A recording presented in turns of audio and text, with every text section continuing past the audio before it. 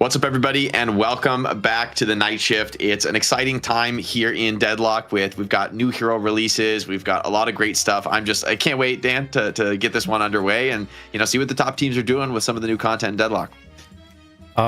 It's going to be fun. I mean, there's so much. This game is really coming together in ways that are super interesting, and there's about 100 things I want to talk about, Jake. But we're at the top of the show, so I'm gonna hold off so you can run us through what we're up against here.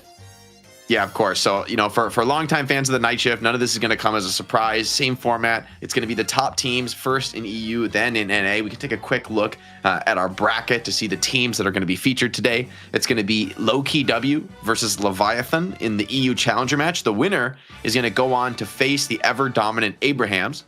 And why don't you take us through NA, Dan? Yes, the Floormen versus Bunny with Clock, and then facing the perennial winners, Melee Creeps. They are the new look Hydronation, I guess, in one sense. Obviously, none of those players, but in terms of dominance in the region, and so it should be. I mean, both sides of this broadcast are looking honestly really stacked. And given all the changes in the game and the additional heroes and everything, it's gonna be super fun. Yeah, excited to see a lot of these teams get into the action, see what they can do with some of the new stuff going on in Deadlock. But of course, the old favorites here at the night shift, the people who make it all happen. We want to give a shout out to our patrons. If you go over to Patreon, you support us there. It's the most direct way to support the show, keep us running. We're doing our best to bring in some sponsors, and I think the time is nigh for it. But really, it's our patrons who bridge the gap for us and allow us to continue to have a real grassroots Deadlock esports scene. So huge shout out to the board members doing very, very big things here in the community. But of course, everyone across Patreon, whatever you're able to support, it does make a huge difference and really keeps the lights on here at Night Shift. Yes, the board is growing, and I don't know if I should be concerned with that or not, considering that how much decision-making power are we really allowing? We're diluting your equity, Dan, with the board members. I just wanted to let you know that now is a good moment to go over that little detail. Okay. Well, that's fine. Let's sell it all. We are a grassroots show, of course. It's all about you guys and just staying connected with you guys, and this is such a great way to do it. So thank you for the support, and obviously this show today is going to be absolutely epic because we had we're hitting new peaks every hero release, Jake, in terms of the numbers here with Deadlocks, and there's a lot of retaining these players as well. So things are really starting to get interesting, and we probably have a lot of new eyeballs on the broadcast today. So if you are a new viewer and you're just tuning in for the first time, welcome. Yeah, welcome, of course, to the new viewers. I'm sure there's a lot of new and old Deadlock fans coming back to the game. It's kind of that moment to come check it out.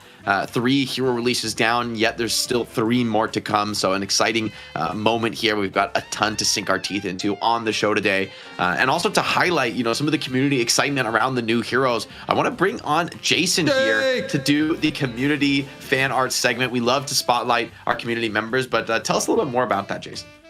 Everyone out there's been cooking up some amazing art. It's been quite a few weeks. Actually, look back, I think it was Night Shift 16 was the last time we did this. So we're going to bring it back for 24. We're only going to do about 5 of them because honestly, there's too many out there to actually bring into the show.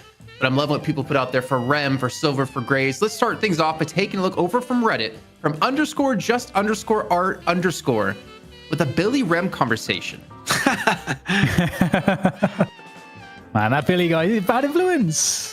Can we say this? Can I be like Rem and like Jake's Billy, and then we go through the conversation, or do we just leave it as is? What do you think? You know what, Jason? I think you should be Rem. Okay. All right, give me your best Billy. Rem. Are you Billy? I'll be Billy. Okay, go ahead. All right, now say fuck. Not bad. That's the best we can do. That's pretty solid. I'm this not is good such a cute XLR, Rem, actually. I love this Rem. This is. I mean, Rem is such a. I love that they've added just a completely off the wall character into Deadlock. Right, most of the characters have this hardcore, intense vibe. Not Rem. Rem's just chilling, man, doing his thing, just trying to take a nap. And whoever did the voice acting for him must have had a really good time with it, to be honest. But we're gonna move on. Yeah. Obviously we have a show to bring you. We got from regular-poet-3657 over on Reddit. A little bit of love here between Silver and Mina. any woos in the chat here. Put your woos in the chat if you're a fan of this one. I'm sure Silver is gonna inspire a lot of fan art of all types and varieties. We're very supportive of artistic creativity on this show, and so we had to highlight this beautiful piece with Mina and Silver. Dude, good art makes you feel things. That's all I'm gonna say. And feel things we do indeed here on the night shift. We're going to move on now to Sea of Coltrane. Again, from Reddit. All these came from Reddit, so I don't have to say it. Gray straight up dunking on Silver. Coming in second place as the second most voted in hero. With and the Silver urn. being delegated to Crazy. third. Dunking in the urn like Michael Jordan over LeBron James. This is crazy. This is crazy work, actually. Love it. I love it. And you know what? I think we're going to see a lot of Graves here today as well. And so, I mean, Silver and Graves. It's like I actually feel like we should see them a lot. So we should see some of this. On this, Dan. Action. ZP and I had a graveyard shift with Blank right before the show, and I was like, Silver is not going to be played today a single time. It's going to be banned out the entire way through. But I wonder because there's so much. I mean, it's been a while where frontliners have been top of mind for bans, and none of the new heroes are frontliners really. I mean, Silver a little bit of that. So I think this is actually going to be exciting. I think we're going to see a really big change in the meta that is almost going to be impossible to fully predict going in. Well, speaking of changes here, gentlemen, we're going to change on over to our fourth community art from. It's not from that lone Voyager. It's from their girlfriend. They were just posting it for them. And I love this because you know what? Every time I used to walk into a Walmart, I would look at the camera, but holding Rem up to the cam, it's so sweet. So adorable. I like the Hazen Rem voice lines. They're very cute. I don't know. This is kind of compromising, isn't it? Because Rem's going to steal some shit. So I feel like... I mean, I think this is a problem. Tunnels. He's gonna grab some of those M&Ms or like one of those Snickers bar and take it into his tunnel, and then you just hear like a rapper sound just from like this. That pillowcase is full of stolen candy from the local CVS, man. Like no doubt. You gotta look that. You gotta look it up. Sure. All right. Well, we got one more to bring away. Again, there was a ton of them. This time it's from Tash Valiant and Silver just begging Yoshi, please let me into the game, and eventually it happened. I thought she was going to be second. I think you two gentlemen would probably agree that we thought she was going to be second. No, I was a Graves voter. You were? My man. I'm doing just fine. I'm doing just fine. She's my first pick, actually. But I think if you're crazy if you thought Rem wasn't going to win. I mean, Rem's just a little guy. He's just a cute little guy. Well, you know, she's sweet and adorable, but she's not always sweet and adorable. We might find out today if we do get... Oh my god, we added an woo emote to the channel. Solomon, please. Let's go, baby. That's the stuff that people need to express themselves, Jason. You can't get in the way of a man and his woos. Can we make a goal here, gentlemen? And you know what, ZP, if ZP's there, can we bring him in? Is that possible? Is ZP here? I see his mic muted. I don't know if his camera's on. I don't know if he's got his... I know he's ready. I know he's camera ready. His PC? I was not camera ready. No, I'm not camera ready, and I'm eating. But what's up? What do you need? Okay, can we bring on camera? No, because I just want to know before we go on. He's eating. I'm literally eating and my lights are off. I'm not supposed to be on until at 8. What do you want from me? So, gentlemen, can we agree? Because we haven't talked about this yet, right? We put up money every week for the players to play. But a lot of money comes in from the fans and the viewers who are donating, which goes directly to the prize pool. Exclamation point donate in the chat. Every single cent you donate goes into the prize pool, into the winner's hands. We do not touch it. Can we agree if we get up to, what are we at, 600 right now? If we double that, if we get up to 1,200 tonight for the players, every single time there is a silver transformation into ultimate, whoever's casted at that time will go, oh! I'm with that. I'll drop some woos. I'll drop some woos maybe for free. I mean, I won't promise I won't. That's all I'm saying. What if it just comes out of me? It comes out of me. We got to incentivize here, Jake. You got to be like, I won't do it unless. Okay. Well, you're the businessman. You're the businessman. I'm just going to get stupid ideas. Are you down for that, Dan? I'm in. ZP? That's my echo. Mm-hmm. Hello. Okay. He's eating away. I told you we're talking. Keep eating. Non-committal. Okay, good. $1,200 into the prize pool. So 600 added to the prize pool for the players. Doesn't go to us, and we will woo every single time throughout the entire show. There's a silver transformation, or if Solomon throws a silver on the screen for us, just it could be like a flick, just like one frame, and we'll woo according to chat's love out there. Oh, we didn't hit the 600 yet. But anyways, gentlemen, I will hop out because my segment's done. I'll throw it back to you two so we can get underway with the EU portion of the show. All right, we're going to take a quick look at some of the patch notes, some of our new characters coming into Deadlock, of course. I'm sure a lot of you are already playing the game a ton. You've already checked out Graves and Silver, but just to level the playing field across all the fans and viewers, make sure everybody knows what are the new characters, the new kids on the block in Deadlock. It's Graves, the Necromancer, and Silver, the Lycan, the Werewolf. Going to be really excited to see them played at the top level, but we've got a little bit of a display here of some of the new things coming up in this new patch. Yeah, it's really cool because I think for some people, I think Graves was a little bit of a shock because it's almost, it's more of, I feel like we're moving more into MOBA territory with the addition of Graves and how she can help with map control, using the tombstone and like the ult. And also just in general, like area control. That's really strong, actually. And it is really interesting because we don't have anything else like that. So here's the first ability, which is the Jar of Skulls. I don't know what the official term is for that name. I believe it's the Jar of Dead. The Deadhead summons these little Deadheads. These can be killed by enemies shooting them or quick meleeing. So they're not invincible. They do a pretty insane amount of damage if you don't clear them, though. So definitely one thing to watch about. The second skill, this wall, when you place it down, anyone who steps across it gets immobilized. And it's a pretty painful lockdown. A lot of damage, a lot of value put down. And it's really hard to play around in the fight.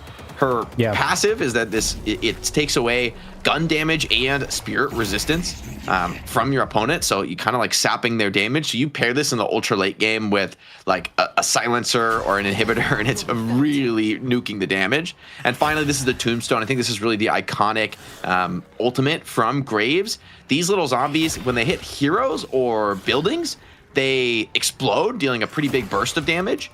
And when they hit lane creeps, they just melee and push out waves. So they're insanely powerful. You summon this tombstone, and it's going to push out the wave. It can take objectives on its own. It can kill heroes. It's really, really powerful. It can be killed with 2 heavy melees, though.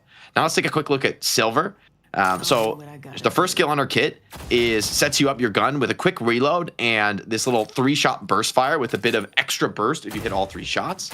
Her second skill, we'll show in a second, is the bouquet. Actually, no, sorry, I forgot I made this. It actually turns into we do the Lycan curse first. So if you do enough damage to enemy heroes in a short period of time, you become the Lycan. Your first skill is like this powerful close range melee. Your second skill becomes this big leaping dash. And your third skill, the tail whip, actually disarms enemies. So you're incredibly powerful. You get a big heal and a lot of stats boost, but you need to deal damage to enemy heroes to activate this. And if you get bursted before it goes off, you're going to be pretty weak. In your human form, though, that's the boot kick you're seeing there. It gives you a little light melee proc as well as pushing the enemy away from you after jumping forward. And then your third skill is a bola that locks down movement skills and slows the enemy, prevents them from jumping for a moment. So you have some interesting skills, a lot of combos, and with all the different skills from the Lycan curse, this hero just has insane high level potential. Yeah, really big damage. Actually, interesting tidbit with Silver's gun is that the reload time is actually the slowest of any hero in the game. It's the only hero where if you kill a trooper, you can't shoot the orb fast enough and it can just get stolen away from you. It's the only hero that's where the base attack speed is actually like that, which is kind of interesting little tidbit. Yeah. But super interesting though. Like the combo of frontline versus trying to shred from the sidelines when you're out of your ult is interesting.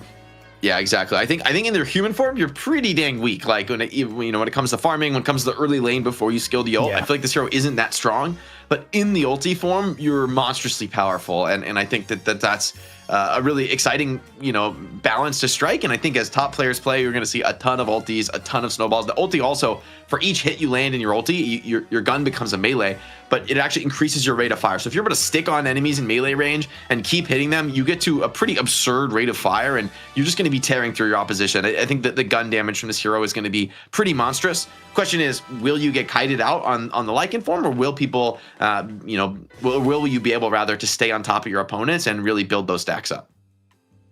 Yeah, it's going to be super fun to see how it all plays out because, like you say, there are some clear weaknesses, but I think that the ult form seems just so very monstrous powerful. Because like you get a kill. I don't know if you mentioned this, Jake, but if you get like a kill, basically you get the full like heal again, and you get to like extend the form like enormously. It's like Yamato is still like really strong, but her ult in contrast is so much worse in that you get a kill, you get extra 2 seconds, but this like refreshes everything and you get a whole new cooldown. So this is a character that wants to be super strong, that wants to be ahead of the game, and just snowballing from kill to kill in a fight, staying in the Lycan farm forever. I think it's going to be a ton of fun to see what some of the best players in the world do. I know a lot of the top players are saying this hero is insane, and this hero might be copying a ton of first bans, so I wonder how much we'll actually see her in play today, but I just have a feeling that she's going to manage to slip through in a game or two, and then we'll have to see how she looks in professional play, what the top players are doing. Next, of course, let's take a quick look at some of the pick priority from last week. So this is where we were last week with the addition of Rem. Rem got a pretty serious amount of play time, right? Got into 4 games. Doesn't seem to be quite strong enough to cop bans, but was going blow for blow with Paige in terms of the prio. However, I'm expecting to see this almost completely shaken up with all the new heroes that are going to be coming in. Especially, I think Graves and Silver are both pretty relevant. So I'm really curious to see what heroes end up on top. We've also had some pretty significant patch notes to some of our existing heroes. So this was what it looked like last week, and I'm just ready for this to be, I think, completely flipped on its head going into the next week's shift. Yeah, like Mina and Abrams, for example. I mean, Mina got some nerfs across the board, so she might not be like in such heavy contention. And Abrams as well got some nerfs to his damage output, so he might also drop in priority a little bit. But then you've got a lot of people going up in priority. Like, so, like I don't know how like the Bebop builds, like the Witchmail builds, where he's like super tanky and just like impossible to kill. If like what the value is there for pro play, but you also do have like improvements, like in just having Graves in the game, and I think she's been rated highly. Grey Talon also like got some buffs as well, though he's actually a bit scarier again. And so there's a lot. I totally agree, Jake. Like the shake-up that we could see today could be just monumentous. Yeah, I kind of hope we get some more GT. Like, I feel like it's been a while since we've seen Great Talent. I mean, some of the pubs I played, like, I see Great Talents building, like, literally only Spirit, and then, I don't know, some, like, superior stamina at some point in the game, so you're not just a complete, like, one hit. But the damage this hero puts out has always been insane and could be especially valuable in this week's shift with if characters like Mina aren't so good at, getting on top of your backline, maybe you're not picking her as often. Hey, maybe we will see some of these lesser picked heroes rising back up in the priority, but it's all to be determined. We're also going to be able to take a quick look at last week's item prio.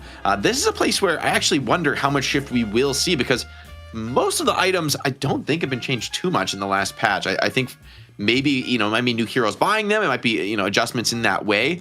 But green items showing up in a huge way, man. Healbane and Enduring Speed on top. Yeah, this looks super. I mean, this is just as you would expect. I think stuff like Dispel Magic, which used to be debuff remover for some people. I kind of miss the old name. I don't know if I'll just get used to it or not, and always be salty about that. But yeah, Dispel Magic is debuff remover, so it makes sense that that's going to be high up on the priority list. Healbane's kind of been up and down, but all of these, like you said, Jake, have been here, just shifting slightly. Yeah, I mean, I think Enduring Speed, Healbane, Warpstone, I expect these items to still be top tier. Dispel Magic, though, I'm really curious to see how much it actually gets bought anymore. I think it's a significantly worse item than it was before in most cases, in my view, since, you're not getting that flat debuff resistance. So yes, it's really powerful dispelling your debuffs one single time, but if you do just get stunned after this item, I mean, it's providing a little bit of spirit resistance. It's something. You might still need it on characters like Mina or Wraith, so you don't just get, slowing hexed and insta-killed. But it's a lot, doesn't feel so good. Like it doesn't give you, I think, the stats you really wanted. Now you're going to need to go invest in like an Unstoppable or a Spellbreaker to get that natural debuff resistance. So I think debuffs could be particularly strong in this patch, since probably fewer Dispel Magic / debuff removers purchased and less natural debuff resistance across the board.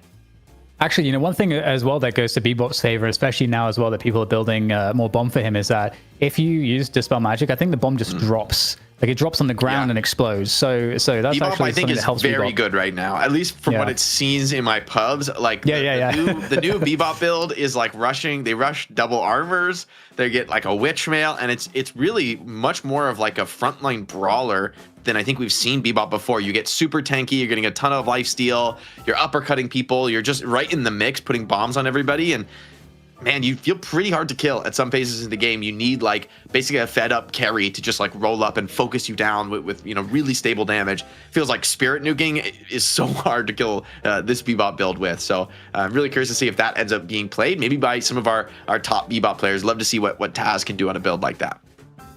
Yeah, that's a great point. Yeah, I can't wait to see that. Yeah, it's super interesting how the pros are going to interpret all of this, because like you say, the pubs versus the pro play is often going to be a little bit different. But it looks like we have there's a moment here to go into our first team. So we're getting closer and closer to the draft, closer to the game actually kicking off, and then hopefully some Arus along the way as well. So here, I mean, we've seen Lowkey W play quite effectively week in and week out. We're getting Sharik, returning as well, and Listic. So that's that in of itself is exciting, Jake. Yeah, I mean, a lot of storied players, right? Cosmetical, Sharik, and Listic, all formerly Buff Enjoyers players, combining forces with some of the old Lowkey W players. I mean, this is now a team that I think could put a more serious test on EU, right? Abrahams have been on top for a while. You know, they felt like their lead has maybe expanded over Leviathan, who have also been pretty, you know, pretty easily disposed of the opponents in the challenger matches. Like, it's always been Leviathan, and yet it's always Abrahams taking the win. Things have been too stable for too long here in EU, and I wonder if this roster could start to shake the foundations of that and maybe lead us to a different result in the challenger match and maybe a different opponent for Abrahams in that money match to come.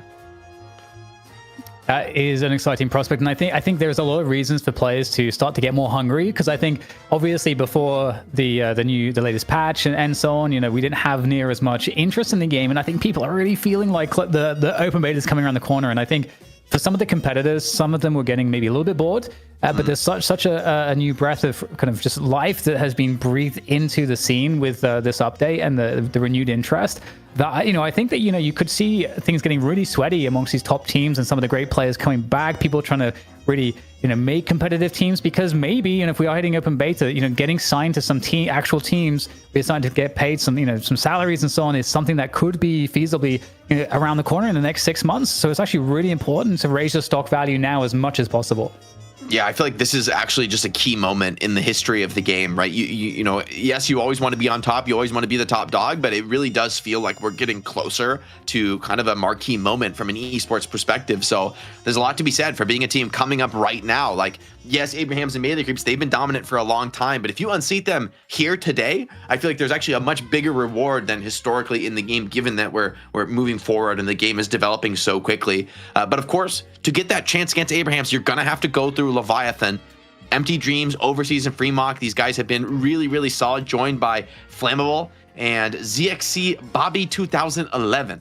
That is a banging name, Dan. I have not seen this name before, but welcome, ZXC Bobby 2011. I'm going to say that every time. Just kidding. Yeah. I think we usually go Bob. I like to try to keep it simple, but we can do the whole full thing, man. I'm down for the challenge. But yeah, like Ray on there in the end too. Hey, Bobby. Yeah, I mean, this is a sick team, actually. You know, Empty Dreams, you know, here this week to you know, rock things on any playmakers. You know, I think Pocket is still like just as annoying and powerful as ever. Overseas, you know, talking about a Bebop. Overseas is one of the Bebop players of EU, so I would love to see that out of him. Yeah, I think another player that you're going to be wanting to watch out for, especially if Bebop ends up being contested a little bit more than he has in past weeks, which I expect, but we'll have to see. Rayek also has looked really good on this team before, and I believe was he a sub player for them in the past? I think maybe wrong about that, but I think he maybe I'm mistaken. Okay, I can give the details. He was subbing in for Empty Dreams. He was subbing in for Empty Dreams on one of the weeks, and then he was off the next week. But now with the roster change, he is back on the team as a permanent member, I believe. I like this. They look great with him. However, Empty Dreams also look great. So I you know, some roster shuffles here in EU makes a lot of sense for Leviathan and Lowkey W, both trying to kind of rejigger their setup, be ready to really put a test to Abrahams and really vie for that top spot here at the Night Shift. Lovely stuff. Yeah, it's going to be a great first match, to be honest. Should be super competitive. Again, it's hard to say. I mean, sadly for these teams, it's a best of one. And it was really, really tricky in Deadlock, again, especially considering the lack of precedent that we have how to even play whatever the hell the meta is right now. Yeah, let's take a quick look at our Mo and Krill 1v1 tradition here on the Night Shift. This is how we go for that coin flip. Instead of a coin flip, rather, for first pick versus second pick for getting picked prio in the draft. Instead, we run a Mo and Krill melee 1v1. Although I think today we're going to do things a little bit differently. It's going to be Silver, not only quick meleeing, but also allowed to use the boot kick. So add a little bit of dynamism here. Showcase one of our newest characters in Deadlock. I wonder if they're gonna. What happens if they become Lycans? Like, because I think if you in this mode, you have the ult pre-skilled. I'm not sure. Oh, big parry though. Oh, nice. Okay, yeah, in trouble. Who is in the blue? I can't even see the name. Oh my god. Parry in return. Both. This is wildly close, actually. But the fact that they weren't able to get any follow-up damage on that parry from our orange Silver. I feel like the movement level has gotten so much higher. Oh, and a risky committed melee there gets the job done here. Nice. Oh my god. Has Mo been unseated as like the standard now? Because that was pretty dope. I mean, Mo can't. He hasn't got a flying kick. Okay. That's true. Little old Mo. I feel like Mo is one of those characters. He's gonna be forever in our hearts. You know, we're never gonna forget about Mo and Little Krill riding on his back. So we'll have to come back to it at some point. But of course, now it's, you know, we got to ride the excitement here in Deadlock with our newest hero, Silver, joining the cast. And it's Leviathan with the first pick. So I'm very curious to see. This is our first look at the new meta with the new heroes in. What is the ban priority? Does Lowkey W feel like they have to ban the silver to deny Leviathan from taking it first? Or will there just be one of our experienced older heroes that we see a little bit more of? And yeah, Shiv ban, classic here. Classic opener from Leviathan. Still a very powerful character in the current meta. Yes, absolute classic move. Okay, all right, so there's some room for a silver pick, or perhaps is it going to get banned? I mean, this is really what at the moment I'm waiting for. Yamato gets banned, which is interesting because she has grown in strength a lot in terms of how people are estimating her post patch and everything. So okay, this is the moment. Are we going to see Silver top 3? She's open and available. We know she's pretty OP. Do these teams care? I wonder. This is the big test. And it's Abrams rather. All right. I mean, this has been also a classic frontliner. I mean, frontliners have been the most valuable picks in the draft for quite a while now in Deadlock. I mean, even with the new heroes we have, we don't really have a new frontliner, right? You know, I don't think any of these characters really fit that definition. So they're still getting an extra priority. But here we go. Let's go. W, pick up the silver in response. And what are they going to pair it with? I wonder if they grab a support duo here to help, you know, speed the silver along and give her some extra value, whether that's like a Rem or a Page here. Wouldn't Graves. Give me the Graves. Billy. Okay, well, Billy is... In fairness, it's kind of the last frontliner available, so maybe you really wanted to lock this down. You know, you didn't want to just find yourself out of frontliners as we go deeper into the draft. I do feel like I do feel like we could see Graves top 3. I don't know if it's just wishful thinking, but I do think she is super strong, and she has like a unique dynamic to like how she's able to pressure the map, and there's no one else that has that, so creates some interesting problems. But Paradox, someone that did benefit also from the patch changes, went up in priority overall, so that's not too surprising to see. Still generally favored over a Holiday, but Bebop is another one that's in question for that kind of initiation. But there you go. You get the Pocket for Empty Dreams. I will say I think Pocket is a really nice pick into the silver because it's a hero that Pocket you can just like show up on her in human form, pop all your nukes and get out, and she's probably not going to really deal any damage to you. So you might be able to assassinate her, prevent her from ever turning into the Lycan. If I'm not mistaken, it's a Page, I think, from the audio. We'll see if it loads in. Yeah, okay. So it's audio, Page Billy, can't go wrong. Billy Page. She's actually going to fit in really well with Silver as well. You know, trying to jump on her and burst her is really risky when Page could easily turn the tides on you. And a ban on the Rem. So Lowkey W saying, hey, we're going to grab Page. We're going to take away Rem.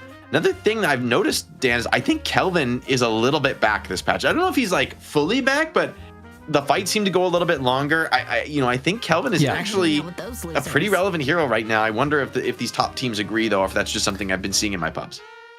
Yeah, I think Jason did a really nice little short. I saw HitX recently, to shout out Jason, where he was showing, I believe it was Saya, if I'm not mistaken. Was it Saya?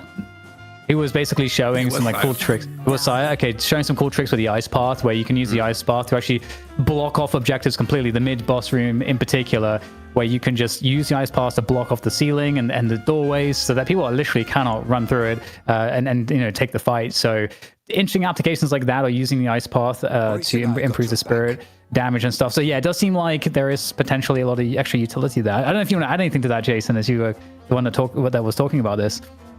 Yeah, I mean, it doesn't really prevent a lot of like the auto attacks that go through. Like you can burst it down, I believe, in like 2 hits, but it's still like small little micro moves out of that. And Sai's been talking lately that Kelvin's actually like really busted because of the 90 spirit power you get on the Ice Path, that you can do some insane healing with that, like Boundless, that teams just really can't compete against. Leviathan grabbing the Bebop. I like it in this draft too, because you're going up against Billy and Silver, so having this sort of brawling frontliner Bebop could be extra valuable. I will say also though, Silver gets fed, she's gonna have no problem, I would expect, sticking on Bebop, even with the uppercut. Like I don't know if that's really gonna provide the separation. They also grab a Holiday, which I think was sorely needed in this draft to find that initiator that player's gonna start the fights. And for the final pick of the draft, I'll have to see what they end up getting. I wonder if a Graves doesn't come in here. I actually don't mind it for Leviathan, but maybe like a Warden would be the more standard choice here. I think you kind of need a gun carry here, but I wouldn't hate to see Graves just to get the new hero in. Sacrifice. Give it to us. She's coming. Oh, it's Wraith. Okay. Wraith. OG classic. Okay. Yeah. I mean, can't go wrong with Wraith here. I think the long silence is pretty nice on Lady Geist. The lockdown on somebody like GT could be valuable. And then, of course, you have that blink to provide big separation if Silver does get on top of you. So pretty standard draft. Graves untouched here for now, which doesn't surprise me. And she copped a pretty big nerf with the release of Silver on that patch. Like, she lost a lot of value on the Tombstone in terms of its potential damage when it's fully statted up. And, I think the hero definitely could suffer in an organized game mode where people are really aware of the tomb and are really going to work together to deal with it. So Wraith proving to be the more standard choice. And in fairness, I feel like this is a comp for Leviathan where they needed a true hyper carry. Graves, I think, is more of a utility carry in terms of, since she offers all these different aspects to her team fighting, where Wraith is more or less pure damage in this setup. And that's kind of what you needed. You've got a bunch of frontline lockdown. Paradox can start fights. Pocket can, be highly mobile and set things up for you. But who's going to really knock them down the way a Wraith can? So I like this choice for Leviathan. I think it makes sense for the draft. Yeah, the interesting thing with Wraith is that she's still like a hero that only comes online like late into the game, and so that's I think the general challenge when you're playing with Wraith on your team, because she does have to maintain the farm to do so. And so like there are some the tricky aspects to get to, like the tricky road to walk, I should say. And I do think Lowkey W has a really nice tempo team potentially here. It just looks really nice in terms of the frontline power between like Billy and Geist. You got the long range damage with Talon. Obviously, Holiday can like grab people and take the initiation, and Silver, obviously, if she triggers the ult, it is like adds to the front line, but also has a lot of burst damage threat too. So I feel like the tempo from Lowkey W is kind of going to be pretty nice. Yeah, I agree quite a bit here. I think the Great Talon Bird, when it comes online, start owling those side lanes, just presenting real problems. If you try to be low HP, it's just going to be really hard to be on the map.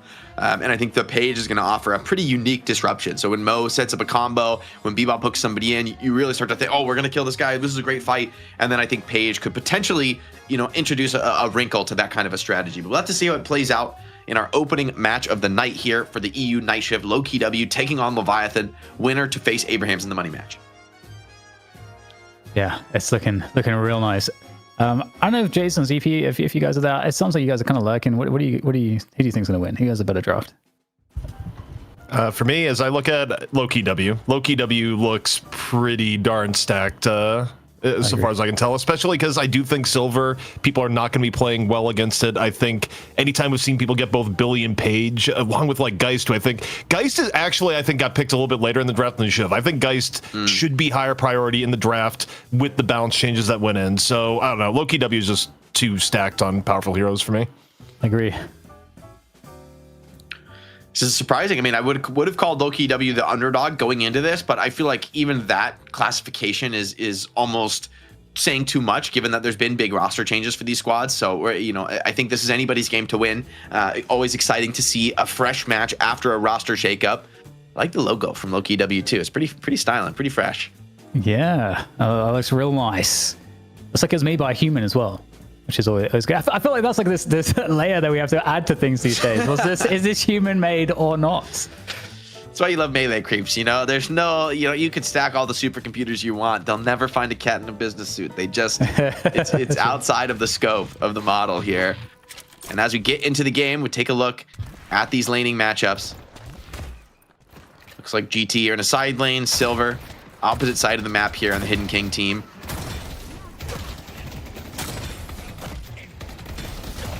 Silver is annoying to try to farm with because it's like you actually can't like shoot stuff very quickly, so it's kind of difficult to farm. But the melee damage can go kind of hard. I actually quite like the lane with Geist here because I think Geist is such a strong laner. It's a nice cover for Silver, who has pretty respectable damage and some good catch tools, but does kind of lack in the wave clearing department. And so Geist, probably one of your better wave clearers that's going to play the side lanes. Still, I think Wraith and Mo, I mean, this is a lane that also, like, once the ultimates comes online, it's very hard to play against. So I think, name of the game is really just survive as Wraith and Mo. Just keep the wave pushed out, do what you can, and get towards that double ult. Like, the lockdown from combo into lift is just unholy. Like, somebody is going to die to that. The interesting thing, though, is that Silver does have a lot of damage on a shotgun, and it's something that, if your aim is really good, then you can actually be really threatening. But I think the skill ceiling mechanically on Silver is actually pretty enormous. And I think that's like something that I think is super interesting about this hero as well. Yeah, I feel like the skill ceiling on this character, I mean, you effectively have 6 skills, right? You know, with the ulti having its own lineup of skills. So there's a lot to worry about when it comes to, you know, like the later game team fights, getting all your skills off. Like, this is a hero, I think, with incredible potential to get, you know, massive value for some of our top players. You can see them in the waves. It is hard to kill yeah. this hero. Like, you do not clear the waves. And yet they're still managed to keep them shoved in against Wraith for now. Yeah, and I'm curious like how it might affect the build as well, because you know you can get monster rounds, and again that's actually going to do a lot of damage to the troopers, but at the same time it still doesn't feel super efficient, and especially if you have guys there like you were saying, it's probably not even necessary. But yeah, because Silver can't farm neutrals as effectively, it also makes it more of a priority to be higher tempo with Silver. So that's going to be interesting to see like how she fits into the rotations and the priority around fighting or like trying to, you know, attack enemy sinners, and these types of targets will be definitely more interesting than the jungle. Seeing a bit of contest here on the high ground boxes between these two lanes. Great talent farming it for now. There's 3 players around here. Bebop's thinking about getting into the action, but and this has been one of the hallmarks, I think, of Deadlock right now at the high level. Is there's a lot of contest between lanes around the 2, 3, 4 minute marks. A lot of opportunity to roam and get active across lanes, especially for heroes like Bebop. And also a lot of boxes to be found. There's a pretty serious amount of resources here. GT potentially found a hook, is beautiful here. Catches the GT. But well played here by Cosmetical. Still had that flight to get out of trouble for the most part. Yeah, I definitely do think we're going to probably most likely see that Witchmail build. Which is interesting because it does turn Bebop into like kind of like a front line. And he becomes super disruptive because of how hard he is to kill, and the cooldowns are so low, but this lane's still killing it with Listic on the Silver. Yeah, just so far they've been pretty dominant. And I will say, I mean, as long as Wraith and Mo don't die in this lane, they're going to be happy. As I say that though, Mo getting very low. Could be an opportunity for a kill here. If they want to dive the tower, this is a little bit risky though. Wraith high HP and does bring a lot of damage threat here, and Mo actually evading them for now. He had to dance through them to come into the Veil in kind of big trouble here, but getting just enough heal, and the pocket roam comes in from Freemock. So a great bait from Flammable there, gets Blob to overextend. Freemock's here to punish here, has that cold front up on the pocket. And it looks like a quick DC for Empty Dreams, but honestly, your Listic's in a bad spot here. I think he's just dead, doesn't have that boot cake available, so it's going to be very hard to avoid Pocket's nukes when those come off cooldown. Indeed. Yeah, it looks like Empty Dreams may be doing a quick reconnection. Will be definitely a challenging game, I think, for Empty Dreams. We talked about Wraith, how she has a lot of problems where she needs to come online towards the late game. That's really what it often ends up being about. And so that's the strategy. You got to secure the path to the late game, farm effectively. And yeah, this is a hard lane because, you know, Wraith is not very good in the laning phase as well. So like you say, it's kind of like you got to lose well on this lane. But the scary prospect is that you're against the Geist and the Silver, both of which could be extremely problematic very quickly. So that's a difficult prospect too. Yeah, I feel like, you know, for Empty Dreams, though, finding some kills in the lane here is actually a pretty big tempo boost, right? It gets you into items like those Tesla bullets a little bit quicker, gets the capacitor online, and really ups your farm speed. So for Empty Dreams, if he's able to get out of the laning stage without really buying any green items and just full rush the gun and spirit power spikes at 4.8k, like this Wraith actually, I mean, mostly you're going to go farm, but it just lets you get to those high soul counts a lot quicker than you might otherwise expect. And as we come off the pause, Listic in a very tough spot. You love to feed this kill to Empty Dreams, but he gets parried. Nice catch by Listic. It's not going to get him out, but it's going to prevent that kill going towards the Wraith. And that's really good, you know, keeping the lane a little honest by taking down Listic, taking away from the wave. But in the meantime, really big pressure on that mid Guardian starting to come through. The Page Billy connection is always a problem. And Listic now back on that left side lane as finally the creeps are going to crash into the Sapphire side of things. Yeah, a lot of points in the bomb here. That uppercut, sending it deep on the tower. It's going to clear the wave here. But so far, GT and Holiday have done well pushing the wave out. When those ultimates come online, though, it's going to get scary for Bebop. So Bebop probably wants to make a play before the ultimates come online. For now, though, she's going to head over to that buff, which is going to be contested. And yeah, with Billy there, you do not want to get into a melee battle with the GOAT. Billy's going to get a life buff, vitality buff, probably the best thing you could find here. So that's a great stim to Billy's game. Wraith going in now, looking for a kill. Not finding it immediately, so it's a good hide from Listic and Blob. It's going to keep them alive for now, but hey, Wraith is starting to look pretty dominant in this side lane. The rotation from Pocket really set her on the right path. Yeah, both Silva and Geist have to go back to base to heal up. They were so low. So instead of like pushing the tower with the resistances it would have at 530, you actually have instead like the decision to go get the boxes, go get the any farm that they can find before the wave starts coming back to them. So really trying to optimize the souls per minute here on the Leviathan side as Listic on that Silver returns to lane with Blob on the Geist.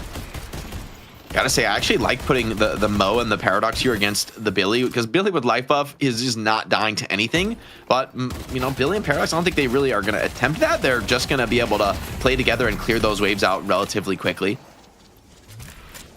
Here with Empty Dreams, does have lift in this side wave.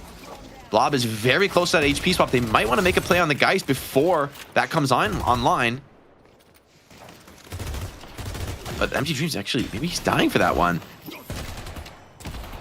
He's still alive for now, but yeah, he kind of went in there and got clapped back immediately. Page is here to help bolster the side lane.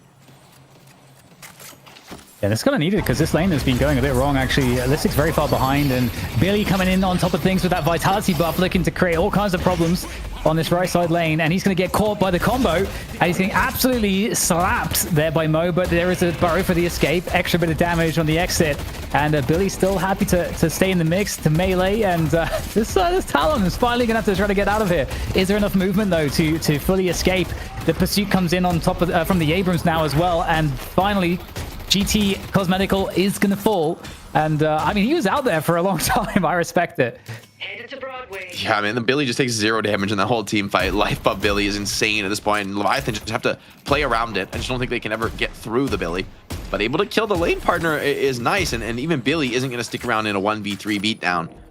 Movement buff on the Silver lets her be a little bit more aggressive in terms of trying to pressure a little bit of damage on this Guardian, but that Lycan farm coming up, it's a scary hero to try to commit on now. When she gets that life, she got the healing boosters to be a great, interesting buy here. I think they're maybe going to save up for maybe that gun power spike to be a little bit more aggressive. Yeah, looking to get the mark and get that extra bit of damage there onto the Mo. And, we see a lot of lane swapping here. It has been a weird start, I would say, for Lowkey W, despite, seeing some early signs of success. Leviathan now really putting the tempo on their opponents as we get this mid Guardian defense, but there it is. Lycan form is going to be coming on through as the chase down comes in. The Burrow doesn't want anything of the Wolf at all, just getting straight out of the fight. You have to respect Lycan Curse. It's nice because, even though, yeah, you don't get much aggressive value of the Lycan Curse, it's a 20-second cooldown, right? You're not really upset about that as Listic. Putting some more damage onto Mo, but Pocket's coming in. A combo. Could be a swap on the cards here. The combo is going to be good enough. And yeah, with the Lycan Curse down, okay, that cooldown's enough for the punish. Leviathan bring numbers to the mid lane, rewarded with 2 kills and likely the mid Guardian as well. Although Paige is doing her best to make this defense happen. She might be able to just get it done. Yeah, the threat of the pair, you can't stick around and melee that Guardian. Absolutely. Yeah, it's actually kind of starting to look kind of nice here for Leviathan. In this, as we start to transition through the 8-minute mark onwards, where we get the Sinners coming up on the map, but there's been so much in the way of scrapping that we actually have a lot of Sinners up still at this point. Oh, good catch comes on through onto Cosmetical. He's not very mobile, so he's gonna be in a lot of trouble. The Billy is gonna be over there as well. The chain gang coming on through, making life very difficult. Abrams there trying to get out also. Break on the Holiday is in hot pursuit there, and there is the slam from Billy, and Bob is dead. And this is actually maybe a dive, Jake. The fight continues. Yeah, very deep dive onto the Billy. They think they can get him. They got that firepower support from Great Talon at the range. Dancing around for a while, but Rake dives the tower with the help of Holiday and Billy, and yeah, that one's done. Should be another Guardian going down. So we're seeing the game really start to break down here in the mid game. Still pretty even as far as souls go, so both teams just vying for that early game advantage, but nobody really able to separate themselves from the pack yet. I think this one's looking to be a pretty close one as we get toward that 10-minute mark, Dan. Yeah, really, really close indeed. And, we had our suspicions as to how this might go, but another fight here. And Mo, Fanwell's been doing a great job with this Mo and Krill so far in this game. From that precarious lane to the skirmishes here. Great pick up there. Combo onto Vrake. That's going to delete the Holiday out of this, but in comes the Lycan Curse. You got to really be very cautious there, but there's too much, I think, to contest with, and I don't know that there's much to be done with this. Let's try and re-maneuver around this mid-bridge. Billy with a spirit buff here, fighting this one out well, but takes too much damage. Pocket And Bebop throwing the nukes and just barely getting out of that bomb range to stay alive there. So Overseas playing it to the limit and getting out. And that's a pretty powerful skirmish victory here for Leviathan. They're low on a lot of players, though. They may want to take a quick reset.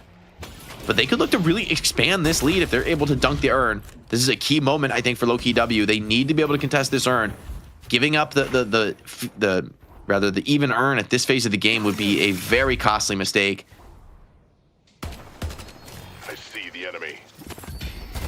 And it's going to be really, really challenging here to deposit this when Billy's here in the mix. They're trying to really cause problems. Abrams is going to get a lot of damage straight on top of him. The chain gang comes on through to bring everybody back into this one.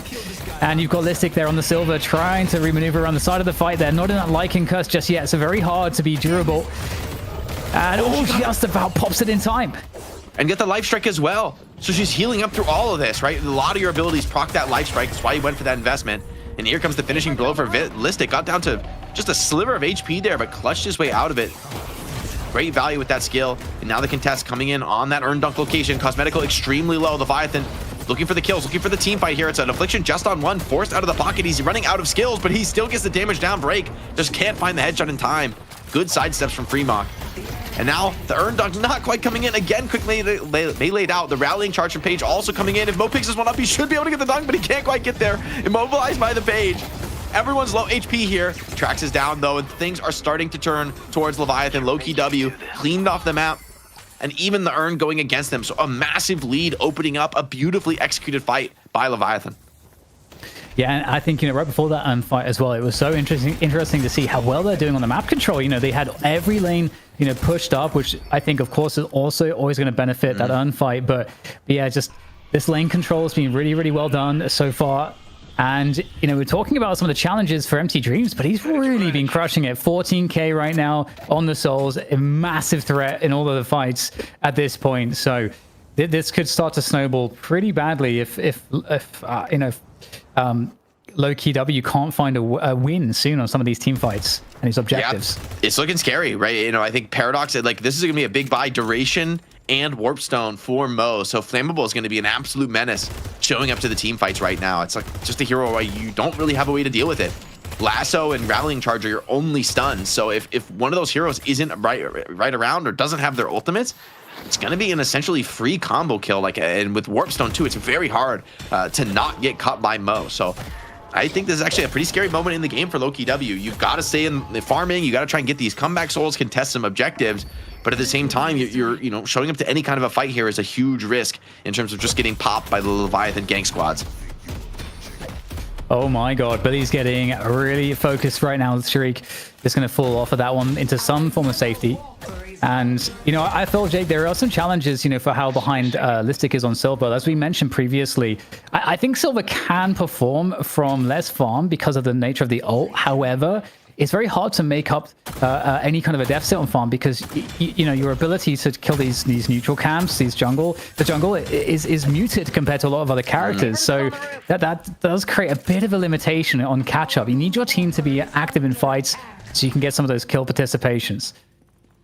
Yeah, I agree. I think this hero is a very weak farmer and kind of wants to snowball the game. Given her very low fire rate, it's just hard for you to clear jungle camps. You don't have the best tools to do that in terms of your skills or items. So it's a nice kill for Lowkey W to find, right? A lasso under the tower gets one, and maybe they're able to find a second in the pocket. A quick two-piece. Exactly what you needed to get back in the game, but now here comes the combo onto Billy. Reactive barrier, keeping him healthy for now. Another barrier from the Page, and Billy somehow surviving through this one. So an attempt for the counter kill from Leviathan, and it gets clapped back. Lowkey W for now staying alive, but there's still a Warpstone Mo hanging around here, looking to present some problems. Here comes that Silver in on top of the action there, just turning the tables here on the Mo. This was a brilliant sequence.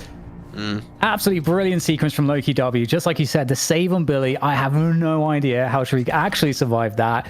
Truly sort of died, and they turned it into a very positive team fight, which does close the difference by about 11,000 souls, which makes the difference not negligible, but it's now turned into a slight advantage as to a more sizable one. And now with the urn coming up here, Jake, this could be a good moment for Lowkey W, who have position on it, to grab it and maybe get some more good team fights coming their way.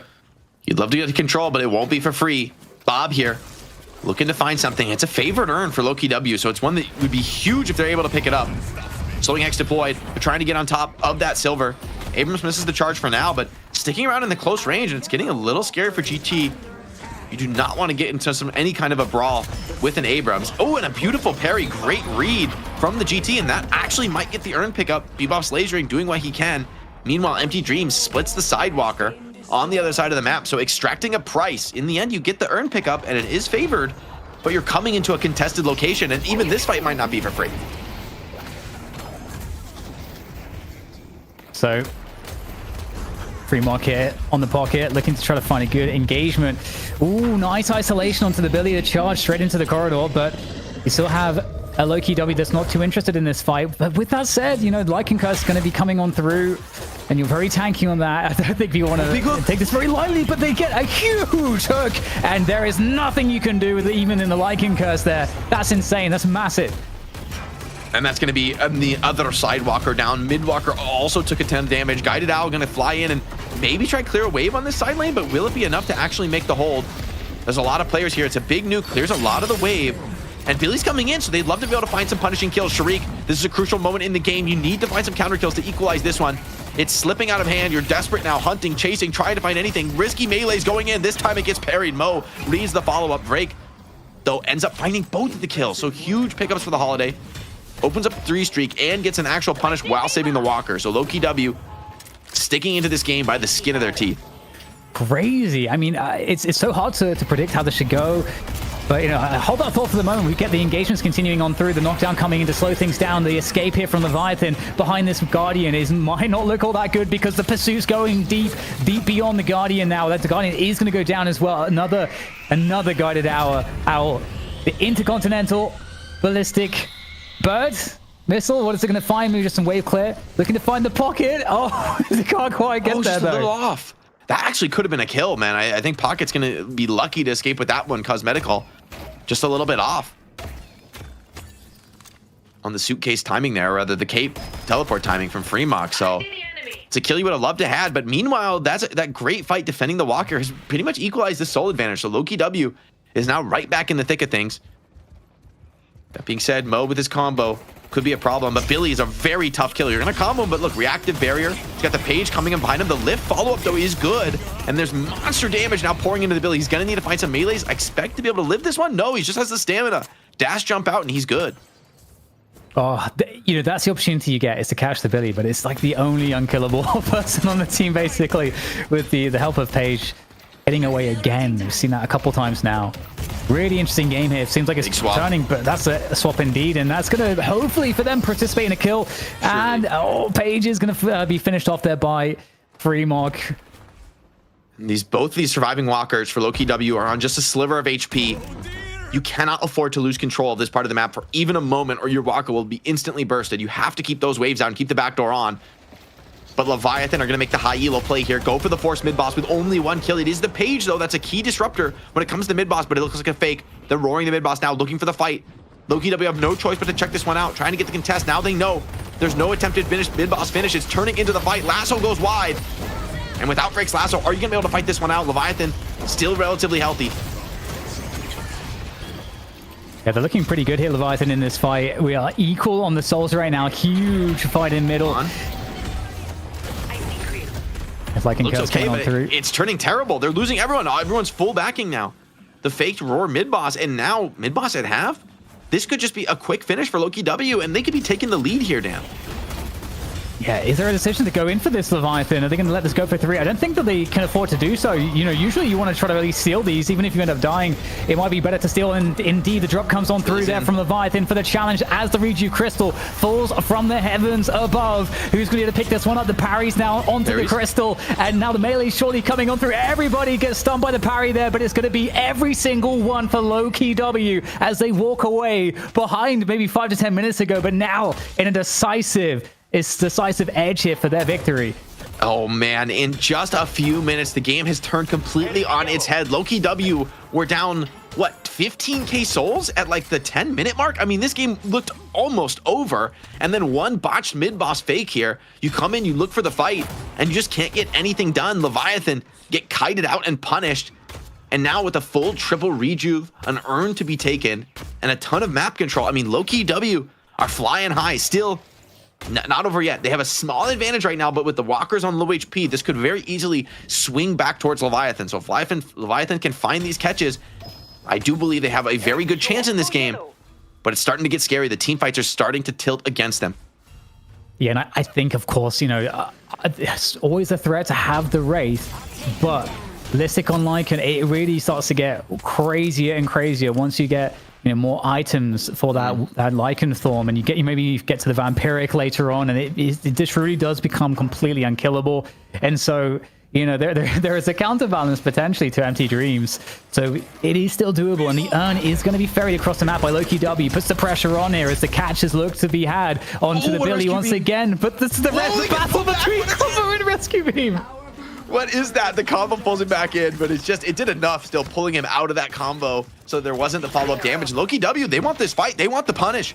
Their Walker's taking a bit of damage from the creeps, but they're not going to sweat that. They're going to look for these kills. Choosing Mo to chase, though, may have been a mistake, so it's a good move by Flammable to bait himself just a little bit. The lasso brings him back in, though, and as I say that, even Mo can't withstand this level of pressure. Lycan Curse popped. You almost rather it didn't pop here, more Listic, but you know, at least play the map a little bit with the Curse. I do love that mechanic where you kind of can't control it, you know, like it is very true to the lore in that respect of a werewolf. Oh my god, form! Done. Worst case scenario, this is going to be one crystal down and maybe a second death. I mean, this is an abysmal position. Beautiful hook from Overseas. The owl comes in, the stun is good enough, but the swap back towards the Walker.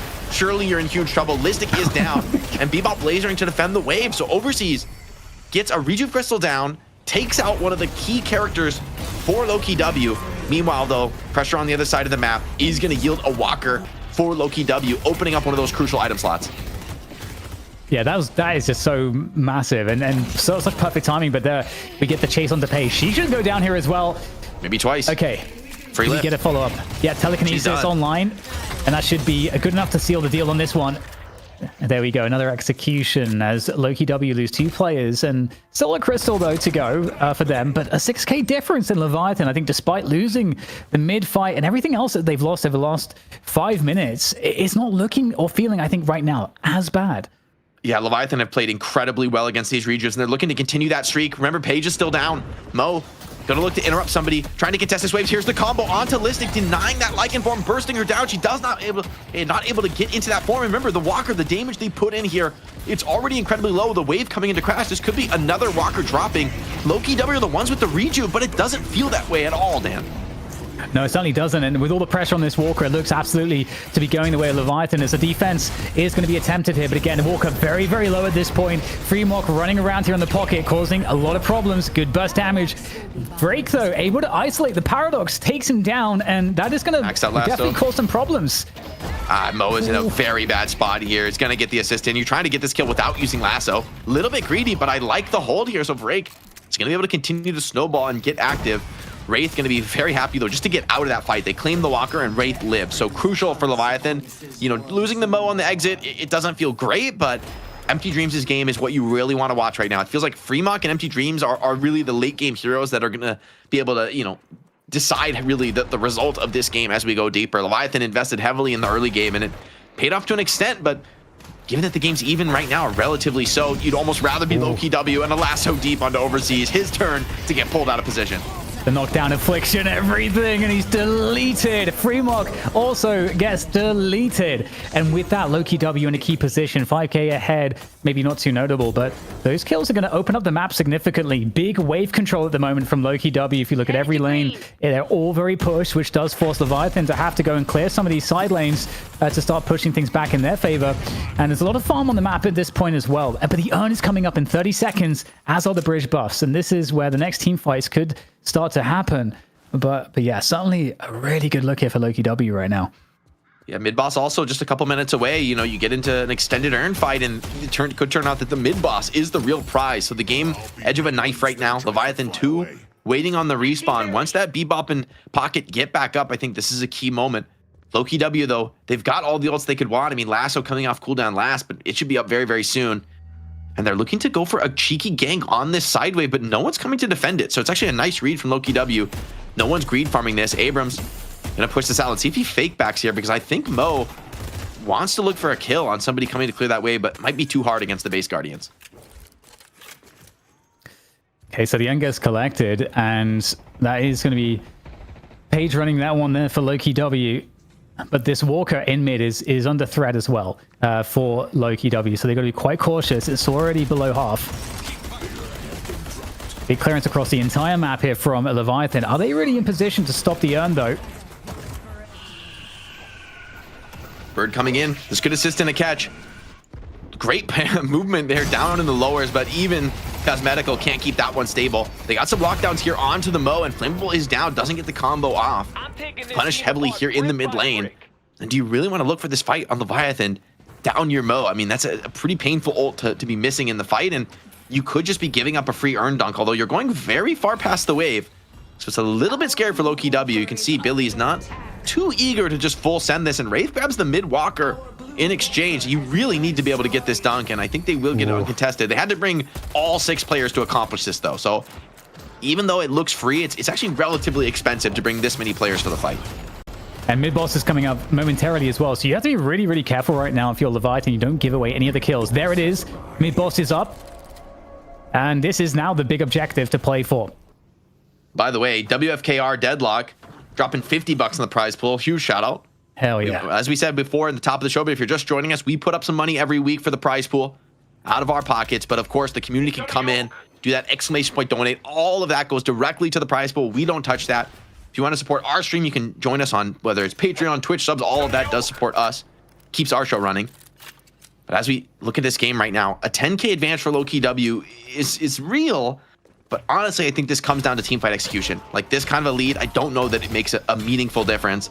Leviathan has the tools they need to win the team fight, but it does feel like if you get, something like the Billy ult off, like Pocket's game is so hard, Wraith's game is so hard. I do think Lowkey W does have an edge if they're able to get that fair 6-on-6.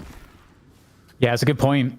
And earlier in the game we talked about Wraith, what she's playing for. It is that like 40k power spike area, and that's almost where we are with Empty Dreams right now. So this could start to get really interesting as we see Overseas, of course, looking for a potential hook opportunity.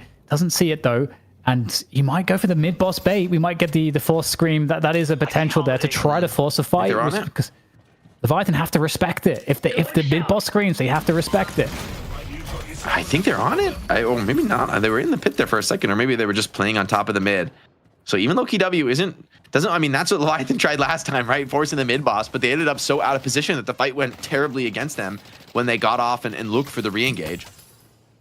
So neither team wants to make that mistake. Remember, this is a best of one, right? There's, you could say it's unlucky all you want, but the results of this match will determine if you get the chance to go up against our EU champ in our money match best of 3 coming up next. So neither Leviathan nor Lowkey W want to make the mistake. Rallying charge deployed from Page. Wait, hold on. Drax? Hello? Maybe thought he could catch a Mo, but got juked out, I guess. And Mo has unstoppable. Okay. He wants to get this combo off, and honestly, you need it this game. I mean, now that the knockdowns are up on Page, like you've got Bird from Cosmetical, maybe you just need that to play. Beautiful counterspell, blocks the lasso. Great by Rig. Stays alive because of that. Almost certainly would have been dead to rights, and now very deep are Lowkey W. Are they going to get caught in a dangerous spot here? Unstoppable combo deployed here. Flammable. He's down for it, but is that Lycan Curse got a probabilistic? Does he just get it off in time? He hasn't been able to proc it just yet. He needs that heal desperately. He's juking and driving a few seconds on the CD and gets saved by the rescue beam. Here comes the Lycan Curse now. The counterpunch from Lowkey W could be epic. Is Billy able to find and lock anybody down? Rake was going for it, but the follow-up wasn't quite there. So as the dust settles, both teams drop one. I don't know that either are going to be able to claim the mid box. And you got to give credit to Leviathan as well. They're managing these team fights really well. You do not want to engage when the Lycans online. And they've effectively dispersed the fight. They've prevented Lowkey W from pushing forwards. They've reclaimed some control into mid, and it looks like they might make the mid boss scream. Are they going to actually go for this? Everybody except Frake is up for Lowkey W. They, I think, are certainly going to be coming in on top of this one. Will it go down quickly enough? They're right next door here, Jake. They're absolutely coming in for this. All right, let's see. They forced the scream again. This time they're playing it a little bit more cautiously in the pit. Damage deployed onto the guys. They've already killed off Trax, though, in this fight, and Mo's coming back in quick. Wraith starting to pump that damage. Great Talon does not want to be the target of it. Dispel magic used. Is that arrow going to connect? It's so crucial, but he gets hooked instead, looking for the arrow. He's got the counter spells, though, to stay alive for now. The barriers are good, and Listic starting to get active into this fight. Empty Dreams takes down Sharik. Half HP, though, on this Wraith. Needs to keep dealing damage. His team needs him in this fight. Blob has used that HP swap in the pit. Lycan Curse is down. It's anybody's fight here in the pit. Combo onto the guys. Is it going to be enough? The parries are good. They keep players alive for now. But you need Empty Dreams back into this fight. He's off at the bridge buff. And so it looks like it's going to be Lowkey W cleaning this one up. But will there be enough damage to take the mid boss? I mean, this is turning expensive. Paradox isn't going down easily. But Paradox will eventually fall, and that's going to just leave Empty Dreams. Empty Dreams can't risk going down here as well. He's going to have to clean up that right side lane and just concede what is going to be a full triple crystal rejuve reward for Lowkey W post that fight. And that was a really intense fight. Like, that certainly could have gone different ways for sure. So many like weird dynamic kind of changes in terms of like, you know, sending the fight underground. Like that's always makes things very interesting, and how you can isolate players, how you can gang up on players. And Lowkey W used that change of position really effectively. They're going to get the earn behind this as well. Max value is what they're going for here to get a big lead. There's a lot of farm on the map as well. If they want to jungle, they can. They have the time to do it. And there's not really all that much that Leviathan can do to really stop them at this point. Yeah, after this fight, I'm definitely getting worried now for Leviathan. The early game lead they had is a long forgotten memory at this point. You've got Walker advantage, but how much does that really matter if you can't win a team fight? It's been like 4 or 5 in a row now for Lowkey W. Feels like their comp has really come online. A Talonbird here just clears mid wave, you know, presents a bit of an annoyance in terms of, you know, keeping those waves out for the Wraith, gives her more to do. She builds now into Leech and Spellbreaker, so emphasizing that tankiness, the sustainability. I mean, I think we felt that in the last fight, right? She got kind of bullied out of the fight and just wasn't really able to come back into it. Yeah, that's a good point. Yeah, I mean, Empty Dreams wasn't able to have that key impact at the beginning of the fight. Looked for that kill against Grey Talon, but quickly understood that the ranges were not going to give that, and the burst damage from GT was just too scary to deal with. So it's like then your biggest carry is not able to do what is needed to be done at the right stage of the fight. And there's so many things going on in these team fights. I will say Wraith, when we get to like the ultra late game, Wraith is going to be a huge damage dealer. But I mean, this mid walker, full HP to 0 in just a few seconds, and Abrams is out a little bit deep on the side lane. I mean, curse and extended duration on Vrake. If this Holiday gets her hands on you, you are just done for. And I think they're going to defend this walker too. I think we're going to see a big blowout bash here. I mean, this is the last walker standing. You get that walker buff for defending this one. So even with the Rejuve crystals, there's a bit of an advantage here for the defenders. If Vrake can find a catch, though, that could really turn things on its head. You really need all of your players alive to make this team fight happen. Vrake looking for that lasso, the key lasso that can make all the difference. Lycan form there to now just absolutely burst it, but where is that coming from? Bo just getting the combo onto Vrake here, unable to get any counterspell off, just has to try to jump around this one. There's the B-block, gets lassoed out of the hyper beam, brought into the fight there, into the mosh pit, and it is just problems here. Vrake gets absolutely destroyed there by the burst damage coming on through, and Lowkey W walking all over this one. Yeah, I mean, you lose one player, one Rejuve crystal in exchange for, you know, killing Abrams and now taking the walker. So it's a well-executed fight from Leviathan. They come in, cut off that backline position, flanking around behind the walker. And the help of that Lycan form, man, it almost looks nice for Lowkey W. You force it out early, but then Listic just sends it on you, and he's built so tanky now, like recognizing, yeah, I've been bursted down a couple of times in this game. The enemy is aware and trying to deny me the Lycan form, but I mean, with the resilience, the spirit resilience he's got, with the Berserker, there's a real counterpunch from this Lycan when it comes out. Wow. Very difficult situation to deal with, but not unrecoverable. You know, 30k difference. We've seen it done before. I see Wraith. I think, you know, ultimately, I feel like, you know, Vrake has been really, really good in this game, playing the Holiday role very, very well. It's very tricky. Looking for the initiation. You can do a lot with the movement on the Holiday as well. You're also a pretty huge target to get locked down, as we saw. Headed to green. And the bridge buffs are coming up. Billy's such a problem in this game. He's invested a lot into his defensiveness. He's got that queued up plated armor. So it's going to be really hard for Wraith to really do that much damage. And honestly, I think Billy's a key part of this game, right? Like, you get chained by Billy, you can't use your movement skills, which means no charge from Abrams. Pocket gets completely nullified. I mean, it's very hard for him to play when he's not able to leverage his movement with the cape. Even Wraith, right? You get linked, you could easily just get bursted down and killed, even for all the damage you can deal. It doesn't mean much when you're just locked down and deleted. So Lowkey W, they're feeling he's playing with the house cash here. It's been a while since they've lost a team fight. It's really, I think they need to make a mistake for Leviathan to get back in the game. Overseas Rayek, they need to find some of these big pickoffs that really tilt things in their favor. But a favor during contest might be a bridge too far for Lowkey W. I mean, 30k lead is something, but coming into enemy territory like that, very difficult thing to execute. We'll see if they end up going for it. All right, well, all players in mid for Leviathan.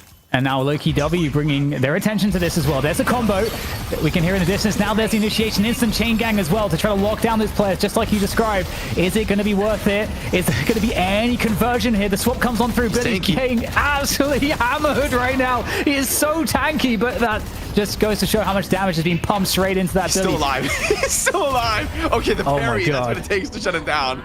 Even with the full power of Empty Dreams, it took a long time to get that kill, but Leviathan go for the gamble, that unstoppable combo onto Trax. You take out that page first, and suddenly the team fight just falls apart, right? You know, this is this key hero that saves players, that turns around the team fight with the rallying charge, but she's always going to be vulnerable to a gank like that, and props to Flammable recognizing he's finding his target in this fight, just preventing Trax from playing the game. I think that's the only way you're winning the team fight, and yet they managed to find it.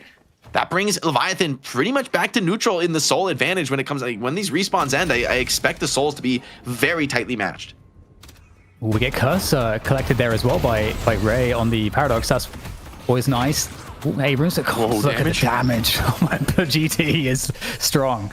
He's birding him too. I mean, surely it's Abrams, so he's tanky enough to get out of there. Also has a Spellbreaker. A lot of investment in the spell resistance in this game from both sides. I mean, I think this meta right now, there's a pretty high prio on being able to threat cells. And a big bird. They scouts the mid boss, so you know it's happening. However, will you be able to do anything about it? It's a really prime time for the mid boss to spawn for Leviathan. Wraith's damage monstrous here. Able to drop these crystals early, and you've got Paige with the rallying charge. You've got to go for this contest on Lowkey W. Jumping on through, and there is a quick combo. And there's two crystals. Charge. Okay, it gets one crystal back. That's something, but now it comes down to the fight. You've got to be able to take these crystals away. Drake with the lasso onto one. Are you able to kill out Empty Dreams? There's only one crystal left. Empty Dreams super low, but he's starting to lifesteal back up with the leech. Has maybe played his way out of this one. Last crystal down for Lowkey W. They're all playing with their real lives now. Bebop, he's a tanky brawler here, even against Geist. Isn't necessarily a free fight, but Empty Dreams without a crystal goes down because Flammable died first. That's a lot of the damage in this team fight. Now it's time for the Lycan to play. Silver, big stacks now on the ultimate, starting to chomp and crash through them. Lowkey W, 5 players still alive, and Leviathan, some after a great mid-boss contest, come out with only a few players still alive, headed back to the base. Yeah, that's like such an ideal place for the Lycan Thorn to really just ruin people in the close ranges. It's extra dangerous, and we are pretty much tied up again, like neck and neck. What a game in this game so far now, and these two teams, it's definitely hard to separate them, and we're starting to really talk about the super late game now, where we see the late game potential, the scaling, how that works. We know the Wraith is a late game god, but from your estimation, Jake, this creep giving Listic a little bit of trouble, going for that max efficiency, walks away a little early a couple times. But yeah, I do think, in theory, I would imagine. Actually, all right, so I would say late game, I feel like Lowkey W have way better scaling. But ultra late game, we're talking like when Bebop gets full build, this hero, I think, becomes a very serious threat in the ultra late game. Like once he gets the full Witchmail, infinite tankiness strat and just starts bombing, I mean, those bombs hurt like crazy, and Debuff Remover no longer really counters them. You kind of need Counterspell to be able to block that damage, and I actually think some of these heroes, like, Abrams ultra late also becomes a huge problem. Like Phantom Strike catching people, he gets incredible tankiness. Like the heroes that really, what are the heroes that really fall off in the ultra late game? I feel like the thing about Deadlock is almost anybody can still be a key factor depending on how they're able to play the fights. But playing around Mo is going to be a problem since he invested in that unstoppable so early. It's really hard to not just lose a player at the start of the team fight, and it's hard to argue with value like that. I actually think that Silver might in the ultra late be one of the decisive factor, because I think that Lycan Form is insane at that. Just like the unkillability, right, of your cores with exactly. Silver and Geist. They're just gonna run at you, and like, what are you gonna do about that? How are you gonna be able to actually turn and burn them? Maybe Wraith, but I think Wraith actually may need to go a little greedy with damage, which then makes her a very vulnerable target to lock down from the opposite side. I think she might need, I don't know what it is even on Wraith that goes for max damage. I guess you could build Boundless here instead of a tank item. I'm curious to see a Wraith. Wraith is the standard bearer really for Leviathan. I will also say Pocket, once you get like ultra full build on Pocket, you know, you get like the Spirit Burn and just everything. Like Affliction just destroys people. Yes, Divine Barrier can counter it, but if you hit a huge Affliction, I feel like it almost doesn't matter what's going on in the game. You hit a 4 or 5 man Affliction, and it's like there's just too many players who aren't going to be able to fight in the team fight, and the game's going to get really awkward for you. Hold on, here's a catch. Unstoppable from the Mo. The lockdown is good, but it's not enough to find break, and Mo gets cut down. Tried to get greedy, going for that one, but the team was ready. Abrams coming in for the counter pin. They're going to go for everything here. Committing full into this fight. Affliction is good. Hits onto the Geist and maybe some more. But Geist is lifestealing up through it. Big connection. A second Affliction from the Pocket. Now on more players. There could be a real chase down here from Overseas and Empty Dreams. You got very mobile carries here looking to clean up a lot of afflicted opponents. And they're recognizing it. They're just trying to back out on Lowkey W. Take their kill and go home. Double Affliction from Freemock, man. That is going to be scary to play against. Okay, well, everyone disperses from the fight. The Urn is still up on the spot, and this game is getting into a very weird space where, for both teams, it's really, really hard to engage and actually get that decisive advantage. So we just like have this like interesting stalemate so far. But usually the mid boss is a good way to decide that and to break that stalemate. But the Urn here is going to be picked up by Billy, so surely that operates as a bait. Actually, he gets dropped. Zip knocked. The Zip knock drops the Urn there. Oh, what a hook on a page! It's a dream target. Divine Barrier used, and the Phantom Strike is not able to pull Page back in, so Track's able to get off the roof and stay alive. That one, way too close for comfort for Lowkey W. And they grab the Urn again, but they're surely gonna have to drop that one. Another big hook attempt from the rooftops there from Overseas. Okay, so he's not going the Spirit build, the Brawling build. I mean, he does have incredible tankiness, but he's also going gun scaling. Interesting choice here. Maybe it just feels like they need that direct single target damage. That Wraith doing it alone is a little bit too much to ask. Mid boss up again. Urn is looking like it can be turned in here. And Silver's taking wait, Silver's getting Berserker stacks from the Urn. This is kind of sick, actually. Oh, that's actually next level. Like I don't know if that's like why they're doing this, but 10 stacks Berserker at the start of the fight is pretty potent. That's actually next level. I haven't thought about that before, but there we go. Deadlock, a lot of interesting interactions. Speaking of which, Billy coming in on top of the Abrams here as both teams try to fight around the rooftops there. Multi-level fight. Can make things a little bit messy. That could be, this is brutal. Lowkey W, you know, this is all Lowkey W now. Leviathan, without the Wraith, surely they can't fight this one. Mo just trying to desperately get out of this one with the teleport. Silver's going to be right behind him, though, teleporting with him. I think Mo should be able to get out of this just because it's Mo.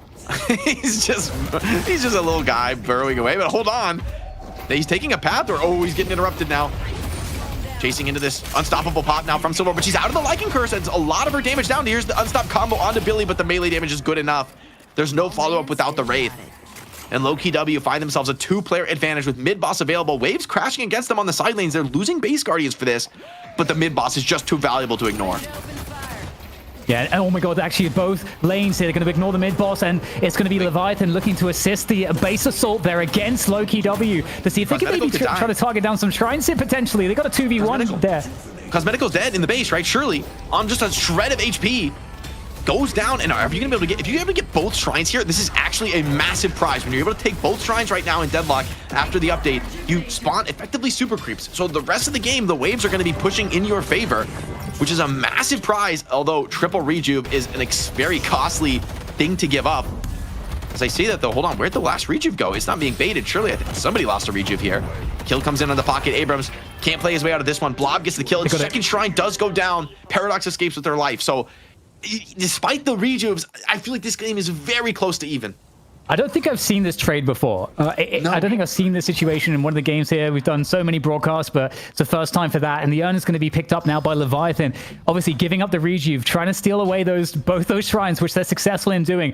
It does put a lot of pressure on Lowkey W. They must find value, but this Urn is going to get cut off here. This is not safe at all. Okay, and they have to go through the base audience first, so they are holding the base here. But I mean, without that killing Cosmetical is actually huge, because it really you only have one player advantage. The 2 crystals mean, yeah, you're playing a little bit with the house cash, so you're able to gamble a little bit. And I feel like Vrake, if he does find a lasso, any of these living players in Leviathan are going to be pretty scared. But you got hook, swap, combo, lift. I mean, these are very powerful heroes at finding one secured pickoff when it comes to that base defense. Ooh, like if that hook connects on Holiday, you could just be done. Okay, this is interesting. So we will get the shrines here under assault, but remember the shrines on the other side of the map here, Lowkey W, they lost their shrines as well. So just looking to equalize here off the back of the rejuve strength. Still have both crystals alive. They pick up the shrines. They need the drop right now. 10 seconds for the spawners, but that patron dies fast. This is in the late game. Damage is huge. Bebop trying to get in and put that defense on, but he's not able to find it. Now the team fight begins. Sharik rips it in now. With that Billy ult, here comes the rallying charge, and Wraith is down! After the patron drop, you have to make the hold now. 5v6, but the players are dropping. Listic into the wolf form now, fighting in the pit. You just can't back off a single more time. Leviathan down to their last 2 players in that defender resistance. Bebop being focused down. The players to be killed. Big affliction from Fremont, but surely it won't be enough. He's the last man standing, and even he drops. So Lowkey W, from a huge soul deficit in the early game, brawl their way back into an incredibly close nail-biter of a match to earn their place in the money match. I think that's the best challenger match we may have ever seen here on the Night Shift, Dan. Yeah, that was incredible stuff there from both sides. Just the way that the tables turned repeatedly in this game. Absolute cinema. Lowkey W absolutely deserving this win. A second time that they're able to take down Leviathan in recent memory, in the last week or so now. And you've got to credit the addition of Listic and Sharik into this lineup, and it only hypes me up, at least. I hope everybody else too, of what the quality of Deadlock we might now see in the money match here in the EU portion of the show. I will say, if you're just joining us, man, Abrahams are a brutally tough foe. It's, you know, in the past they've been on a different level from our other competitors here in EU, which is incredibly, wild that they're able to maintain that top form. But it's been a while since they've had a new opponent. For a long time, it's been Leviathan earning that spot to contend against them. They've been losing for the most part on Leviathan. They haven't been able to get that win, but now a new challenger approaches. Some old foes, Listic and Sharik. These are players who have beaten Abrahams in the past. They've been able to earn that win before. Cosmetical as well coming into this lineup. There's a lot of potential here in this draft, and they just made a crazy comeback. They're going to be feeling very good about this coming into the money match. I can't wait for the next one, Dan. Crazy game. Really interesting. We got to see some silver. Yeah, we didn't see Graves, but, I'm sure we're going to see Graves later on today. But really cool to see, Silver, because, Silver definitely has received a lot of love from the community in general. Great hero to play, but we had all of the echoes from the pro scene that were saying, hey, this character is definitely OP. And we saw the struggles, though. Like in a close game like this, we saw the struggle for Listic to actually farm. We saw that weakness play out. We saw how carefully you have to choose fights and how squishy you can be, how easily locked down you can be. But we also saw the respect coming in from Leviathan. When the Lycan curse was up, they were out of the fight. They were trying to deny the value there. So, at this early stage, Jake, teams already understanding somewhat intuitively how to play against Silver. But in that ultra late game, we saw how ridiculous it can be. I love this build from Listic too. This is like great advice for a lot of players who are checking out Silver for the first time themselves. He actually went very, very tanky. Had a few definitely gun and item investments, but had way more green investment than gun. Pretty significantly was valuing the tankiness, the frontliner potential. Like, look at this late game build. I mean, he's got what, like about 10K invested in gun? The vast majority of this build is into the green items, making him tanky, making him hard to kill, ensuring that he gets that value off. And it gets them the W here. Lowkey W pick up the win, and that was a hard-fought match. I mean, they were going blow for blow throughout. So that one is going to be a draining one. We're going to give our players a bit of a break before we go into that next match. But man, I mean, I wonder how Abrahams are thinking coming up against this new opponent, a team that is kind of formed together from previous squads that we've seen in the tournament, but maybe a new beast, a different animal than we've seen in the past. Yeah, I mean, Deadlock, we're constantly reinventing things everywhere, and shout outs to Chrisanax. Thanks for the tip. I can't say your name, man. I'm sorry, bro. I try my best. We do what we can here. Chrisana 14 from Final Fantasy 14. This person's tipped 3 weeks in a row. I think quite a bit of money. So put some respect on that name, DDK. I apologize. Thank you. We appreciate you and your support of the show. And we got some numbers here, Jake. Cosmetical with the big hit in GT, not a surprise. Yeah, big damage from Great Town in this game. That is a little bit of a surprise to me how much damage it was, right? Like, this is a crazy level of damage. And he was even able to get out of some sticky situations despite being so invested in the nuking. So pretty well played by Cosmetical. Great to see that on the GT kind of coming back into favor. Listic also, though, I mean, considering how tanky he invested in this build and how much he was initiating fights, took a lot of those deaths, I think, in the early game. But when we went late game, it feels like he was coming out top dog at the end of a lot of those fights. So I wonder if this is going to affect how, a team like Abrahams looks at the draft, considering heroes like Silver coming into the game. Wonder if we'll see a little bit more Rem and Graves as the day progresses with some of our other teams, see what they value. I mean, Abrahams last week was playing a lot of Rem, was really getting a lot of value out of some of the unique skill set that new character provides here in Deadlock. But some impressive stats all around. You also got to show some love to Leviathan, even in the defeat. I mean, tons of kill activity from Mo, monstrous player damage from Fremont on the pocket. Also, I really want to shout out Ray on the Paradox. Like some of those, that counter spell, the lasso I remember was insane. A lot of good swaps finding in, overseas with big hooks. So just a real great match. Shout out to all the players for the performance they just put on for us today. I mean, I'm sure that the fans are going to be, the cheering masses are going to be happy with that one. Totally agree. I don't think there's anything else I could add. I think we just across the board saw a really high level from every player in every position. Yeah, absolutely. We doing our MVP? Yeah, I think yeah, let's look into our MVP when it's ready, but I still think we have a little bit to go on that one just yet.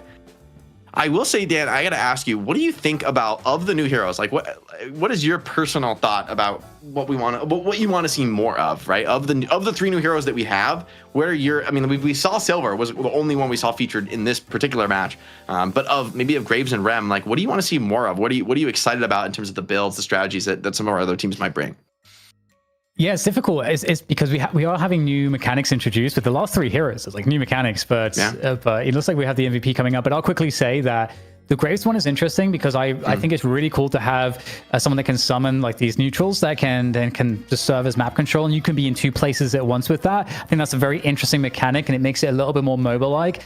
I am curious how they will go down that lane a bit more in the future because we up until this moment, until Graves was added, we didn't have anything like that in terms of these map control abilities. And so I'm curious what else will come from that perspective.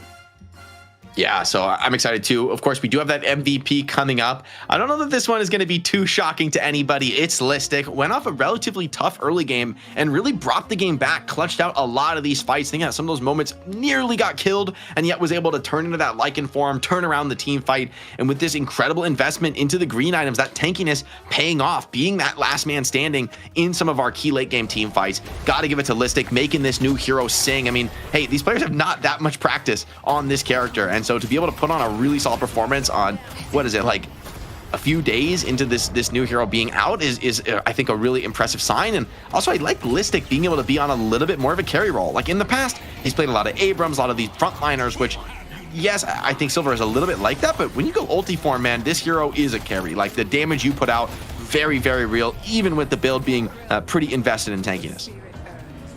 Yeah, I totally agree. And again, we talked about it in the early game too. This hero has, I think, a really high skill ceiling because the gun is hard to connect with, but the damage is really huge, and there's a lot of mobility. So if you combine those 3, few ideas, that actually means that your mechanics have to be pretty crazy to get the most out of a hero like Silver. So even though the Lycan form's kind of insane, where you just like hold mouse 1 down and charge at people and spam your abilities, I feel like I'm more impressed by the regular Silver and just sort of what you can get, the mileage you can get in the laning phase from that. I gotta say, I think this is the ultimate too early to call hot take, but Unstoppable, the item of the day right now. I mean, I don't think I've ever seen this many Unstoppables built in a game, especially how early they were coming up. Like everyone was really valuing that debuff resistance or the debuff immunity that Unstoppable brings to you. In the past, I feel like you could just get away buying debuff remover and felt like, hey, we get the resist, we get the purge, that's good enough. Now it feels like, hey, you want that passive stat, but the active does so much, right? Letting you full commit even against, some of the big lockdown threats that can be brought to bear against you in the late game. I think we're going to see a lot of Unstoppable buys today if this game 1 is any kind of a bellwether.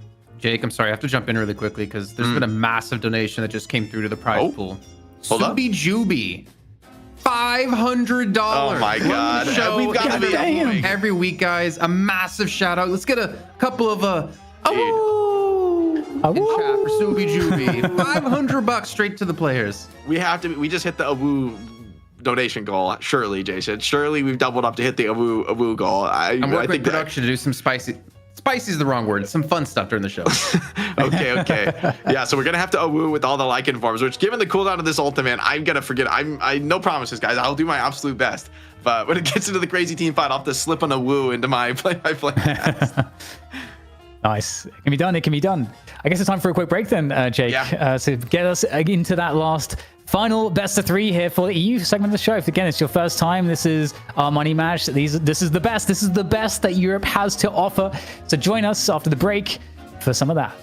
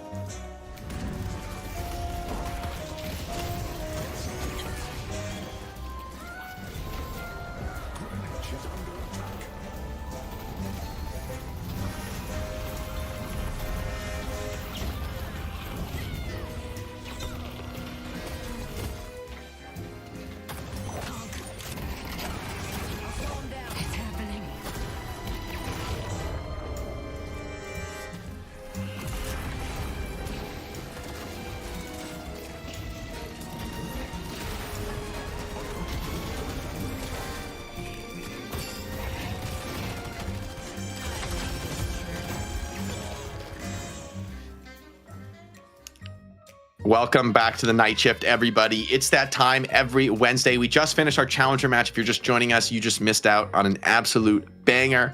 Leviathan versus Lowkey W. This time, Lowkey W with a lot of roster swaps, a lot of former Buff Enjoyers players come back and get the win. They're going to be the ones going off to face Abrahams. Yeah, and it's going to be really interesting to see what Abraham's interpretation of the meta is as well, because right now there's a lot of different ways you could go. We've been talking about this all day. There's the recent patches, the new heroes can really mix things up. You know, there's both Silver and Graves are seen to be quite strong and viable, in addition to other mix-ups elsewhere. And in Abraham's, they're the barometer. They really are the barometer of they're the most stable, the highest quality team that's stuck together for the longest. So like, they are the ones that I think most people will look to see like, okay, this is the standard. Also, I want to shout out some of our donators who came in around that break. We got huge support right now. I think the prize pool is up to around 1,500 US, which we're going to split between the two regions, between EU and NA, but already amazing support, guys, even in the first game of the day. So huge shout out to the Deadlock community coming in massive after the sick update. We are going to be awooing now. We've hit the awoo goal, which means we got to drop an awoo on the cast when the Lycan form pops, which by the way, God help me if somebody buys. That's got to be Jason, right? On silver. I need help if that happens. But I want to shout out some of our donos. We had the Post Lamp who dropped $5, who called out for the Venator voters to prove the fact that the Venator voters are loaded. I'll match the next donation for the Vote Venator army. And then they came in, they backed up, put their money where their mouth is. When a $100 Canadian donation came in from Gollum Cleric, Pulse Lamp came in and matched that as well. So huge shout out to Gollum Cleric, who then dropped another $150. So insane Subi Jubi with the huge 500. So massive donos coming in from everybody. That money all goes straight to the prize pool. Supporting on the stream though is great too. We love it when you give us your Twitch Primes. Twitch Primes are free. Give us your Twitch Prime sub. That lets us continue to keep the lights on, keep us running the show week in, week out at this level of quality. But that's enough of that. I'll stop begging for your money. We'll get into the next match. It'll be Abraham's, the challenger, or rather the title holder, awaiting their challenger here. And like you talked about, Dan, this team is the standard bearer. This is the team to beat. We're winner take all here on the night shift. It's a king of the hill system, and this is the king. And my God, you know, some of the changes, I feel like Abraham's gonna have a lot of fun with it. Like we see together there with the Yamato avatar. Yamato's been played more recently, but she's definitely like even stronger right now. So together is just iconic on the Yamato, so that could be really fun. Hoot can play everything, but GT is one of the many that he's very dominant on. Honestly, I just, up and down this roster, it's just star-studded brilliance and best-in-class performances. Yeah, this is a team that is going to be so scary to go against. I mean, I think D-Mob, one of our most flexible players in the game. Hoot, I'd put him in the same category. Really always exciting to see what they bring on the field. But like you said, every player in this team is arguably best in class for what they do. Sonya on the carry, together, frontliner, Taz with the initiator, Insane on the support. If you want to learn Deadlock, there's probably not better players around the world, or at least easily not in EU, to look at than these guys for each of their individual roles. So shout out to them. They are going to be a tough foe to beat, even with Lowkey W putting up such a great show. I mean, this is like basically a new roster for Lowkey W. Are you really going to put a challenge against Abrahams? We'll have to see when we get into the match. Lowkey W, though, they probably made some believers, made some fans in the chat for that comeback. I mean, they were down almost 15k souls at like minute 15. That should just be game over. Very few players come back from a scenario like that, and yet Lowkey W just did it. Yeah, and speaking of star-studded players, part of the reason you could say is just the change of having the addition of Sharik and Listic to really bring this roster together. We saw great things from everybody, of course, and Cosmetical is one of those up-and-coming names that I think everyone had been talking about. If you were in the EU scene, and then we started to see him on this team be extremely powerful. But now having these additions of the super tenured players in Listic and Sharik, you started to like really pull together a roster here that could go very, very far. And Deadlock is all about evolution with these rosters. 6 players that can play different roles, and there's a lot of team play and synergy and communication. There's so many aspects to why we see a lot of changes in these rosters. So I'm hoping that this is a stable look for Lowkey W, and if they can hit that level that we saw in the previous game, it's certainly a good start. Yeah, I want to see them tighten up the early game. I think Abrahams are a team you cannot afford to give that kind of an edge to. But if they're able to accomplish that, we could see them, I think, very much take it in the late game. Listic is one of those players who I think has been near the top of the game for quite some time. So it's great to see him back in the competitive scene. This is a moment for Deadlock where I think a lot of those top players are going to come out of the woodwork and really show their stuff here on the night shift. By the way, if you're just joining us for the first time, we're here every Wednesday with top-level Deadlock esports action. We're the ones keeping it going every single week here on both our YouTube and Twitch channel. So huge shout out. I see a ton of primes in the chat, by the way. Thank you guys. It does make a huge difference to us. I promise. I do the books. It really helps us continue to run the show week in, week out. But I think soon we should be able to get into the draft. Hopefully, we'll see. Our captains are probably getting that set up right now. And yes, it is. Okay, Abrahams versus Lowkey W. Lowkey W coming in as the challenger. They get to pick first or second pick, and they have prio'd first pick. So I'm curious, what are they going to go for? Will they try and get that silver top one? To be determined. Yeah, that's the question. So previously we saw the typical bans. Oh, interesting. I like this, actually. Abrahams was very good with the Rem. Like, Saint makes this hero really sing. He is just robbing your sinners blind. You have to be constantly watching your jungle for this guy. He gets so much out of the map on the Rem. And then also has a ton of power in the late game. Makes it so hard to ever take mid boss. Makes a ton of sense to me. And Abrahams don't want it. They just think Abrams still the best. I think this clears the way for Lowkey W to rip it in. However, you might also just feel like you got to grab Shiv with how strong the character is right now. Yeah, I think so. I think this really is very interesting because it does. Abrahams are a team that will be able to make the Graves work as well, but with that pick, I feel like you kind of want to take the Page away in one of these two picks just to kind of deny that, but also it's a high tier support too. You could take Shiv Page right now for Abrahams. And Dan, this is one of the rules on the night shift. If you let Together play Shiv, it's on you, bro. It's on you. And they take silver top one, though. I wonder if this is going to be a Together silver. For me, I think Together is the best frontliner player in the world right now. We know him for his Shiv and his Yamato, but time to see. I think silver is probably a hero that goes kind of right up his alley in terms of carry potential, snowball potential, but still somebody who really gets in the mix and gets aggressive. But with Shiv pick now, this is an embarrassment of riches for Abrahams.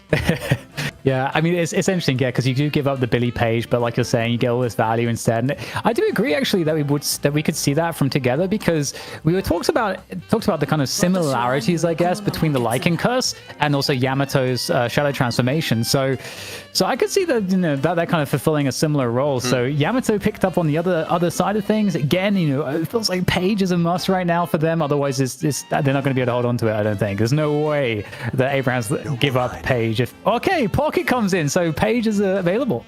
I mean, I love Pocket against both Shiv and Silver. I think this makes a lot of sense for Lowkey W to be able to grab. Also, I want to shout out Average Jonas dropping 5 gifted. Huge shout out to Average Jonas, one of the OG Deadlock streamers. Co-streams a ton our events, so really appreciate the love in those gifted subs. And also, I mean, tons of subs coming back in as well from the whole community. So love you guys. It makes a huge difference to us. And I'm just loving it, man. It's a great moment to be a Deadlock fan. We've been at this for what, more than a year now, Dan, 18 right? months, Jake. Yeah, right. We're like a year and a half. Long months. That's crazy.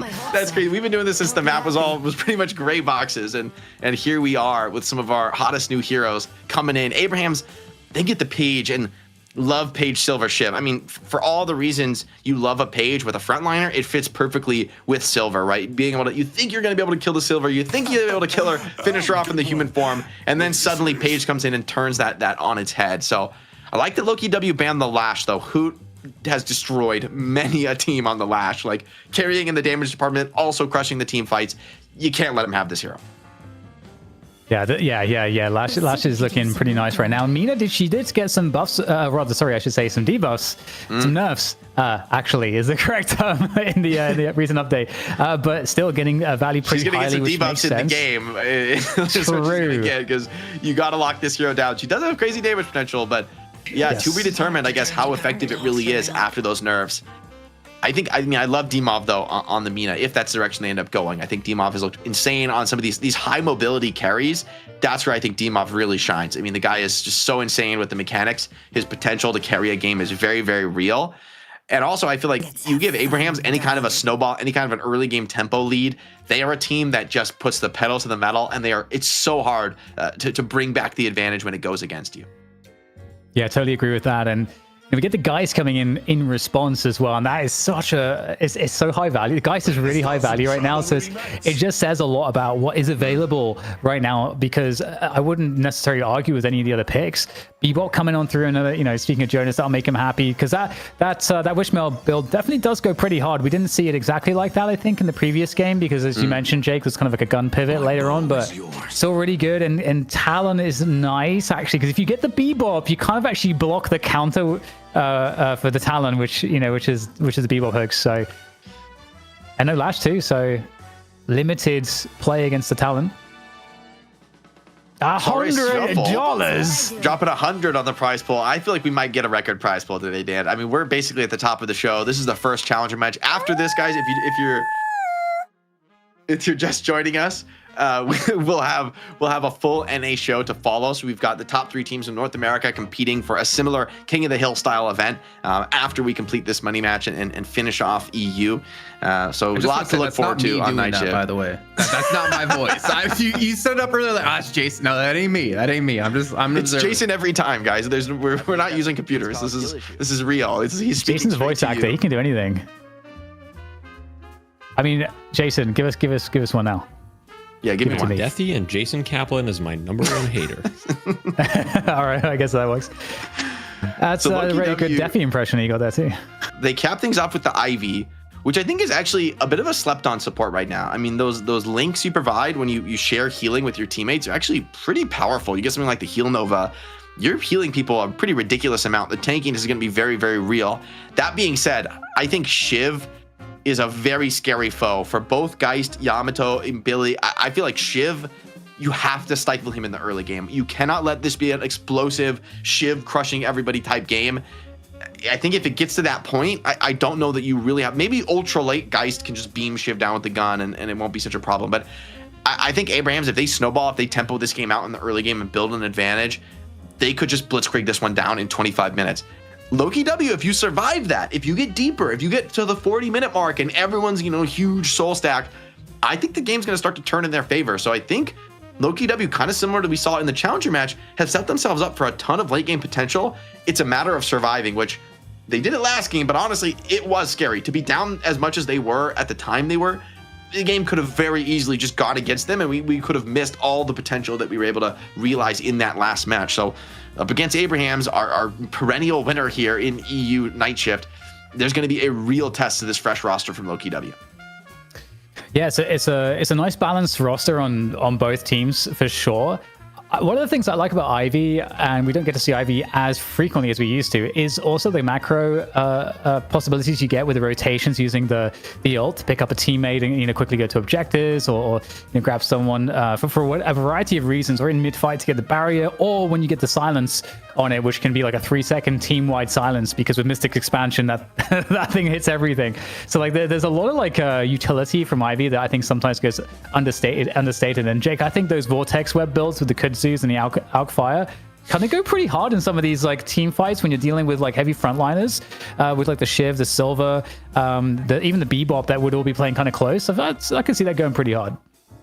I do kind of like Ivy here in the matchup against Silver and Shiv, because you could save people, like something like Ivy just flying away. Silver is just not going to be able to deal a single point of damage to somebody getting flown away by Ivy. So that you can get on top of heroes, and the melee damage is monstrous in that Lycan form, but if people are flying away, if they're very mobile against you, you're not going to be able to do much of anything at all. So there's a bit of a double-edged sword with that Lycan curse. It is something of a curse, right, in the wrong kind of a spot in the team fight. So I don't hate the Lowkey W draft. I think they do have a win con.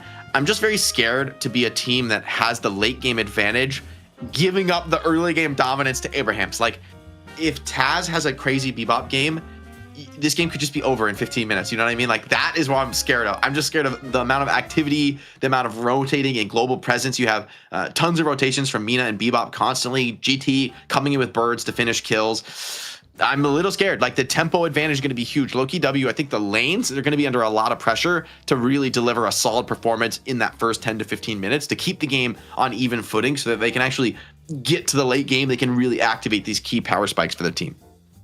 Yes, I gotta say, when you were talking about the Silver, you reminded me of I played one game of Silver so far, and you're talking about how hard it is for Silver to hit the Ivy flying around. my lane that I got to play against with Silver was against Vindicta Grey Talon. They were in the sky the entire lane, and I'm like, come on, man. You're like, bro, let me melee you. Let me just one time. I'm just gonna be. I'm friendly. It's a friendly melee. I just want to build up some attack speed stacks. Actually, the worst lane ever. So, yeah, maybe that's. Hey, we're not seeing Vindicta. You know, that's actually something that was.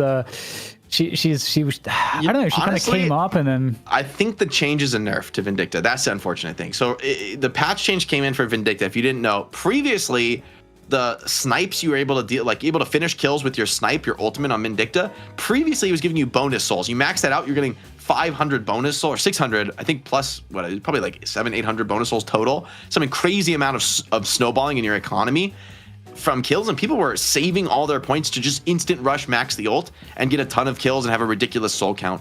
However, now it gives you plus gun damage, which is technically infinitely scaling, but honestly, I think it was a little better to be able to rush some like very powerful items off those snipe kills. I think that does a little bit more than the technically infinite scaling of gun damage. So I think with these new changes, Vindicta is a little bit, in theory, more of like a hard carry. And I'm not really a believer in the Vin hard carry. I think you're just too easy to counter with items in the late game, Phantom Strike and Knockdown. I don't know if it makes sense at this level of play to invest all your eggs into that basket. Yeah, that's fair. We'll see what Aiden thinks later on. I think that's the true test, I suppose. If there's a way to do it, Aiden will be the one to show us in the NA portion of the show some one of these days. Ooh, look at that. Look at the freeze frame there. Silver in all of her glory, her lycanthrope glory. It is going to be together. Ooh, baby. Let's go. Let's see the together Silver. Customary pause to open our game. This is tradition here on the night shift. Not exactly, but basically we could just say that, and then it kind of makes it okay. True. I mean, this is how all of my games start. Yeah, like exactly. Basically the Deadlock Zeitgeist. I'm not mad at it though. I think they've balanced it well now. You get like what, 3 pauses. It's like, you know what? Yeah, you get a minute and a half to like figure your stuff out in the early game. You know, you don't want to just lose because your guy's AFK for 30 seconds and you get like first blooded on the wave. Uh-oh. But he's in a little bit of a scary spot. He's just dancing with Billy at the melees. He's crazy. I'd love to see it. I actually got the mark and actually connected the shot after getting the mark, which is always nice. So when you do your little kick attack, you mark them.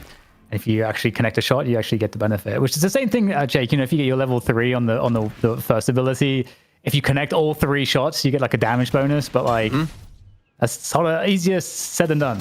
Sometimes. Yeah, I mean this hero is very combo oriented. I think as we talked about, like the mechanical skill potential. But these marks are really hurt. I love the first skill boot kick. This looks great, actually. I mean, the trades look pretty scary for together. The fact trading with Billy, right, is an impressive result all of itself. Here in the mid lane, you're up against Taz's Bebop and Hoots GT. I mean, this is out of the frying pan into the fire. Paradox going base on the first wave. That is not a great sign. I will say, though, this is a high-level play. Good for people learning Deadlock. You can actually base between the waves in mid, and you don't really lose that much. Shout out to production, by the way. Join our Patreon. Guys, the Patreon subs, they do us. That's like the best we can get as far as direct support of the channel. Support of Deadlock Esports.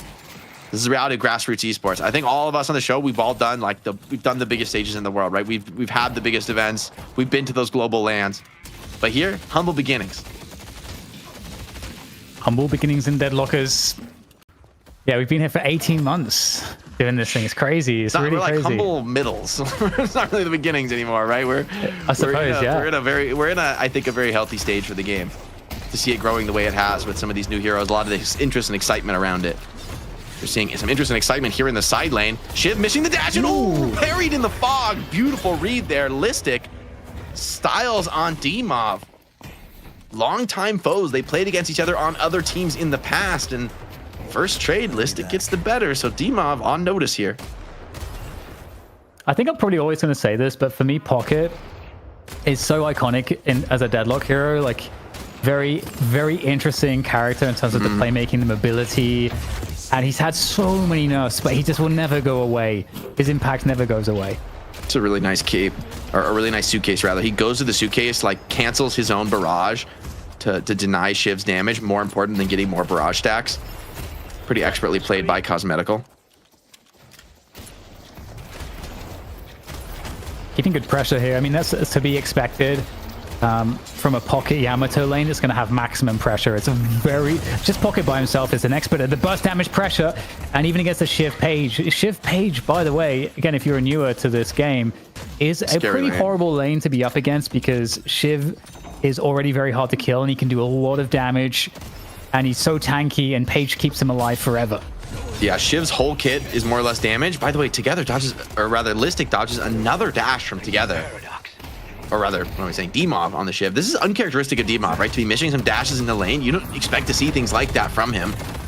So a strong sign here. Taz oversteps the mark here, and Blob turns it back in the mid lane. I mean, this is after Paradox sent back up the reset early.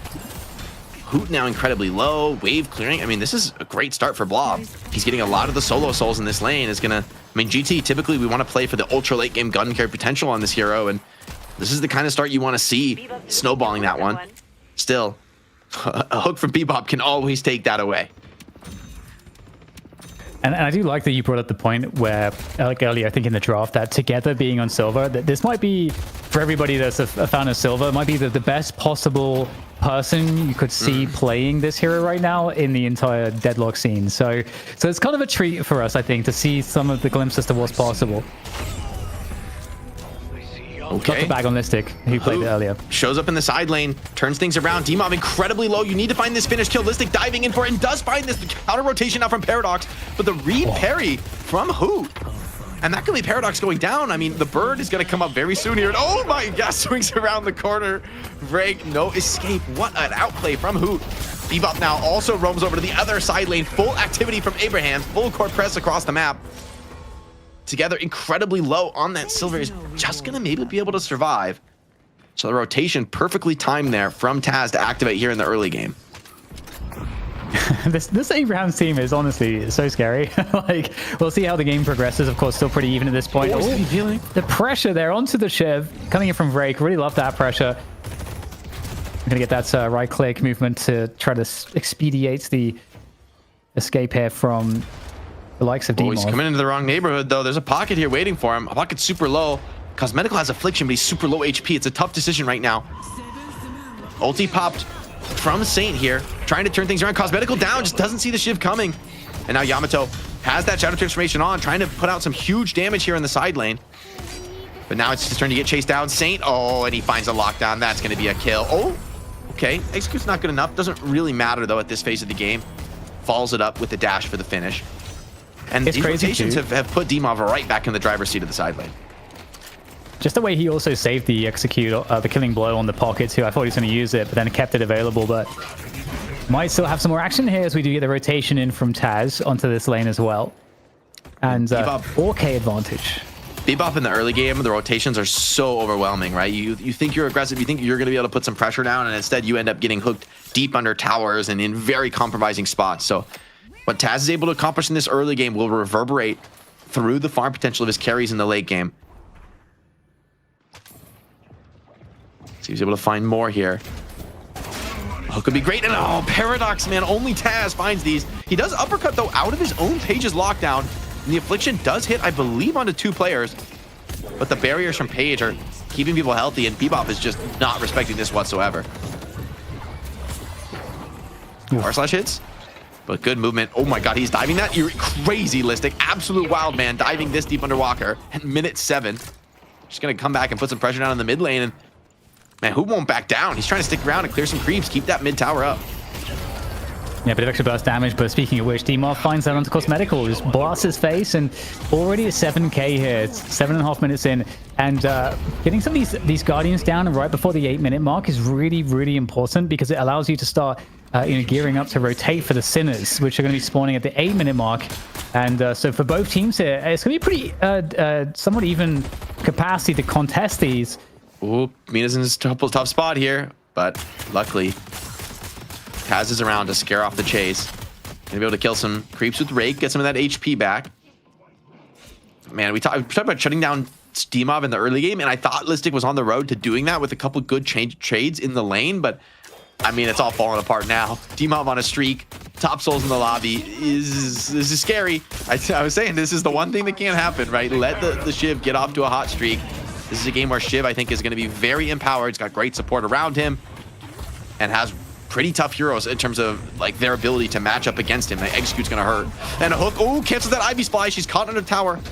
Has to pop the Stone Form just to stay alive for now, but takes a big hit of damage, and D-Mob gets the kill. It's always D-Mob. You're right, though. Like, the pressure that comes in from Taz rotating on the Bebop is really, really difficult to deal with. Constantly disrupting these lanes. And this Sapphire Guardian on the right side there for Abrahams is looking quite weak at this point. And there is a defense, though. Shadow Form comes on through, and the bird, though, just as quick to obliterate Listic. He's gone. And we should note these bird kills, by the way, they provide infinitely scaling spirit power to GT. Great talent. And so when he rather is able to get into the late game with a lot of those stacks, you're theoretically able to hit insane amounts of damage burst, which is going to be really valuable. And the kill participation only goes up. D-Mob doesn't have a single green item on Shiv. That's crazy work. I mean, he's going to get both of the power spikes, and oh my god, he's even going to contest doubles? He's crazy. I love it. Shiv, I guess. Just Shiv things. I mean, he's 9k. He's like so fat right now. I don't think anyone can reasonably challenge him. You need at least a couple players. And there's the assist. The Taz is just around the corner, and the rotation coming into the mid lane here. It's certainly very scary for Lowkey W, who find themselves 7k behind again here. You were talking about this, Jay. Oh, okay. That was a bit close. Dude, every time Taz goes for the hook, I clench. Here comes the counter rotation, though. Lowkey W, they recognize they have to stop the bleeding. They have to get a good team fight off. No opportunity, though, to pop an Affliction. They do find that kill already onto Together Silver, though. Shutting him down before the Lycan Curse can come in. See if that bird comes in and drops some damage. It's going to hit onto 2, and that does help secure the kill onto Trax. No stacks gained for Hoot, though, unfortunately for him.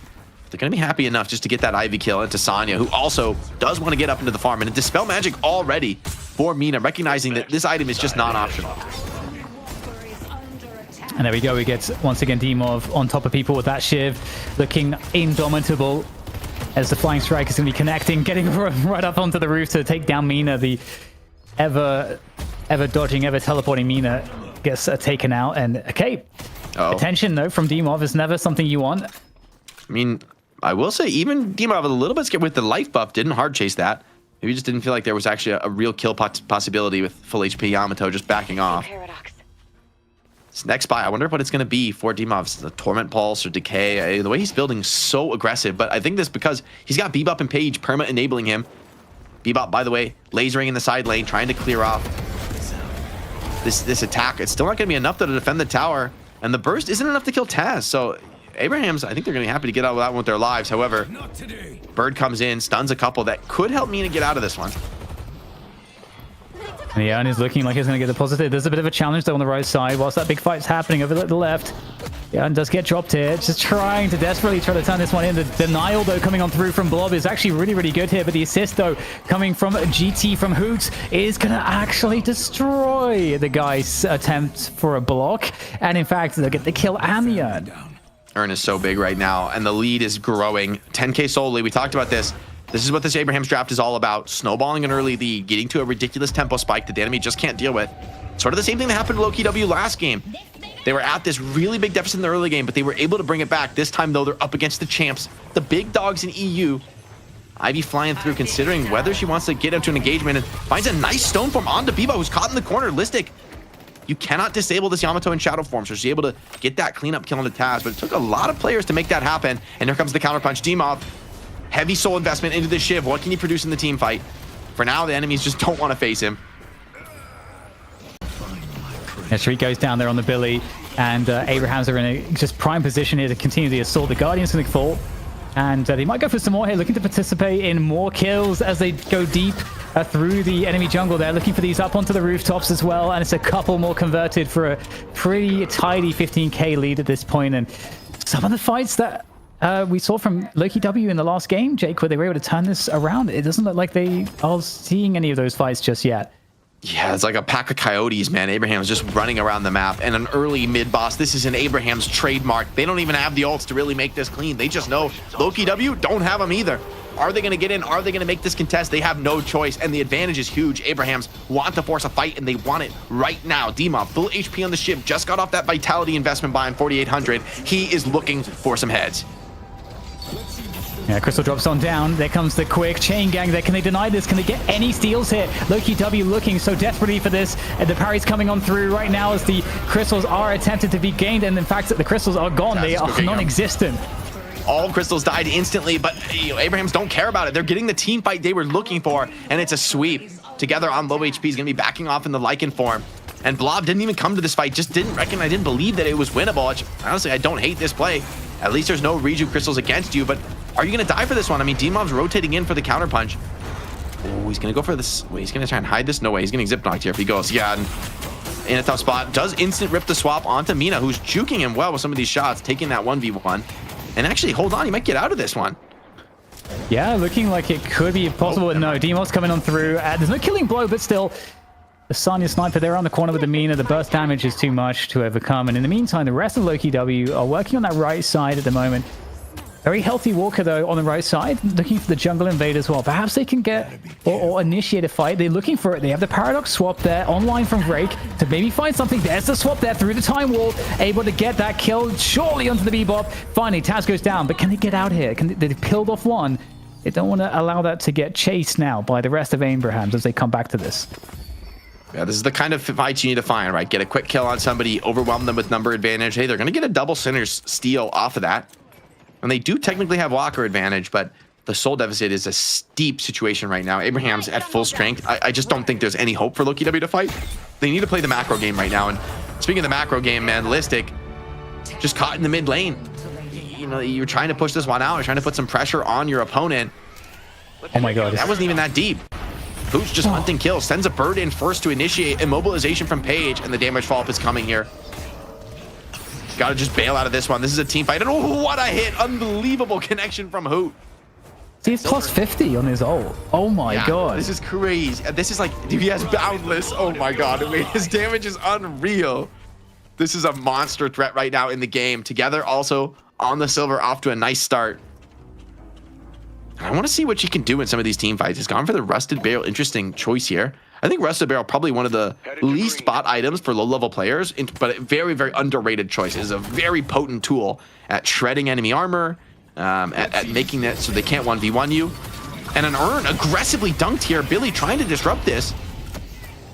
But you're 5-on-5. This is another fight that Abrahams want. They want this kind of a battle here in the mid lane. And the execute's not good enough for the kill, but Listic is not long for this world. Demov dashes through one, on to the next now.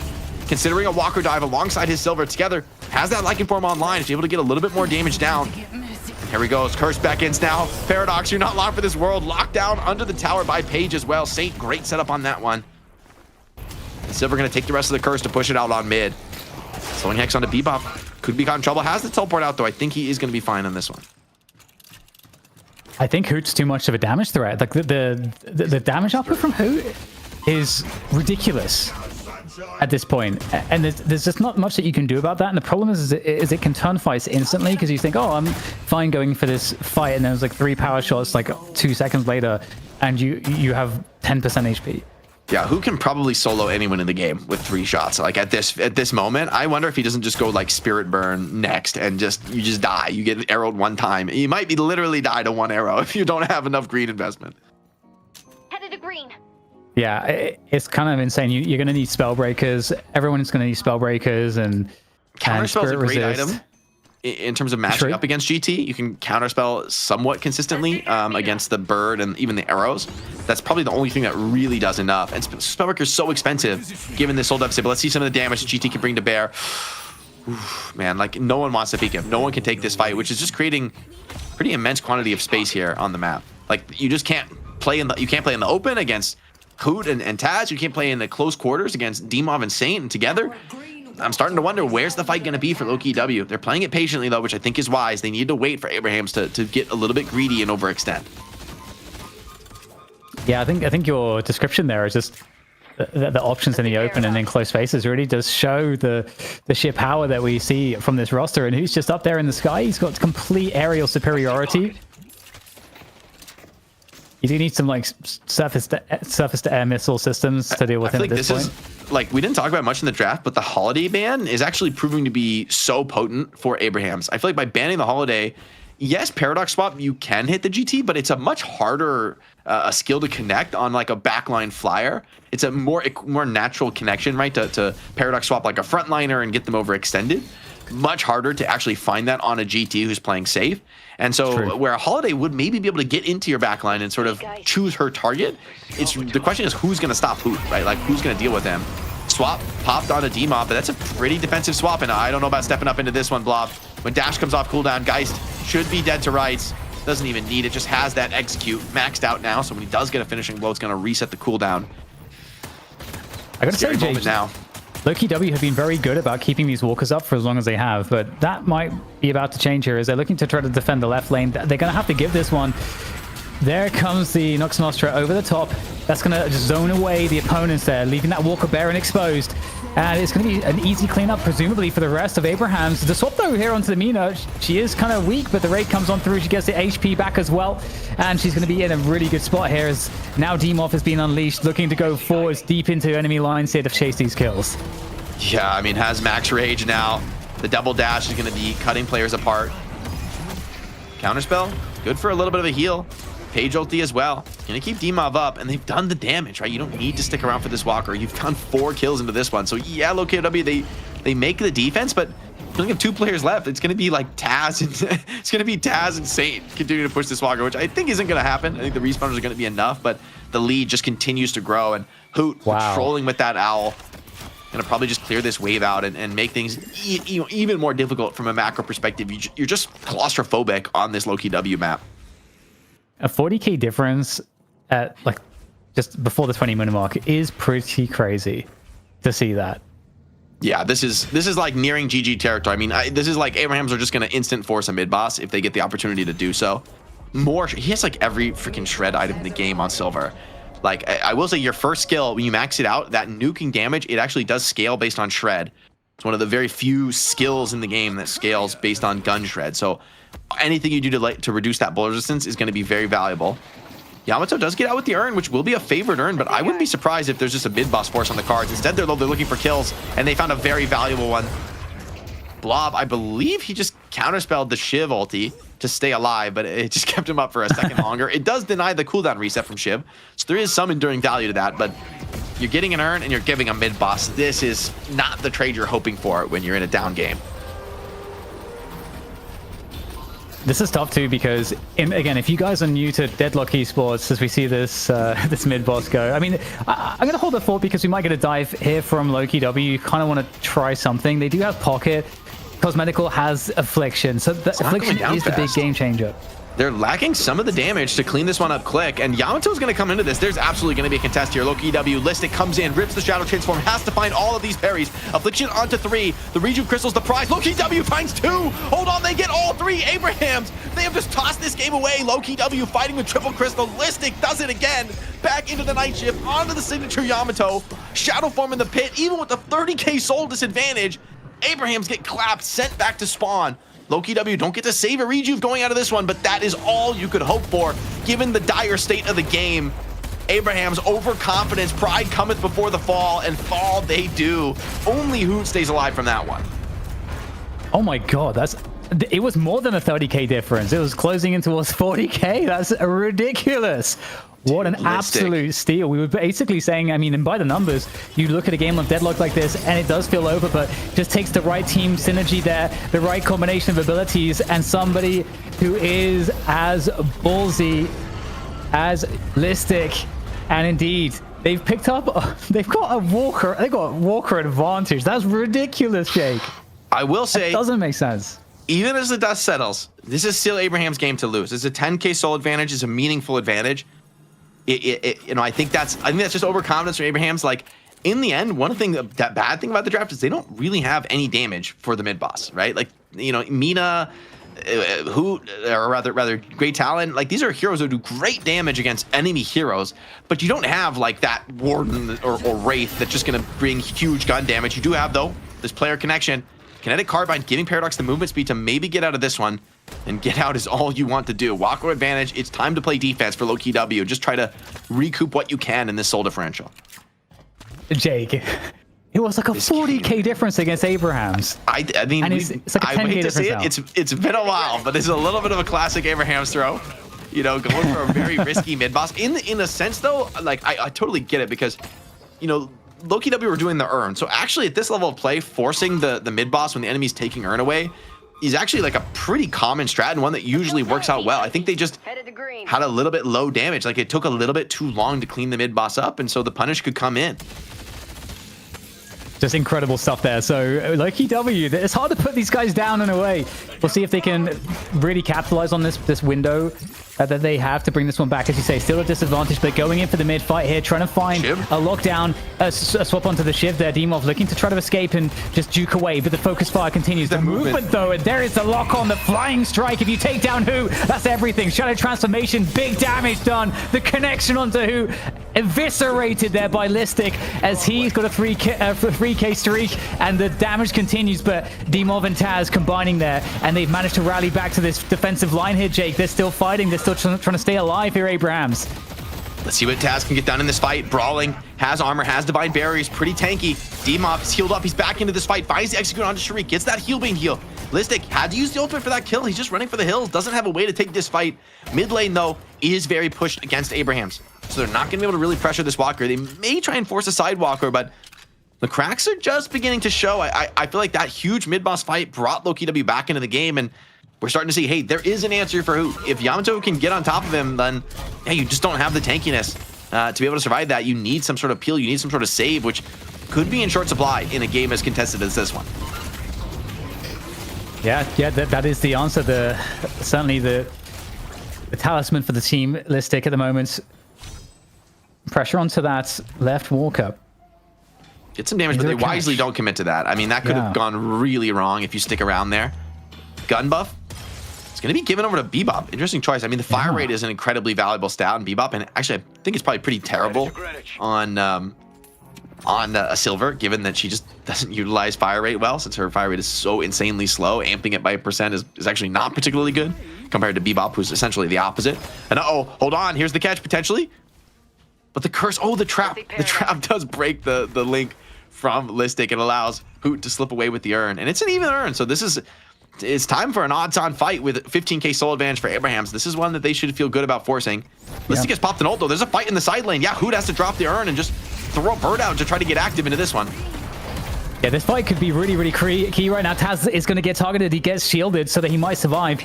And still the focus here. Lowkey W have to win this fight. They're going to give up the urn for this. They've got to make it count, though. Silver in on the action. The knockdown, the burst damage onto the Lycan form. Is he able to get any more refreshes? They're trying to burst down his opponent, but does get taken out. In comes Listic just in time. And this fight still rages on as they try to get a max value from this one. Look at where on earth. What? Oh my God, where is he? Stuck in the wall. He has to unstuck. He's in the wall. All right, guys. Deadlock is a game in it's in the alpha stage. You know, it's technically a closed alpha. As this is, you see why one of our most fun heroes is in the wall. All right. What's going on elsewhere in the fight? He can unstuck this though. Yeah, there he is. So there is a dev tool in the game still. By the way, I think Demon might die for this. Although, hold on. Maybe it's actually Lowkey W, all low HP, and Demon is now back into the fight. See if he wants to fight this round against the kills. He needs help though. He's kind of in the wrong neighborhood with the GT bird coming in. Maybe that's a little bit too scary to stick around and chase. Man, I mean, Hoot is so sick with this bird, man. His maneuvering, I can't believe he made it through the freaking secret shop without hitting a wall. Yeah, man, this is a very scary situation. Okay, so but it's going to be this lead really ballooning again for Abrahams. They're back onto that just shy of a 30k lead. So mid boss is back. Now the question is, okay, Who is he going to get caught here? Looking for the swap is the paradox here, but he looks like he should be able to escape. Silver's coming on into the action. Everybody's collapsing onto this fight.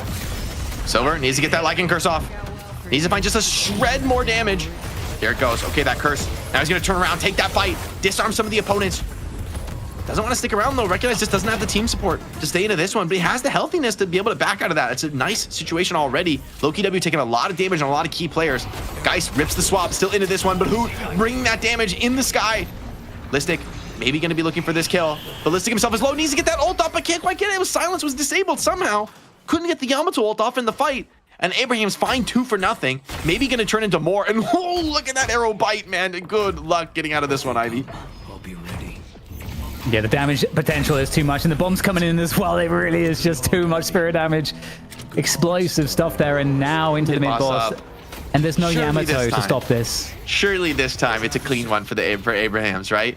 It's got to be. They're going to go for it. I mean, you don't even have Affliction. Like, what is Pocket really going to do? They're getting baited to get off the mid-boss, though. And yeah, I think they do just need to stick around and commit on this one.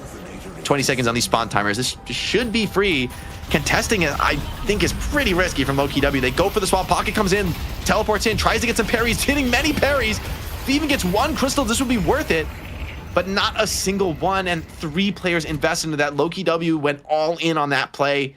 And now it's Abraham's turn to leverage their advantage. This is the moment to win the game, Dan. I feel like if you give up this push, we're going to get to that point in the game where the Lowkey W comp really comes online and some of your early game investments could start to fall off. However, this is a very tenuous hold to have to make. Yeah, it's not having Yamato in the fight there. Just, it was everything. And now it should be easy for Abrahams to take down this mid-walker and to steamroll the base. But as you say, we'll see what Lowkey W can do. Huge kill. That's one of your best defenders in Lady Geist, right? Without her. And oh no, Listic caught 2. This is a crumbling now. Lowkey W, you have to stop the bleeding here. You surely just cannot let Listic go down. They're flanking him. They're surrounding him from multiple angles. And Shiv's diving. Shiv wants this kill. Wants to at least force an ulti. Whoa. But just couldn't quite get close enough to that killing blow threshold. It takes some serious hits, by the way. Yeah, the melee is no joke from the base guardians. Yeah, the new base guardians hit hard, man. You've got to respect those things. You really do want to clear those. You can no longer parry them either. Task, speculative hook there. Doesn't find anything this time. Gonna keep looking for those though, and you're on notice as a Lowkey W player. You get hooked into the death ball from Abrahams right now, and you it is all over but the crying. They've got to somehow find a way to bleed off these rejubes as the shrines start to get sieged here. Oh, a hook on a Listic. That's a tough kill. Listic instantly forces the ult though. Relatively defensive move. Affliction tries to come in. It does get the bebop as well. He's hooked in, but remember, this is against the triple rejube together. Gets that Lycan curse off, and it looks like Abrahams just want to back out of this one. They take a ton of big spells. Maybe they could take a reset. They have enough time on this rejuve to heal up and go back in. I think they're going to do just that.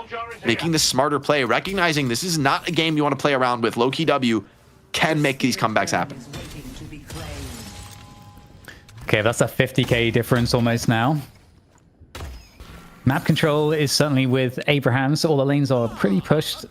Now they're going to pick up the urn as well. So it's going to be a comeback urn. So that's really favorable positioning for Lowkey W. But obviously with the soul differential, you still massively favor Abrahams. This is a good way for Abrahams to potentially force a fight, because Lowkey W, can they just let this go for free?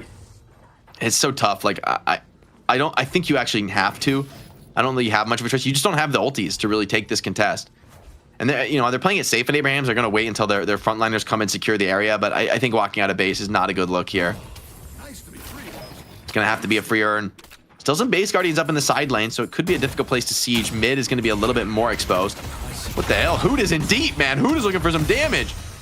Counterspells the knockdown. Great play there.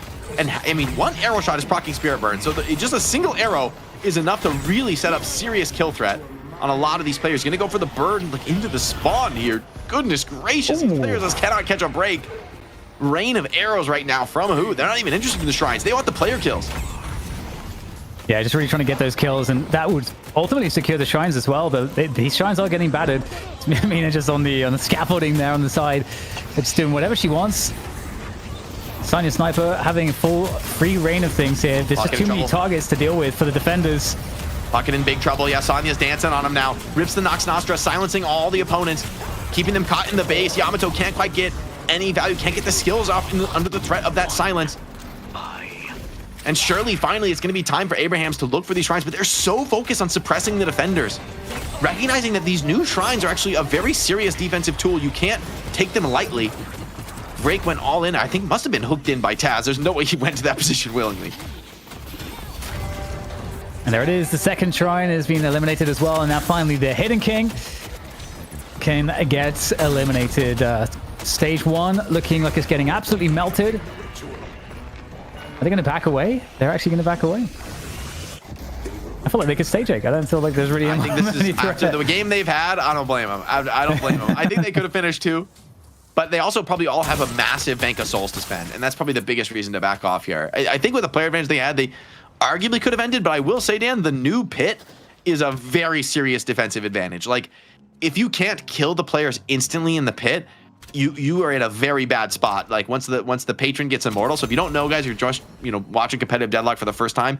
If defenders are in the pit, like the patron pit, for long enough, they make the patron actually immortal. If there's 2 defenders in the pit, 1 defender in the pit will give it 50% damage resistance. So it's very hard to end if you can't get a solid team wipe on the defenders and really keep them out of that part of the map. But they're looking to do just that. Abrahams, they brought their opposition outside of the base. Listic still healthy. D-Mob is not. Affliction's gonna kill him here. And Listic gonna add insult to injury, trying to help him get this kill. He's getting the heals. Wait, hold on. Is Affliction gonna actually kill this Shiv? He's getting a ton of support now from the teammates. Full desperation for Listic. Surely he's gonna be able to finish this one. Goodness gracious, that Shiv was living way too long. And a hook though, adding insult to this one. Taz brings the Ivy way out of position, and this could be the team fight they were looking for. D-Mob is down. They need to find some more kills, and hold on, where's the support for Taz? He's kind of in here all alone. Maybe he's overstepped the mark. The rest of Abrahams, no attention to continue to commit into this base. Divine Barrier keeps him a little bit healthy for now, but needs to just make it to that base entrance to get some support. Still a big player advantage here. You'd think this would be enough to be able to finish and close out the game, but this is the threat of that patron. Yeah, you got to respect it. I think this is kind of the meta right now. You got to be very worried about taking a risky siege in the opponent throne. And it's actually taking some damage. I'm not sure what's hitting it right now, but I guess it's a creep, so that was quite a lot of damage. 2 players to contest mid, by the way, and the Ivy's going to come too. At this point, it's do or die. Shiv is down too, and some of these players are not super healthy, but you don't have an affliction from Cosmetical. At the same time, the mid boss not going down easy. They need to pump a lot of damage in this one to get it down. Yeah, they're going to actually abandon it for now. Oh, Pocket comes in. Cosmeticals found his 1v1 against Silver here. The curse! Oh, no. And the barriers from Paige, they're so good. They turn together. It's like back to 4,000 HP in a second. Oh, my God. And mid-boss drops. It's only Ivy to make this contest. She's going to fly in. I mean, this looks so impossible, though. Surely not, right? Yeah, Silence can't even get that stone form off. Just has to go for the gamble parry, but Abraham's old hands now at Deadlock. Surely this is the game, Dan. 3 players down, full rejuice for Abraham's, full buffs as well. They're going to walk this one over. Yeah, nothing to get in their way now. Just an onslaught that cannot be stopped. They know they've got it in the back here. And Abrahams, they've had some scary moments, like you said, but this is it. This is the moment to finish off game 1. This is map 1. This is the best of 3. Hero damage. He is absolutely farming hero damage. Look at that. that's Yamato. That's a tanky frontliner. Just lose 1/3 of her HP. Bird coming in now. Tries to finish off, get some assassination kills, and Hoot. Just absolute spawn camping right now. Abrahams reassert their dominance. Listic in the backline with the shadow transformation. Paige counterspells the curse, though, from the patron, so I learned something new every day here on the night shift. Very cool play there. Oh yeah, a little bit of techers to close it out. There you go, you love to see it, and there we go. That's map 1, and of course there's another map to go here for Abrahams to lock in the victory, win the money match. That's y'all in the chat have been so awesome to donate to that prize pool. That's where the tips go. But that is the 1-0, and I think for Lowkey W, I mean, they really do have some staying power despite some of these rough starts that they seem to get themselves into. They do find ways back into the game, so huge credit for them there. And there's a lot of draft to be had. They can isolate where the problems were in the draft and what the danger points were, and they can try to draft around it to maybe create a better situation for themselves in map 2. Yeah, I feel like they had that huge moment on the mid boss, turning it around with an insane counterplay from Listic. But at all their phases of the game, frankly, this was Abraham's game, man. They were full control. Hoot just server admin on the Grey Talon, bringing absolute heat. I feel like this Taz Bebop, I don't want to give this away again, man. He's so nasty with the hooks. Early game dominance, like destroys the lane, roams, and has huge impact across the map. Listic was the standard bearer, though, for Lowkey W. He kept this game in contention almost single-handedly at some points with the mid-boss, with some of these kills on the Hoot. But it's just too hard to keep up. Abrahams, they adapt so well mid-series, mid-map, and then at some point it really felt like, okay, Listic is just tanking every single spell in the game. There's only so much he can do. Yeah, it's exactly. It's just the late game scaling looks really nice. I mean, the game, it wasn't really all that much about together, I think, for a while. You know, you had so much damage output and dominance and presence from both Hoot, Taz, and D-Mob obviously, I think we had a lot of, not throwing any shade out at any of the other players, but just in terms of, those Taz hooks and rotations were really oppressive. Demov on the shift had a just blinder of a start, got really far ahead and was bullying the map. So these were like some very difficult things for them to deal with. They just didn't have the answers until Listic got a little bit stronger towards that mid game, and then they were able to make some plays. But they were just otherwise, I just felt like the roster was lacking a little bit. Yeah, we're going to get the stats for you guys in just a moment and be able to check out maybe some more of the data on what actually happened in that last series, why, some of these plays were so dominant from Abrahams. But in a way, part of it's stats, but I think part of it is, a certain je ne sais quoi. This is just Abrahams, right? Like the way they're diving into the base, going for kills before the shrines. I think I see the problem, Dan. I think Hoot having 80,000 hero damage in a 36-minute game is not normal. This is not normally. Yeah. Crazy. You gotta probably maybe consider banning who at least on the GT. And this is not something that I think is too surprising, because GT, this is the kind of stuff GT could historically do, but obviously he's got a little bit some buffs in these recent updates, and just the way the complexion has changed in the meta. Now GT is a big threat again, and we talked about it, right? We said that Abrahams are going to set standards. Yeah, man, and they just do it every single week back to back. This team is indomitable. I feel like when esports orgs come to Deadlock, these guys have to be number one. I mean, it's Melee Creeps and Abrahams. They have set themselves a real standard. And Lowkey W, they're not out of the series yet. It is a best of 3, but it just feels like the gap is real here, Dan. Like, I can't even lie to you. I want this to be a really close series. I want to see more from Lowkey W, and I think, we're seeing the potential, right? You think about the game from like that Listic is having. That is the potential to actually be on the level of Abrahams. Like, Listic is right there as a player, and this is a team that's kind of recently formed, right? Like, this is some fresh roster changes, some big adaptation. So I wouldn't expect them to really bring it to Abrahams in their first time out. I just need to, it's crazy. Like, you need to see the same game out of Listic over and over and over again. That's the question. Can he actually deliver that against the best team in the world, or at least the best team in EU? I mean, best team in the world, TBD. We got to have a LAN to see the NA versus EU. Of course, Titans in both regions really vying for that spot.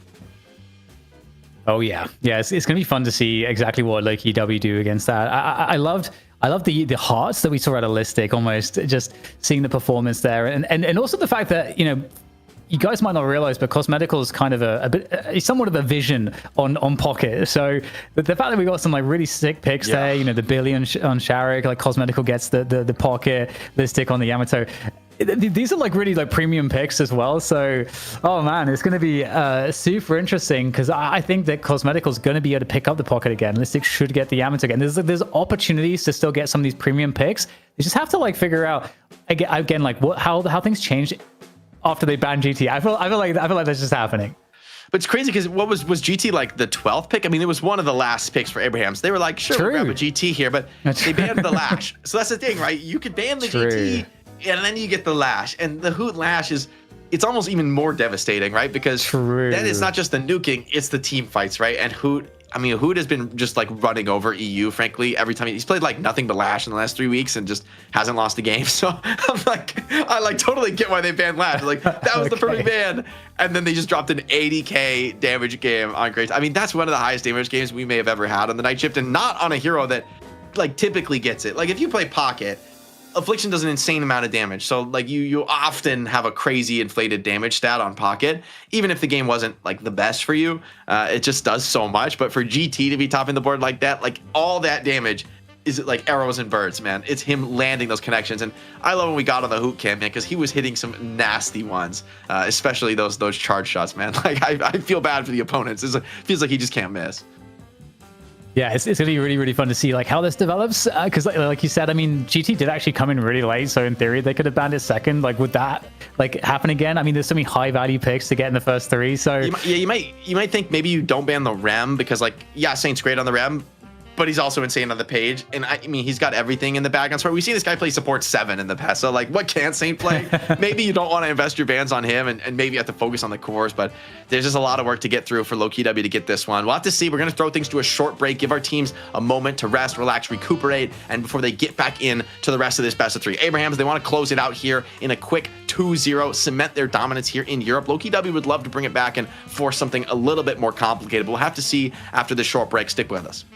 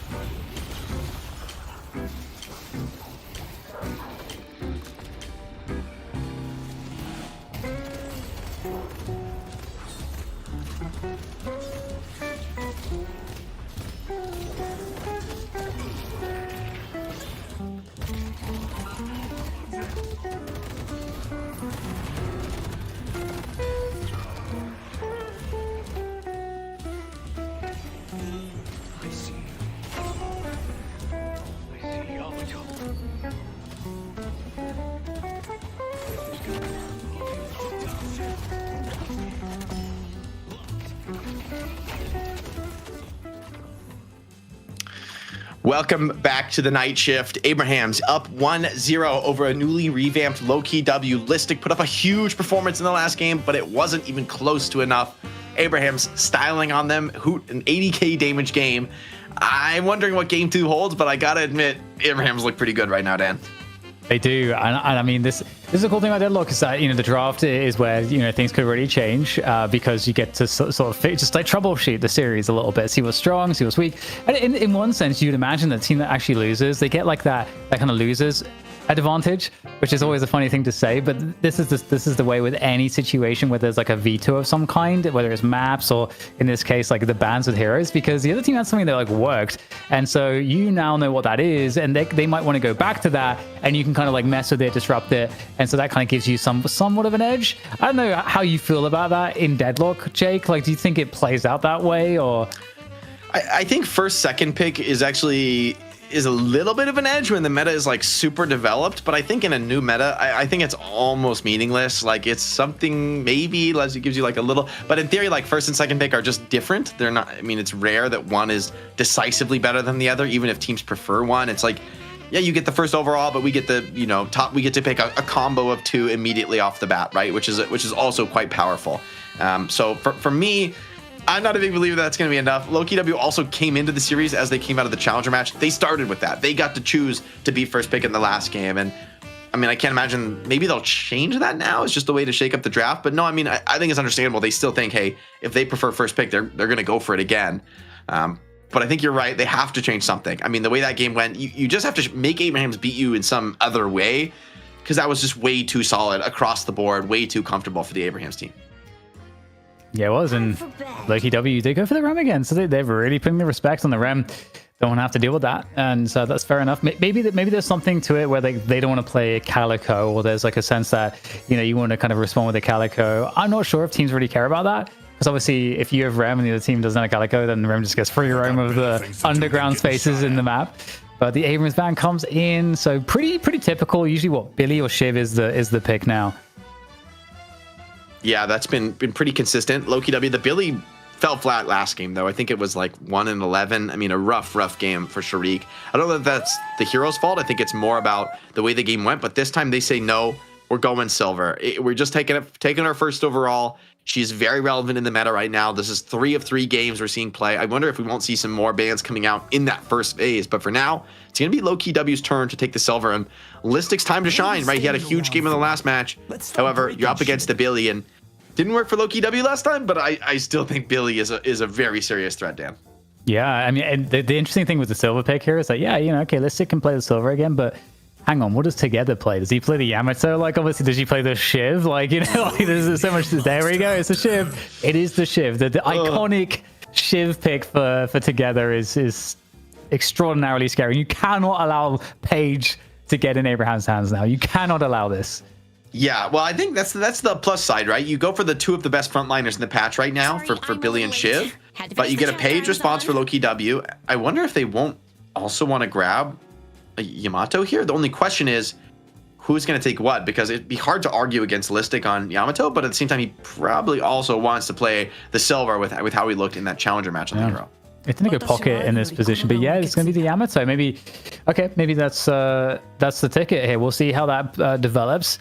I wonder if Abraham's pick up the Kelvin. I mean, that's something that Jason was speculating about, and Sai was saying there's a lot of value there, and especially with the Billy Shiv, I can see Kelvin really just being super irritating. But it's the Lash that comes in, and so you don't probably have to worry about the GT, just like you said, Jake. It's all gonna be fine. It's just who Lash. There's surely nothing you won't get like 6-man death slammed under a walker this game. You'll be fine. You'll be fine. I will say you have good tools to deal with Lash this game. Paige is like a classic knockdown builder. It's like almost standard on the build.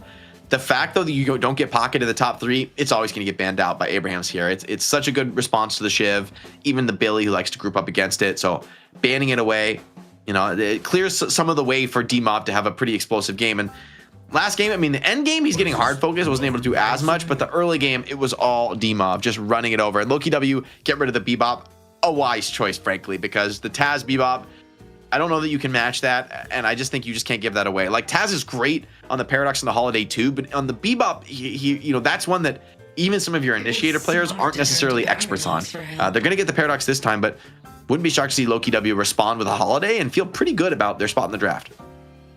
Yeah, and the 2 picks with Lash and Paradox now is getting kind of scary. That the playmaking that's possible is certainly quite high, But yeah, the cosmetical ban in pocket is interesting. I was going to say, what does he play Mina? That's probably where cosmetical is going to find himself now. So he's been secured in the draft. I don't know that he'd play a Yamato, but actually that maybe. I mean, like you were saying, like who plays the Yamato now that's Listic's on the silver? Guess that remains to be seen. Yeah, a lot of TBDs here. They get the Geist, which I love the Geist right now. I think Geist is probably one of the best of these late game gun carries, since she has pretty solid early game. Like you don't feel like you're giving up much in the lanes, and then when she gets ultra late, just has one of the best top ends in the game, and can really tangle even with stuff like Billy. Abrams go with the Warden, so they want a bit of a stock standard gun carry for themselves, and Warden does build us some incredible gun damage in the late game. I don't hate the Warden here, but traditionally Geist has been viewed as a powerful response to Warden, since the uncontrolled damage of the ultimate gets Geist low, and then she just has a force swap, and the McGinnis from Abrahams, let them cook. Let them cook. What the hell? Okay, that's really, really interesting. McGinnis, that's so interesting. I will say McGinnis in the late game is a monster. Is like when you get the heal. I mean, this is support McGinnis, the heal is insane. Yeah.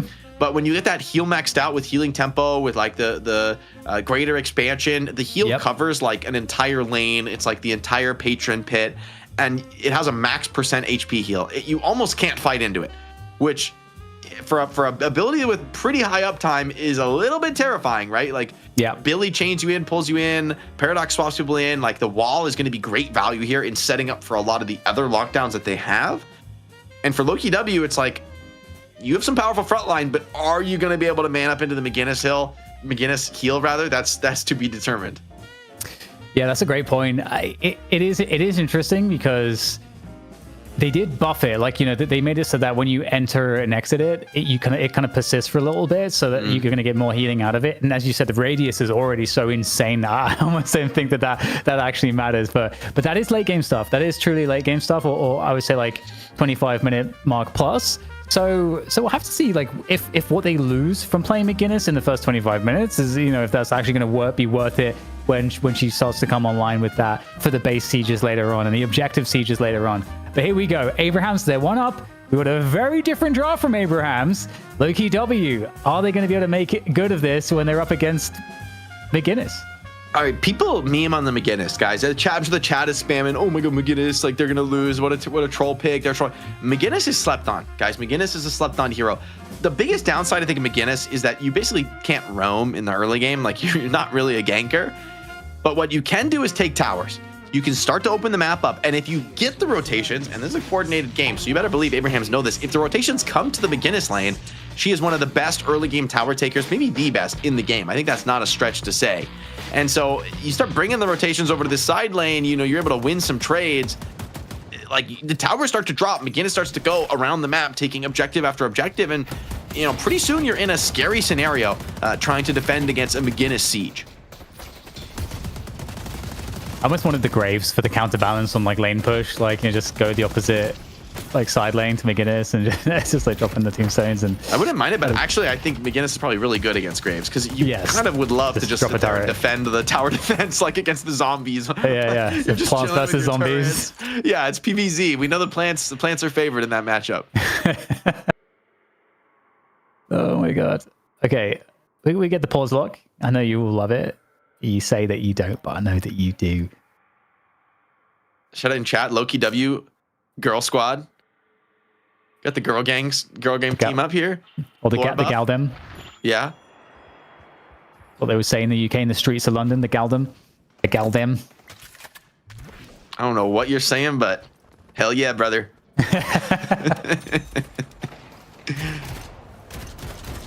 All right. Okay, so we've got the Holiday Silver up against the Warden Lash. Okay, who do we have? Okay, Listic is on the Silver. Cosmetical is actually on the Mina. Okay. Or the Yamato, you mean, right? The Yamato, that is. Sorry, and Sharik is on the Mina, yeah. That's interesting. I wouldn't have pegged Sharik for us. However, in the past, Sharik did play like the Warden gun carry. It's been a while since we've seen him here on the night shift. Already, Silver's really low in this lane, though. This is something I'm a little bit worried about, is like, I think this hero's a weak laner. And against with Holiday 2 is not a very strong laner either. Uh-oh, up against Warden Lash. Not a good start for Listic. Gets first blooded by Warden, who, this is the gun carry for Abrahams. Like, this is the one you probably want to have a dream start this game, especially when you're going to run a McGinnis draft and you're going to try and clear down towers really fast. He's going to be able to not only get that kill, he's going to be able to steal the small camp, steal some enemy boxes, keep the wave shoving. Nice parry, though. Hold on, but the counter parry. Sing comes in out of nowhere. It's a burger box here on the side lane. Paige gets a parry of her own that keeps Cosmetical alive. And suddenly, it's a 2-0. Lowkey W outplaying on that one. And so both side lanes, they typically, it's actually the side with the small camp that has an advantage in these lanes. But it's actually going the other way, which is pretty surprising. Honestly, Trax deserves a medal for that. Like, not only saves... I did not see him coming. Like, I was like, wait, there's no... Who was here? And he just dashes in with the perfect little parry. Man, the rate of fire is so bad on this gun. You do no damage. But wait, with the first kill, though... They get parried. I was gonna say, don't get parried. There we go. Yeah, who went for the parry on that one? Early. Man, this is... Okay, this is a burger box and a half. This is an absolute burger box. Surely this is a free kill. Wait. He kicked out. Oh my God. Wow, what an escape. Dude, this is one of the craziest early games. This is a classic game 2 in the night shift. Lowkey W, by the way, up 2k souls. I mean, this is the definition of calling that way too early, but it's something. Wow, that's oh my God, that's crazy. Sanya Sniper had Listic dead to right, so that was epic. Okay. So the bola preventing you from jumping means you can't mantle over that tiny little wall. It's like, oh man. So epic. Okay. Well, this time we do have we got Demov on the ship again, which is a scary prospect. Big damage here in the side lane. Holiday needs to be able to make it. Doesn't matter though. Taz roams into this one, gets that kill in the side lane. And it's going to be a second as well. Listic, surely. Wait. You're taking a lot of tower here, Hoot. Taking a lot of tower. Okay, the Flog lifesteal keeps him healthy. Securing this early game very well for Sanya Sniper. That was pretty painful, but worked out indeed for Mr. Hoots. He's going active build too. This is a very he's going to do jungle camps very, very rapidly in the early game with this build. Oh yeah. The active reloads coming on through gives you the lifesteal, and also that you get more you get a better cooldown of that than you would for Quicksilver, right? Like this better for I think farming it's because of that reason.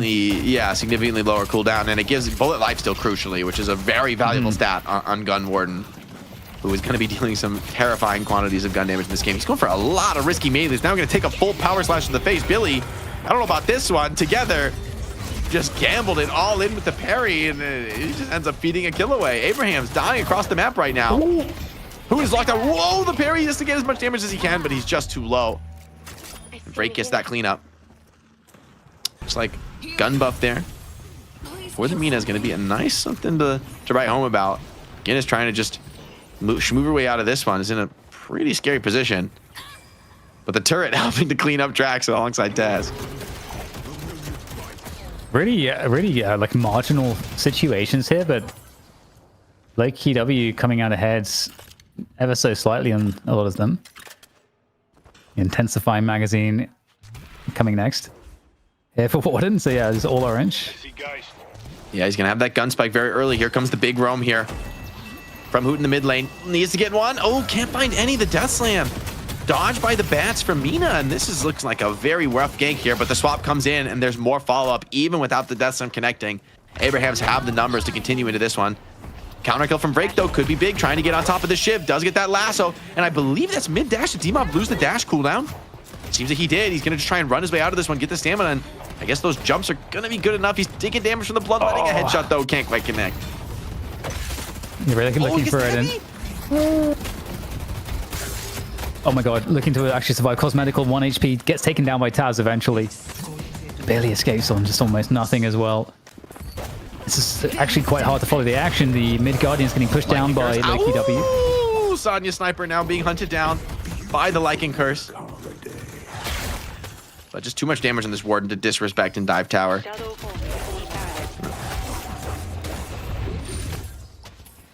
Oh, yeah, of course, they got the 2 transformations, Shadow Transformation and also the Lycan. So that's pretty cool, but D-Mob going in for the blob. Speaking of the blob, sad, RAP Viscous. We don't really tend to see him now, it seems, but... Oh, he's ulting. Yamato. Oh, Yamato with the fast track power slash. Surely this is enough. Yeah, and Sonya, even with the ulti, plays out of that one. Doesn't seem to be the case this time. Paradox coming in. Nice cancel there on that zip. Cosmetical. Great tech on the Yamato. Get out of that one. Rotation came in from Taz, and no Joy's gonna have to go back to the mid lane. Oh, nice connection there with the Mystic Shot as well. On the bombs thrown by Yamato. And indeed, Lowkey W looking to get this mid tower now.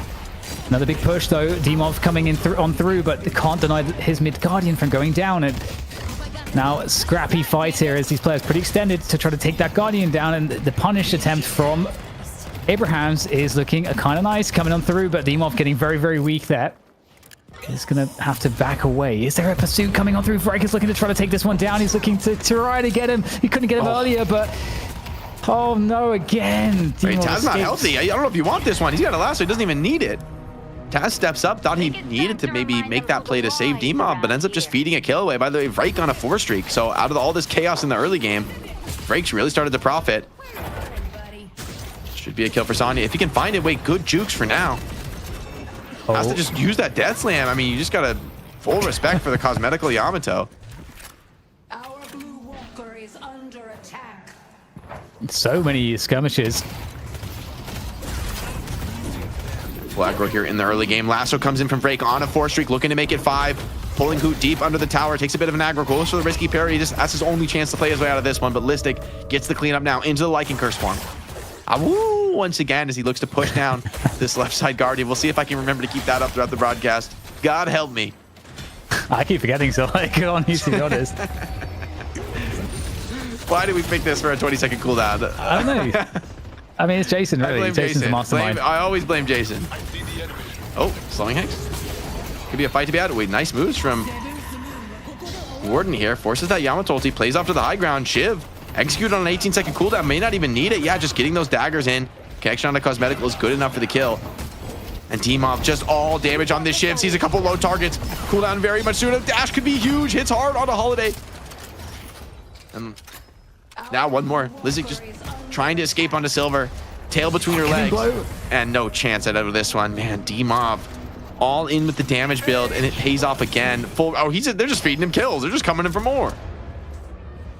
Yeah, you don't want to do that exactly. This is not a good look. And that sequence is what tipped this one over the edge towards Abraham's favor. Now, got that 4K lead, and the bridge buffs are coming up now in a couple seconds. We also got the urn as well, so this is where things can get really interesting. There we go, some positioning on the bridges. Build from Sonya has an insane farm build. Like, this is a very greedy start build, but it's fully optimized to do the jungle. So I'm expecting the other 5 members of Abraham's to fight aggressively right now and try and make plays, and Sonya to just emerge from the jungle in 10 minutes with like 30k souls and end the game. Blob has a lot of pressure right now to keep up with that pace of farm.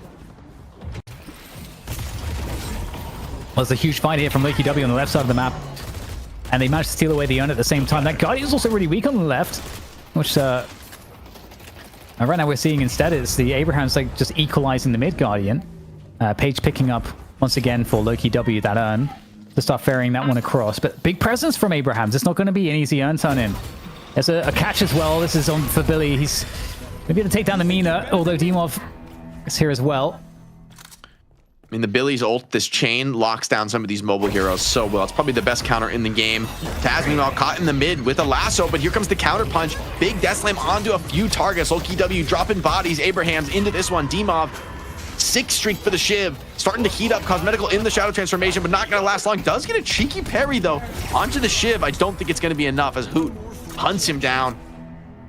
Continuing to bring the pace of the tempo in this game. I mean, this is classic Abrahams. You can bring the aggro on them in the early game. You can try and up the pace. They will not back down. You better be ready to burger box for 20 minutes because Abrahams will not go back to farming. They will just continue to bring that pace in the fight.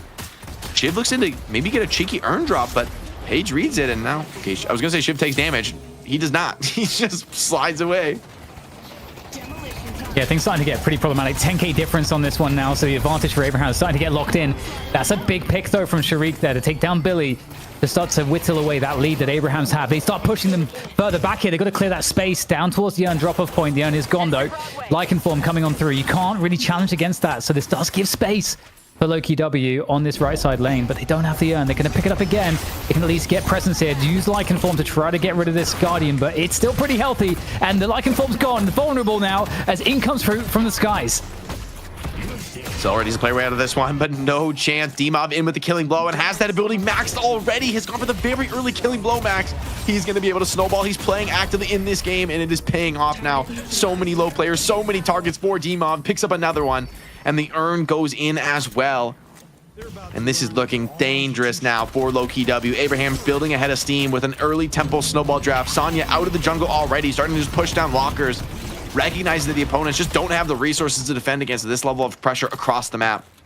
Still with Geist here, dropping that bomb. It's going to be enough to send him back to the jungle, but I mean, not much is lost here for Sonya. He's still very efficient in this game, keeping up in net worth with Dimov, who's on like, what, a 9 kill streak? I mean, pretty crazy stuff already here for the Warden. No jumps, though. It limits the Paradox a lot. He has to go for a risky swap now onto the Holiday. But he's in a pretty compromised scenario. Just going to go in and dive forward to just do what he can as far as the lane pressure goes. Okay, and this looks kind of tough right now for Lowkey W. They've got to fall off here. That Guardian is low, but they have to respect that more players have come to this fight. Guinness is here as well. Saint ready to Curse forced out. I don't think this is value. I mean, Curse is going to be down. You really want to go for this one? Lowkey W are starting to feel the pressure. They're trying to get in. Lycan Curse almost over, though. He's going to find himself very aggressive in human form. Death Slam targets just one, it seems. But, oh, Silver transforms back into the human form, getting nuked down, though, in an absolute blender here of Abraham's Origin. And Dimov, he wants more. Okay, he's going to dive this. He's going to die. Okay, he's crazy. He's crazy. He's got to slow down for that one, though. Okay, Blob's going to get the tower, but I mean, he's going to get cut off here. I don't know if Blob ever survives this. And Dimov's running the cutoff path. Wait, no. Can't get there in time. It's good enough. Good work. Yeah, good looks from Blob there, taking a small opportunity and finishing off that mid Guardian finally. Big dodge to the captivating read there. That would have been sudden death for Hoots. And actually, you know, okay, 13k difference. It's somewhat stabilized around this differential, but obviously the problem is Abraham's looking good to grow, and they're going to go for another team fight here into enemy territory. Silence is good under the lash, though. Prevents him from getting a lot of his damage off, and they're looking to hunt him for more. Drake doesn't have that lasso, though. Trying to just get it for this kill, and Sonya is down, so hold on. Maybe a bit of a window in the mid lane. It's going to be costly in the side lanes, though. It looks like both sidewalkers are under immense pressure. McGinnis getting a lot of damage here and says, hey, you're not backing off yet. You're going to go for this mid. I'm going to finish off this side. So it's going to be likely 2 sidewalkers to be picked up for Abraham's. McGinnis, pretty supportive build, though. Doesn't really have the damage. You get to see some of what's going on here in split screen. The fight into mid. More aggression here onto the Lash. They're trying to chase forward onto him. A big power slash needs to connect max power. Not quite enough to take down Hoot, though. So he's going to be able to reset and come back into this one. Midwalker is going to go down, but will he be able to get out? 1 down already. Tracks just a sliver of HP on that page. And I mean, you just have to run for the hills now. Oh my God. Oh, he's together. Just styling on him a little bit, letting him know, letting him think about what he's done. Now, the mid walker as a constellation, losing 2 walkers, it's not the worst thing in the world. It's like the mid walker's the most valuable and the toughest one. So yeah, that's not bad. I mean, in terms of map control, like we'll see if there's anything that's salvageable here. The Ernest is going to get picked up, but who's on the chase and who is going to be able to outmaneuver this? Surely he just gets this dropped. Wait, he didn't drop it? Okay, I think he's out actually. Maybe? Amina's there now, so yeah, he's going to chase away. They're going to do mid-boss. You're carrying the Urn away. They know you're not in position for this one. It's an instant take of the mid-boss, and this time, no issue with the gun damage. Triple turret up with the spirit buff from Saint. This is incredibly hard to fight into now, and there's not going to be the contest. They're just too far away. This time, Abrahams with massively more mid damage capitalized and proving they're a much more significant threat in this game when it comes to those objectives.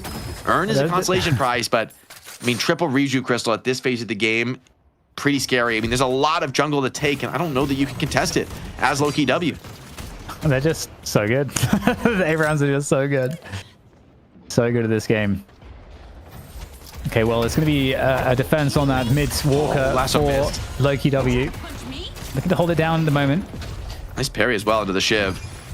Slows him down a little bit, makes him take that a little bit more seriously. But no lasso means you're missing one of those key punishment ults when an enemy tries to go for a siege. The question is for Abrahams, do they really want to force anything right now? I mean, you could easily just go clear all the sinners across the map. And I mean, that's we're talking like 20,000 souls available across the map right now. And if you don't contest that for Lowkey W, it's at your own peril. It's you know, maybe it's not going to be felt now, but it's going to be felt in the next round of buys from Abrahams.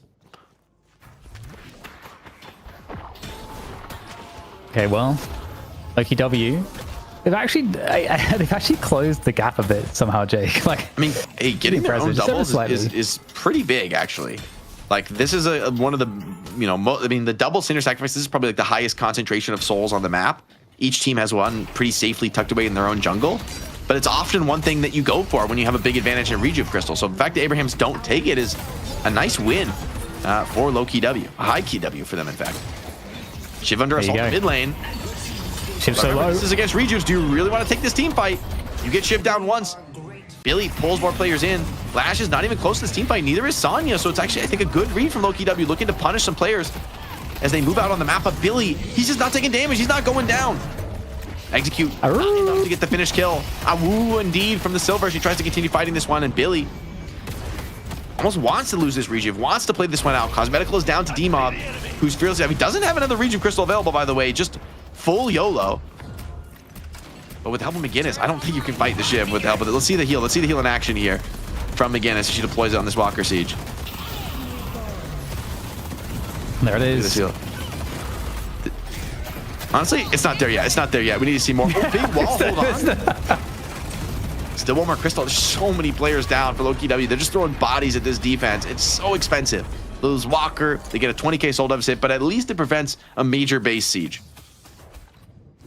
Yeah, I'm just looking at the Dyson's there. Yeah, we don't even have Mystic expansion yet. I mean, I guess you don't really need it necessarily, but yeah. Also, like, maybe no level 3 on the healed, so gotta wait for the level 3 heal for the max heals. I think he... Okay, Hoot on the catch here. Is he gonna go for this death slam? Why not? Oh, whoa! That one, maybe. A little bit of a misplay from Hoot. And they're gonna try to punish this. I mean, remember, there's still a Reju available for Abrahams. I think Abrahams would relish this fight. Cosmetical goes down, didn't have the Yamato ulti. Maybe they didn't expect this many Abrahams players to be right behind Hoot, ready to back him up.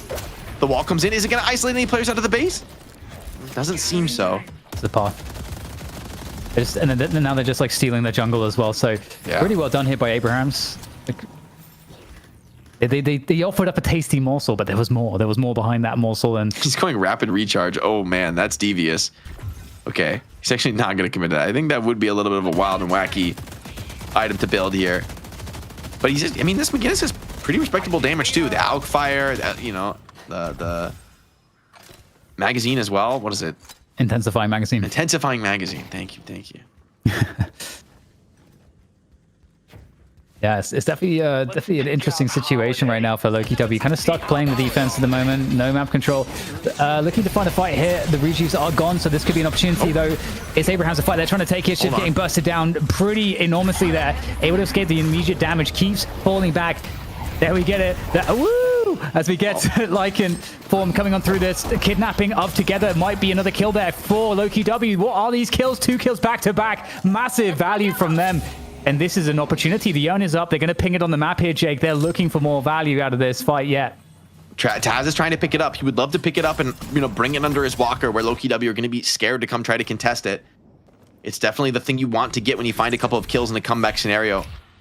One of the things in a recent Deadlock patch is that when you die with a big soul lead, you actually have a much longer respawn time. But I think this position under the walker, even with the 4v6, too tenuous with the spawns coming up soon.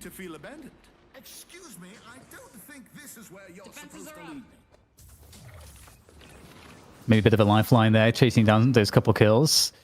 And though from McGinnis for Abrahams, it's a comeback earn. So I don't know. For Abrahams, it's not very easy for them to go challenging this one. But hang on, this is problems for Listic. Dodges that stun just barely. He's close to that transform though, and he's a little bit more damage. Not gonna find it this time though, and maybe wouldn't really want to commit on a 26k Sonya, who by the way has quietly built up a monster lead of souls here. If he's able to pump damage in this fight, you see the impact of that even on the holiday. Juking away, it's still a glass cannon stack for Sonya. Bangs that one up, take that one to go. And now he's gonna head over right to the urn. I mean, you need to contest this urn right now for Lowkey W, but you're down a player. It would be an expensive fight to lose. And together, looking to catch anyone who dares contest with a Billy, and no chance sticking around for that one. Okay, 30k difference. That's where we are again. Hey, I mean, it was you know, the Yamato last time on Listic that it was able to turn it around the mid boss, but they also had a pocket too with the afflictions. So that's another big game changer ult. They do not have it now. And Dima has played his way out of so many of these situations this game. And take a quick base heal. Wants to be fully ready. They want to start fixing the waves now, clearing some side waves. I mean, look at the split on the map. Look at that mini map for Abrahams, right? They're not grouped up at all. They're not looking for a team fight. They're just efficiently splitting and farming the map. Lowkey W have to find kills to punish this kind of a play. If you allow Abrahams to play across the entire map and just everyone's solo farming a jungle camp, I mean, the lead is going to balloon out of control. But I don't know, Lowkey W, that's the only way they can fight, is with the kind of player advantage you can engineer with a death ball play. That being said, who loves a death ball more than Lash? Hoot up on that high ground, waiting, watching. Anyone who dares step up could find themselves in a tough spot. Mid boss up. 25k difference right now, so that mid boss is... You probably want to find a pick first if you are, you know, even if you are ahead like Abrahams are. And okay, there's that catch. They found Billy on the right side lane. This might be the moment here to get a pick. I don't know. Can he escape it? He's tanky. He's got support coming in. The rest of the team is coming down on this one. Here comes the Awu, Lycan Curse. They're on top of Taz now, trying to get that finishing blow. They do find it, but here comes the big Billy chain together. Has found many, linked them together. They're trying to battle though, and the Lycan actually is getting big damage. It's a parry onto together, actually secures that kill into him. So 2 down for Abrahams. We need to see how big clutch in this team fight to bring it back. Imov, it's not going to be him. He's trying to run for the hills. He's trying to get out of this one. Hoot has found Sharik in the chaos. Saint looking to pick around the edges. Big lash shot. It could be, no, not quite. They slip right past him, and the Yamato ult denies it. Cosmetical now chasing. Who doesn't have much left to offer into this type. And team diving under the walker is pretty risky. Here comes an unstoppable Warden. Diving in on top of them, ripping the ultimate. Listic not going to get a chance to proc that Lycan form again. And Sonya standing tall. No ultimate on this Yamato, just to deal with damage she can. Oh, picking the max power clutch is risky. Sonya, though, plays the corner well and finds that kill. Wow, what a lasso connection there. That's completely vertical catch, and I mean, it might be an escape though, so that's pretty ridiculous. How does he get out of that one? He looks completely Did he get rescue dead to beams? right. I mean, Blob was just spamming the hell out of him, but yeah, maybe. I mean, it could have been just that ground slam. I think so, because McGinnis was there as well. Could be ground the power slam of too. Saint. Great looks from Abrahams there to come back in. They lose 2 to open that fight, and yet they're arguably the ones who come out ahead. Good trades. The macro was against Lowkey W because Abrahams is playing that map split as they were. Mid boss danger. Right? Yeah, they're just going to send it. I mean, there's 2 players dead, and you have to clear the shrines. I mean, you got creeps on your shrines. You have major macro map problems right now, and the mid boss is being taken. No Paige ulti. Paige can just do what she can to harass. Does get a 5-man binding read, or captivating read rather, but is it going to be enough? McGinnis walls off the pit, making it very awkward, and there's not even a chance to come in for the contest. Lowkey W just have to run for it now. You do not want to lose players as you kite out of this one, but that's going to yield 2 buffs. It's going to yield map control. It's going to yield earn. And this is just everything you want as an Abrahams fan. Looking to close this one out 2-0, showing a real class differential between these teams at the top of EU. Oh, such a difficult spot to work against again. And I know that we set it up before this game took place, where like, okay, amazing game we had in the Challenger match. Really was. But like Abrahams, somehow they are better. They somehow they have like levels above everybody else still, and that's kind of what we're seeing in this game here today. Although Lowkey W are doing a great job. Comeback on here is going to be turned in by Abrahams. There's no real challenge to this. Free one. Yeah, just looking to deny what souls you can. Here comes Billy, full sending at the wall, has isolated this Yamato out from the rest of her teammates. Cosmetical may need to pop that Shadow Transform just to keep this fight going, but hold on, chasing through this choke point, you're taking a lot of damage. However, it's maybe just not enough. Shiv is through. Dimov looking for more. Warpstone's back for the moment. But even with that Lycan Curse, even with the woo from Listic, it's just not enough. Lash ulti, he just, slams some players away.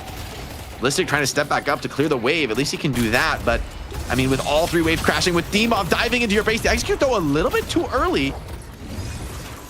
And this Reju, a little bit tenuous on the low HP for Shiv.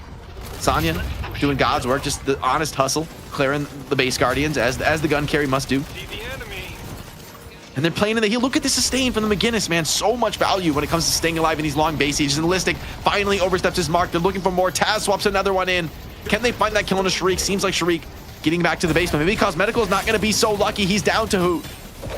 And with 2 players now off the field, break just off the respawn, 3 Reju crystals. This could very well be the end of the game. A lot of time left on this Reju. You've got to be able to grind these resources out. But missing some of your most important players to make that defense happen, this looks very difficult for Lowkey W. Yeah, there's not too much really to combat this with. The damage output is just too much. First stage is gone. And, I mean, they could stay in. They've got 3 Reju still. I mean, they don't have to go. Spam ping on Holiday from Hoot. They want to wait out some of these ultis. I mean, I will say, Abrahams, none of their ultis are available. There's an argument for them to play it slow for just a second, but at the same time, they could find some of these trademark hero dives around the base. That could all turn around. Dimov has found Listic. No Werewolf, no more Awus in this game. Will there be a lasso? You can pull Shiv deep into the base. All right, the tower, the base guardians rather going to deal massive damage. But hold on, wait, Shiv is fighting. Shiv is going in deeper. He does get back down.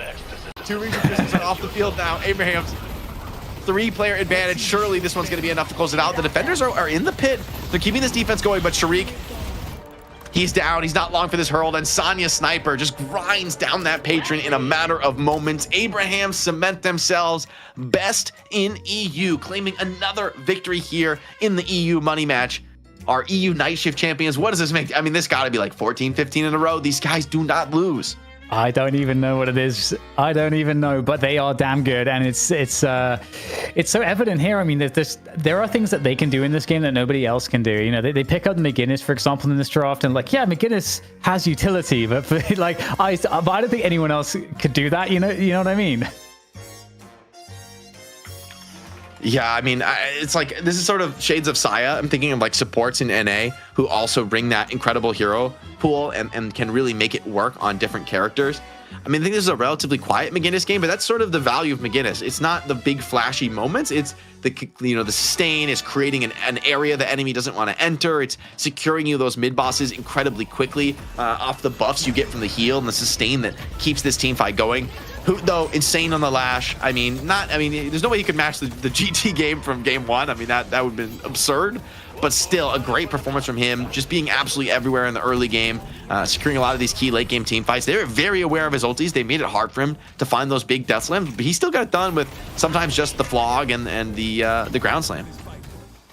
Yeah, that is a great point. It did feel like Hoot could have had more impact. Not that saying that he didn't play well, but just the way that they were able to slip past some of those death slams was pretty crazy, and so it could have been so much worse in that respect. And Lowkey W, they had a lot of skirmishes in the early game, and they did really well. We talked about Trax having like really good plays with the page there, being able to get some really great saves onto cosmetical, and just in general, I think great use of the silver pick as well to try to like do that early game or have that early game impact when it is harder to have that early game impact. All the while, you had Ward and like Sanya just like chilling, just like going really greedy and farming up, and they managed to keep it competitive. So like, I mean, it's like really rough for them, a game like that. But at the same time, like these are the games that will make Lowkey W better because the Abrahams are ahead, sure.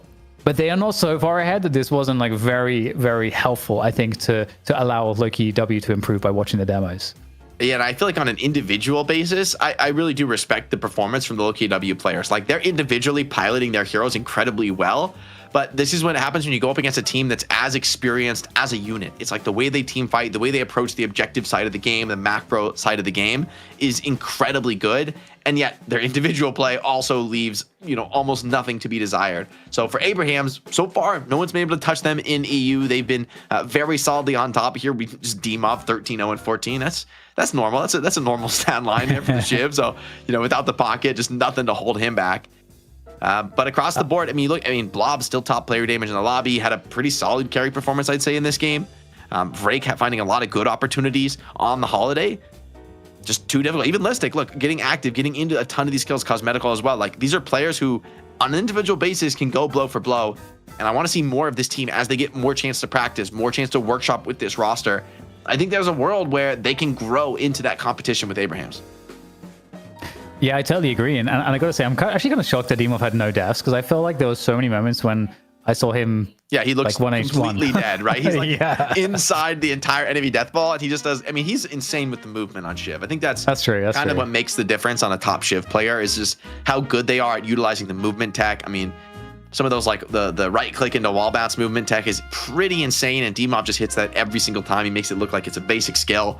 I assure you, it is not that simple to be as consistent as he is. So that's what leads to the performances like this, just the individual level across the board on all these teams. And one last thing as well is that Hoot has actually had incredible damage output, despite not seeing some of those death slams connect. He still was head and shoulders above everybody else on the team, which is kind of wild to think.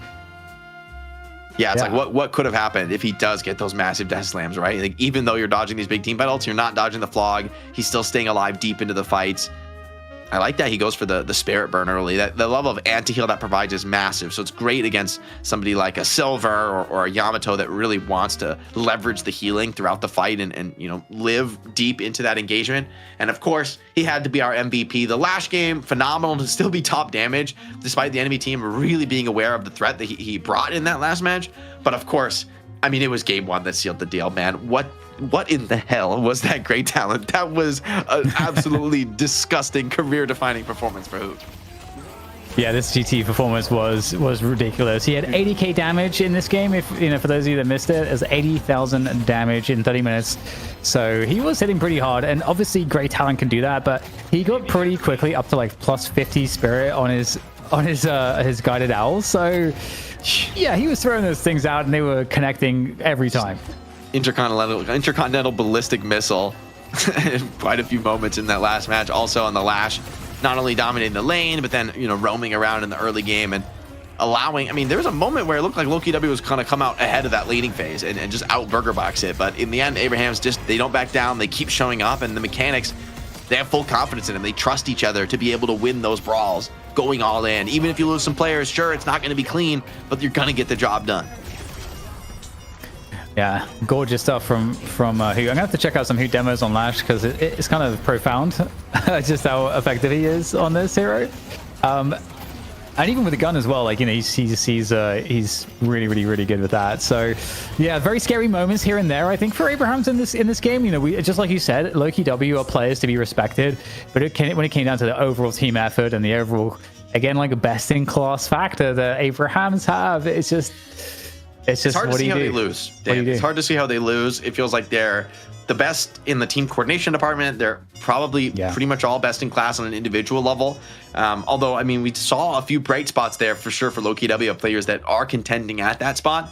But until you get those reps in as a team, until you grow and you're able to contest them in the team department, feels like a bridge too far. You know, it takes them kind of getting a little bit sloppy, taking some gambling mid bosses to get the enemy team back in the game. And it's pretty impressive they've been able to hold on to that crown for quite so long. However, this hasn't always been the case. There was a time that Abrahams was really that second team, right? Was trying to unseat what was the Buffingers who ran the table for quite some time. So I'm you know, you never want to get too comfortable as an Abrahams player or a fan, you know, because there's always going to be that team grinding in the back line and just, you know, working their way up, and eventually they could come supplant you. You know, this spot is not given for free. It has to be earned.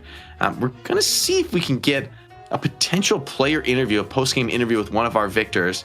TBD on that one. I'm curious though, Dan, no Graves yet so far. EU is wrapping up. We didn't see a single Graves. Will NA show us any of our favorite new Necromancer? I feel like NA is usually a region that is happy to experiment, and is also like sometimes quicker, I think, to try newer things. Maybe than EU. I mean, they just have different perspectives on the game, so maybe that's the wrong way to talk about it. But I feel like, yeah, we could see it for sure. Graves is considered to be quite strong, and she does provide a different mechanic in the game, which is interesting to play against. She has a lot of limitations with movement. That's really kind of her greatest weakness.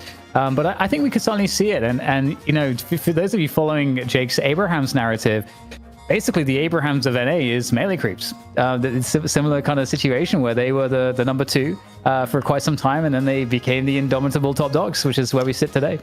It's always easy to say. It's easy to type in the Twitch chat team diff and think that you're always going to be on top, but it's just not the case. You got to earn it. You got to stay there. You got to work every single week. Rather, we are here on the night shift trying to determine who is the best in the world and in each region right now. For now, it's clear. Abrahams, they retain that championship. They retain that crown. I wonder if we have Hoot ready in the interview. I see him in the green room. I see him getting ready. Be able to chat to him in a moment about that absolutely massive performance. And here he is, the man of the hour, Hoot, our MVP from our championship match. Another win for Abrahams. Just another day at the office for you, or how did that one feel playing against some old foes in Listic and Cosmetical? It felt good. I mean, the entire team is filled with my friends, so it was fun to beat up my friends with the Talon. Yeah, it was good. Yeah, the Talon looks really, really good. Do you think in the current meta we're going to see a lot more Talon? Is Talon super, super strong, or just you know, you found the right game for him? I think it was kind of an okay game. I just got a really, really good start. I think I got plus 50 spirit from my ult at 12 minutes. Yeah. So I did end up with 200 spirit at 12 minutes.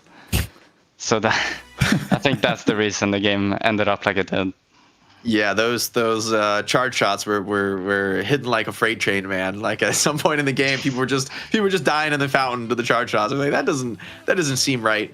I gotta ask about the new heroes, right? This is a big moment in Deadlock after 3 new heroes just dropped, big new update with the new patrons. I'm just curious, like, well, number one, I guess for you personally, what's your favorite of the first 3 heroes that have dropped so far? Like, what have you been enjoying the most to play, if you can say so? It's gotta be Silver. I've been waiting for Silver since the patch released. She's just looked the coolest out of all of them, and she's by far, I think, by the other 2 heroes that's been released, the most fun player or fun hero to play. Is it the movement and the combos and stuff with Silver? Because it seems like she has a very high skill ceiling, like high damage, but you have to have good mechanics because there's so much mobility too. Is that part of it? Because she seems like she has some weaknesses. Obviously, the Lycan forms are strengths, but like farming and stuff and laning seems a little like there might be some weaknesses there.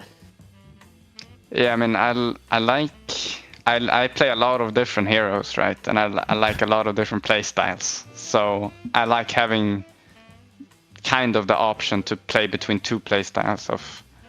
Or it's swapping between playstyles of playing like an assassin with her human form and then going just full on tank. in wolf form. Nice. Yeah, I'm excited to see as players, get some more experience on Silver, what they're able to do. It feels like she has so much combo, so much potential. And we were talking about this before we had you on here for the interview, but we didn't see any Graves at all in EU. She did take some pretty big nerfs in that Silver patch. Do you think that's why she isn't being played right now, or do you think it's more about the way the hero fits into the meta for competitive play?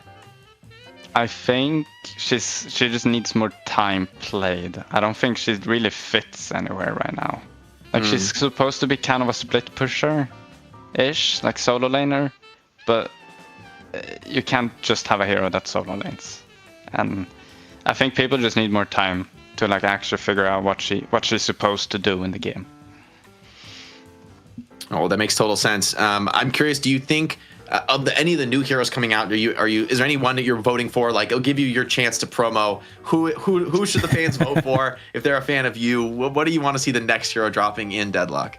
We gotta vote for Apollo. We gotta get the high movement skill hero in the game. And Apollo needs your help. I'm pretty sure Apollo is going last, brother. Like, without your support, I'm pretty sure Apollo's going last. Probably, unfortunately. So, before I let you go, I want to give you the chance. Are you stream on Twitch? Are you on YouTube? Where can people go to find your gameplay to learn how to play Deadlock at the highest level? Yeah, I just stream on Twitch at HootDL. That's where I live. All right. Wow. You get the man.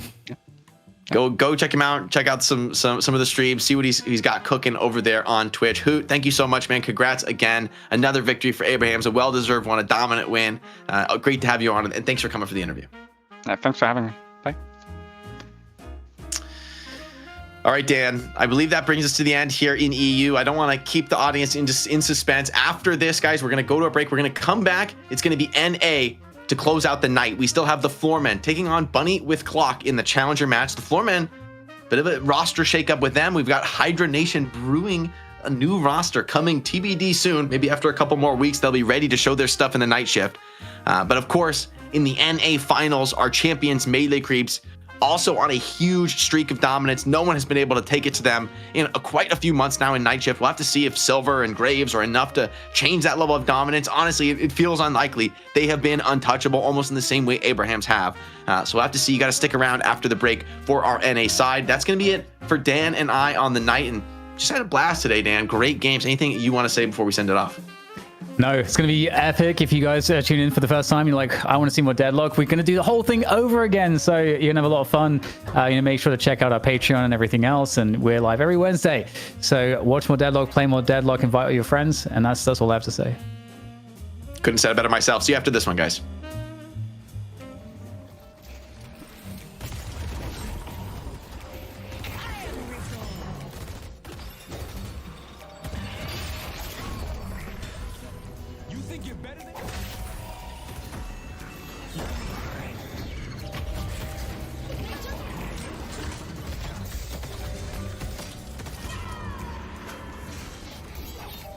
One more body for the pop.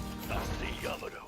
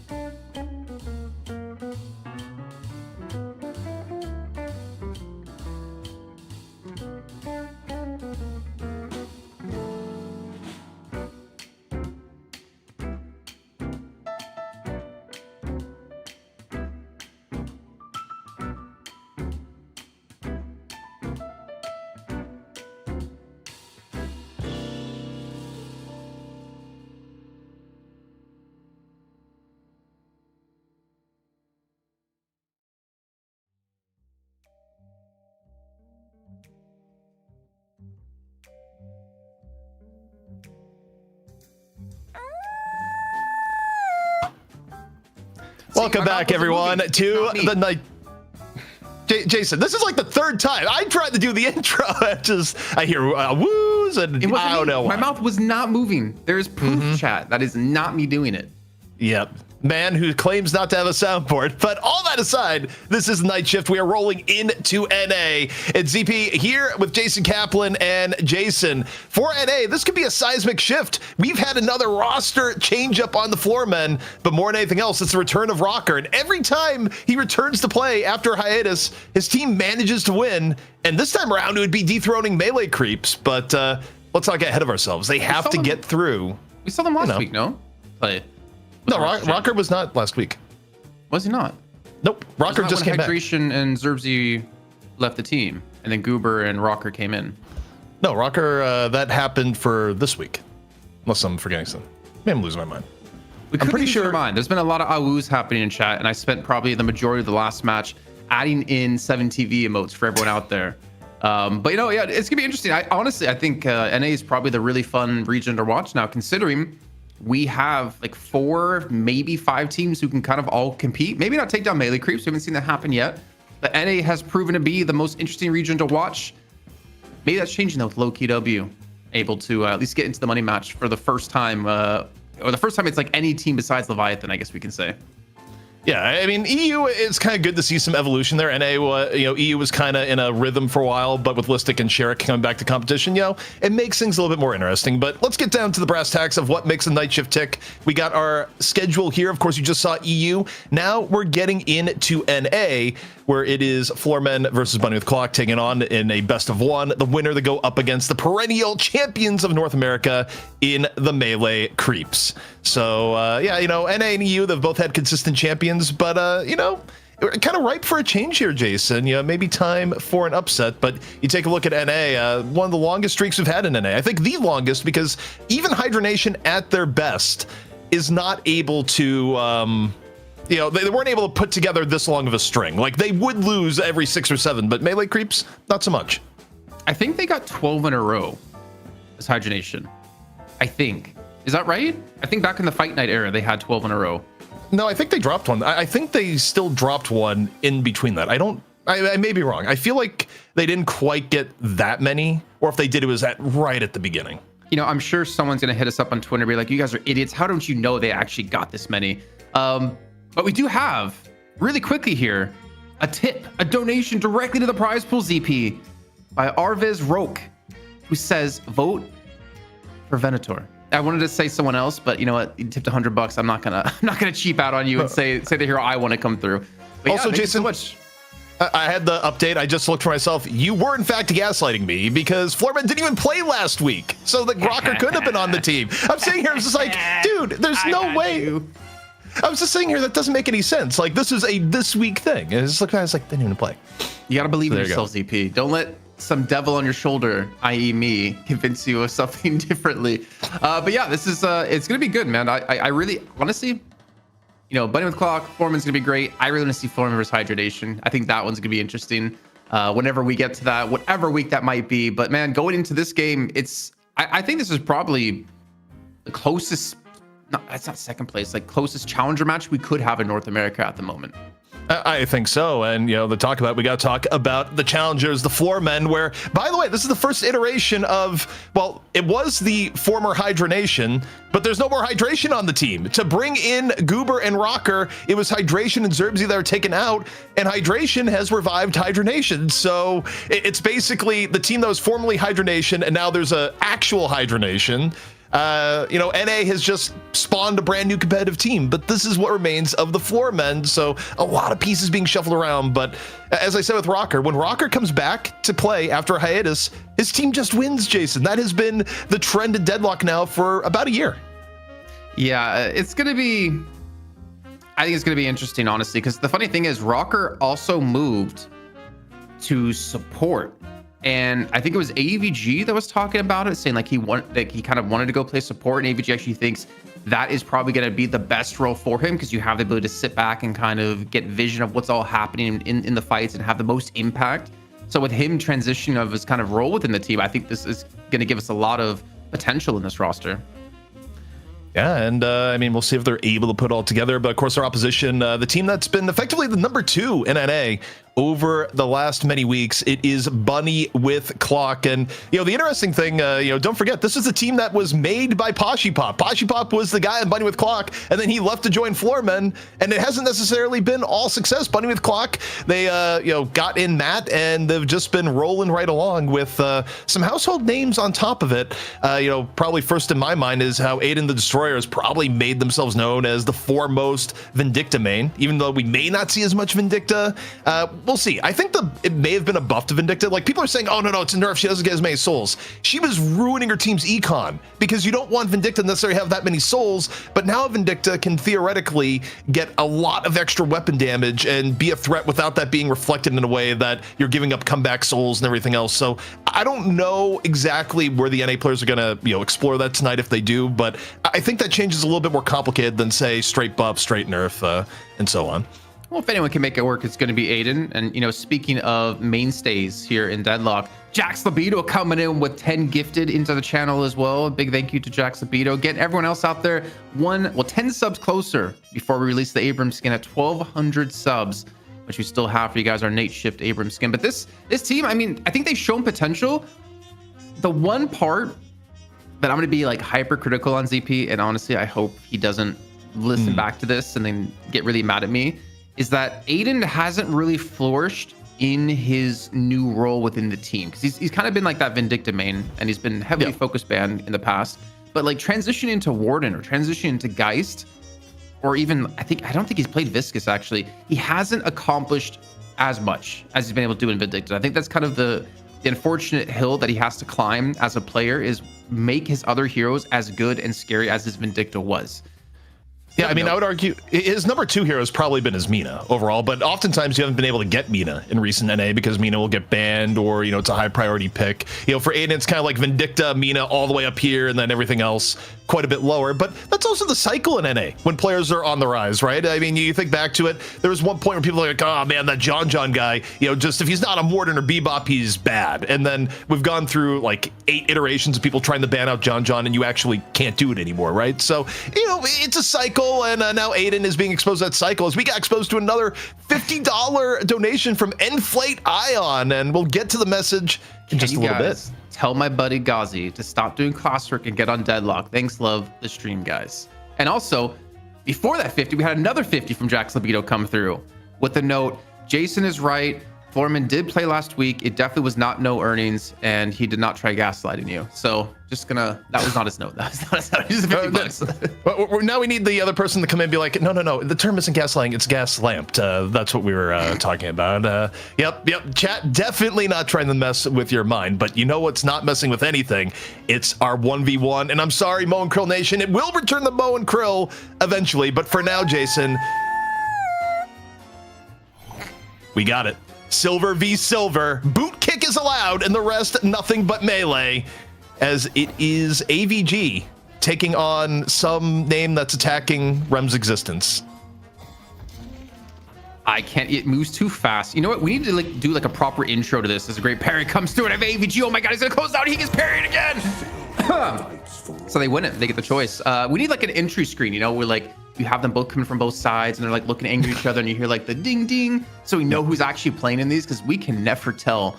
Floormen, they get the choice of first pick or second, and also Brofessor41 came in with 10 gifted subs as well here. A lot of support for the community here in today's EP. Absolutely. I mean, look, it is a great day. We're only halfway through the hero releases. I mean, you think about it, Jason, we're gonna have another 2 next week. Things keep heating on up, and you know, we'll get to Apollo eventually. He's probably gonna be 6. We'll see though. As Floormen come in with the first ban Warden. You look disgusted, Jason. At the first ban Warden. Oh my god. You didn't see it coming. Why? I mean, I almost think that's like a throwaway ban targeted at Aiden, not necessarily like a focus ban, or not necessarily a focus ban, but I don't think they were intending to play Warden. I think it was more putting Aiden in an uncomfortable situation, so maybe Silver gets through. And also, can we say what's the opposite of Woo? Second ZP. From Tailspin in chat, I bet ZP has at least 8 empty Diet Coke cans in his room right now. Now, you know what? We're not going to shame you, but is that true or false? False. It's currently 4. So, you know, divide that in half is where we're at. Right. Okay. So there you go. Silver being banned out. Honestly, I was saying in the graveyard shift today with Blank before we started the broadcast, I expected Silver to be permanently banned out the entire night. Was surprised to see it come through in EU and come through every game. I don't think it was banned a single time. But honestly, in North America, I expect it to be banned every single match. I don't expect to see Idol be able to play it yet again. Compared to the scrims they've had earlier this week. Yeah, I mean, NA seems to have a much higher opinion of Silver. Even though EU was first picking it a lot, EU didn't feel like give up Silver, lose game. Quite the extent that NA just feels like Silver is ridiculous. I mean, Floormen, Pashi, I think, had an entire video talking about it. Ido was talking about it. I just think NA's level of respect for Silver is quite high. But the other thing that's higher in NA right now, Jason, is the respect for Geist, where I think EU was underpicking Geist as far as value goes. You think back to the last balance patch, not a lot really hit Geist directly as it hit some of the other heroes. So I think Geist's value as a frontliner is way higher, and this is an appropriate time to pick in the draft. And you get a Billy on top of it. I mean, Jason, I got one word for you talking about the Floormen draft right now, and that's chonk. Can you explain that word a little bit to me really quick? Chonky. I'm slightly confused. Big, large. Okay. You have incredibly tanky frontliners, Jason, is what's going on. And you know, Bunny with Clock, they highly prioritize Mirage. That's for Arctic. Well, that's 100% giving Arctic one of his key heroes, especially when he can't play the Shiv. I'm trying to remember, actually. Is it going to be Arctic or will it be Aiden? Because with Geist and Warden gone, I don't expect to see Mina necessarily picked up, especially now with the Mirage on the lineup. I think that's just a little bit too much squish going your way. Yeah, I mean, it most likely will be Arctic, but I wouldn't be surprised if it goes Aiden's way for some reason as we get deeper into these picks. But with a Holiday banned out, I mean, if you're... I want to say Bebop is insanely good right now. I think you saw over in EU how good he is. Like, the missing health and heal with the uppercut is so impactful. So now it's, Buddy with Clock, you have to take Bebop here. You do not give the Goo Man, Goober, Bebop in this game. Well, also, the effect of a playmaker is way higher right now. You have both Paradox and Holiday off the table. It's kind of almost weird for Floormen to come in with the ban thereafter, because now, yeah, Bunny with Clock, they're going to grab Bebop, and your initiation options, now you kind of have to go body check Haze, body check Mo and Krill. Like, you have to get your playmaking from a distinctly different source. Also, though, Jason, this draft is so much different than EU, where EU highly prioritizes more supportive things, like your Page and your Rem. And, okay, Viscus comes on in, which is good. I think Viscus has been undervalued, but also, where in the world is Page and Rem? They should have been gone way earlier in the draft. Yeah, honestly, it completely skipped my mind to not see either of them banned or picked near the top of the lineup here. I mean, even a Great Talon coming through, I mean... Sure, they were going to get Rem or Page, right? Like, is Great Talon that contested of a pick that you want to choose him over Rem or Page to pair with the rest of your team? I don't think so. And I think with Bunny with Clock, I mean, look, you got Abrams, Yamato, you have a pretty good amount of beefy characters. Yeah, you're going to go grab the Rem to go with it. But also, you stop and think about it for Floormen. With Billy, Geist, Shiv, you would love to have a Page with that, and it's going to be some sort of criminal action, Jason. If they're actually able to pick up the Page as late as final overall pick, that would be absurd. Pocket also, I think, dropping this late is kind of weird. Like, I think I look at this draft here and almost feel like you had an overpick of both Mirage and GT. I mean, Pocket into GT is a little bit rough, no? I mean, he's the only hero left who has negative spirit resist, and we already saw what Hoot can do with that. And they even go Mina on top of this. That's a lot of damage, ZP, and they don't have catch, but they have so much damage on their team that I don't know if Bunny with Clock can hold up against this. I'm also curious, more importantly, what kind of build is Goober going to go with the Viscus in particular? I think he's one of the few remaining Viscus players left, and he won't be playing a gun anymore. He plays it more supporty style, maybe back to his old school assassination of Majestic Leap. But I look at these like lineups, man. I want to say we're both kind of ingredients with Floormen. Yeah, as I look at it here, I like you there for a second. Wait, what's going? You know what? I'm gonna let it go. Assuming you were with Floormen, you know? Yeah, no, I am with Floormen though. As I look at it, and it's mostly, I mean, Bunny with Clock. I mean, Abrams Yamato is good. I think, I don't know. Actually, the more I'm thinking it over, the Rem may be putting over the top. I think getting Rem that late into the draft is pretty darn good, along with the Pocket. The front line of Floormen is scary, but you don't have the support that's generally made it scary. Like when EU drafts that big of a front line, you're usually getting something like a Page with it. I don't think, Viscus, I think, is undervalued, but he's not giving you the same level of ridiculous sustain that you're getting out of either a Page or a Rem in that same role. So, you know, I look at this Floormen draft and I go, you could have grabbed Page last instead of Mina, and it would have been a lot better on paper than me. So, I don't know. On one hand, you have the rocker factor for Floormen, which has been a consistent theme in terms of he comes back, they just win. Bunny with Clock, though, I actually prefer their draft. I'm so confused, actually, now that you mentioned rocker again. What the hell is rocker going to play? If he's truly playing GT support for the team. No, I think rocker's GT. Did they tell you he was playing support? I mean, yeah, they talked about it. They put him in the support role, and he wants to play support role. So this is a little bit interesting. Honestly, I would have liked to have seen Rem on Floormen's side, because I think the nap time is so strong, especially with the changes to the tier 3 nap time that has even quicker of a cooldown. It can really be impactful and kind of like facilitate some sort of catch. But I think the most important thing here, ZP, is that because there's no silver, we don't have to woo. You know what? We should still find something to woo over. Maybe like every goo ball we see is like a woo, but you know, a little bit like viscousy. I don't know how to do it. Every time Lord and M dies, we woo. So we'll be doing it a lot. Just kidding. Hey. Lord and M. I'm just kidding. How much Vegas pay you? When did that hit your bank account, Jason? Like, where's the Vegas payment? I will not talk about it for this Lord and M slander. I will not talk about it. But this is gonna be interesting though. I mean, obviously the winner of this goes on to play against melee creeps, and then we do have a graveyard shift after the show is done with Mr. Cool Cheese himself, which you're currently gonna see playing in this game. I'm gonna laugh so hard if Rocker is just on the GT again. He's like, I mean, well, they said I was a support, and he pulls out the Glock, as it were. They're not even playing really with the support, like. So yeah, wait. Rocker, and then it's Goober on Viscous. It's so weird because like I don't think Goober is gonna be like a good support player, but he loves playing like low econ. Yeah, I mean it's kind of interesting how this team comp has been developed. That being said, looking at the right hand lane, I mean Shiv Mina, it's okay. In the past, this would be an absolutely horrifying lane. Shiv's early laning did get a bit weaker with the knife changes. Like Shiv is not as punishing as he used to be, but I think just the mere fact you have Mina in that lane still makes it a bit scary, even against Yamato Pocket. Yeah, he's very weak, very weak early on. You really want to punish that. And just a note here for Bunny the Clock, because we were like kind of split on where we thought the Mirage was going. It indeed will be Aiden playing the Mirage, and Arctic's gonna be on the Yamato, which we heard from Blank earlier on the Graveyard Shift that we should expect to see more Yamato now going forward. And if you didn't see the Graveyard Shift, well, as long as you're a Patreon supporter or a Twitch sub or a YouTube member, you get free access to that every time we do it live, and you get to ask questions in chat.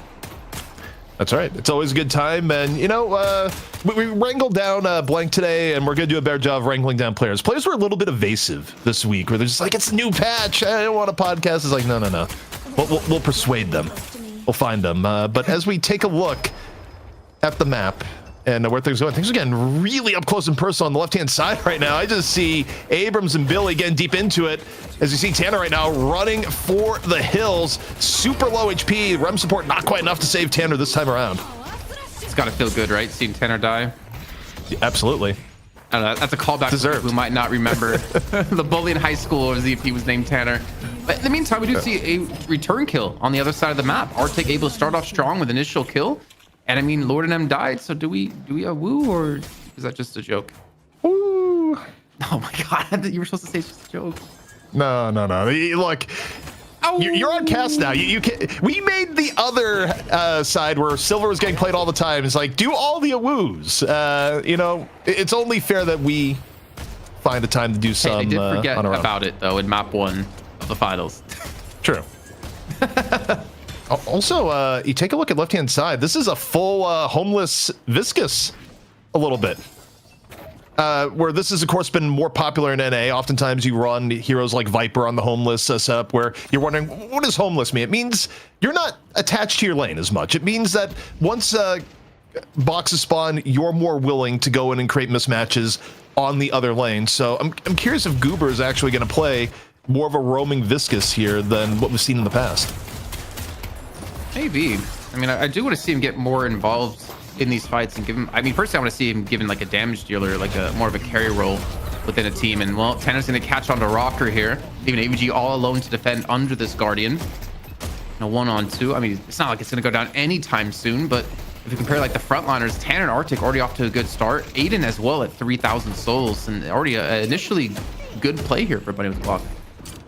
Yeah, not bad at all. And take a look at Cool Cheese. Cool Cheese is on the move, potentially looking for a piece of right-hand side. Of course, it's still a minute away till the buff, so this would be a play set up for the gank attempt, as Cool Cheese is being about as stealthy as a very large robot can be, hopping over, looking for the hook. Sanguine Retreat is already popped here by Mina, and now waiting for the opportunity.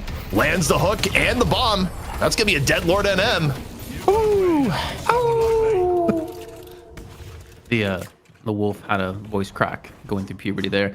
Yeah, I think it was a very risky kind of gang to go for because he was really like committing for that one, right? He was there for like around 30 seconds of time, but the early slowing hex investment, and once you get that Sanguine Retreat out, it's just relatively a free kill over into Lord NM, who's going to be very squishy on the Mina. And then he gets another hook here on a Pasha Pop this time as a cube comes through.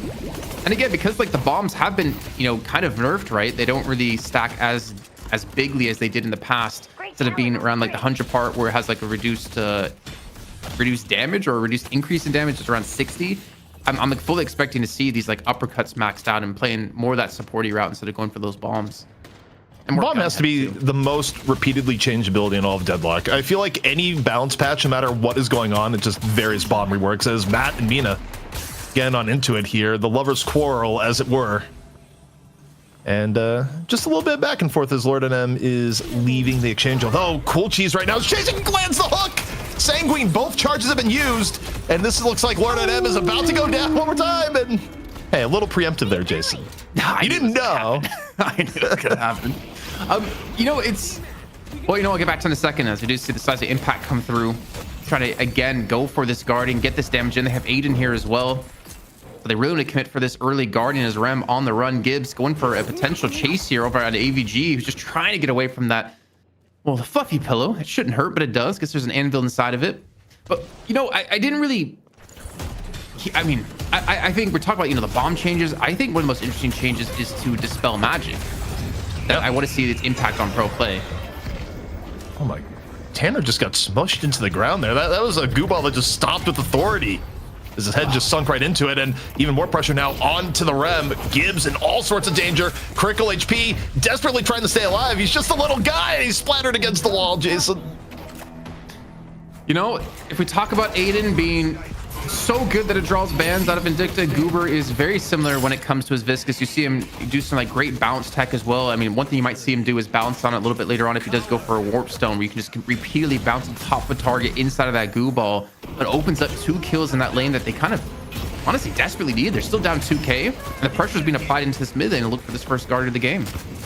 And that Guardian is getting burned down all sorts of fast. This Bunny with Clock is going to pick up middle Guardian. Definitely of the Guardians, the most impactful one you can get, just because of what it opens up for rotations across the map.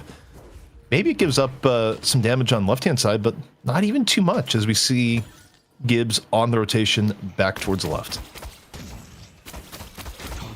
So, I also want to see how Gibbs levels his abilities up. I think that's going to be an interesting thing to keep track of.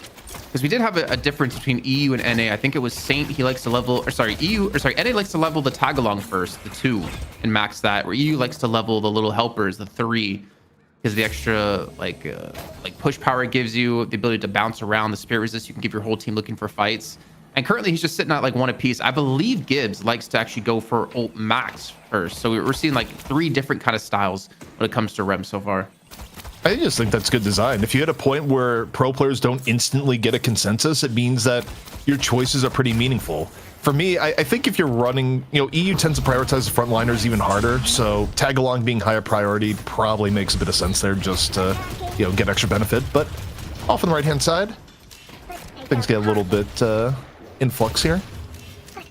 Just defending off at the Guardian. Meanwhile, take a look at Shivamina, not rotating over just yet. And taking place here in the library. Shadow transformation pulled out, and here's Goober up close and personal with Goo Ball in close quarters. Takes a little bit of a moment. Up, over, looking for Yamato. Just needs a little bit more. It's 1 HP. Wait, hasn't gotten in here just yet. Arctic is somehow still alive, but not for long as League finds it on the end. But that delay might have cost Goober his life. Yeah, Aiden comes in and closes out the kill with the Jin Smart. And now League looking to run back towards lane for the assistant of AVG. I mean, Aiden, he's at 7.5k. He's starting to really snowball. Him and Arctic together starting to do some serious work as Lord M goes for a push onto the mid lane Guardian.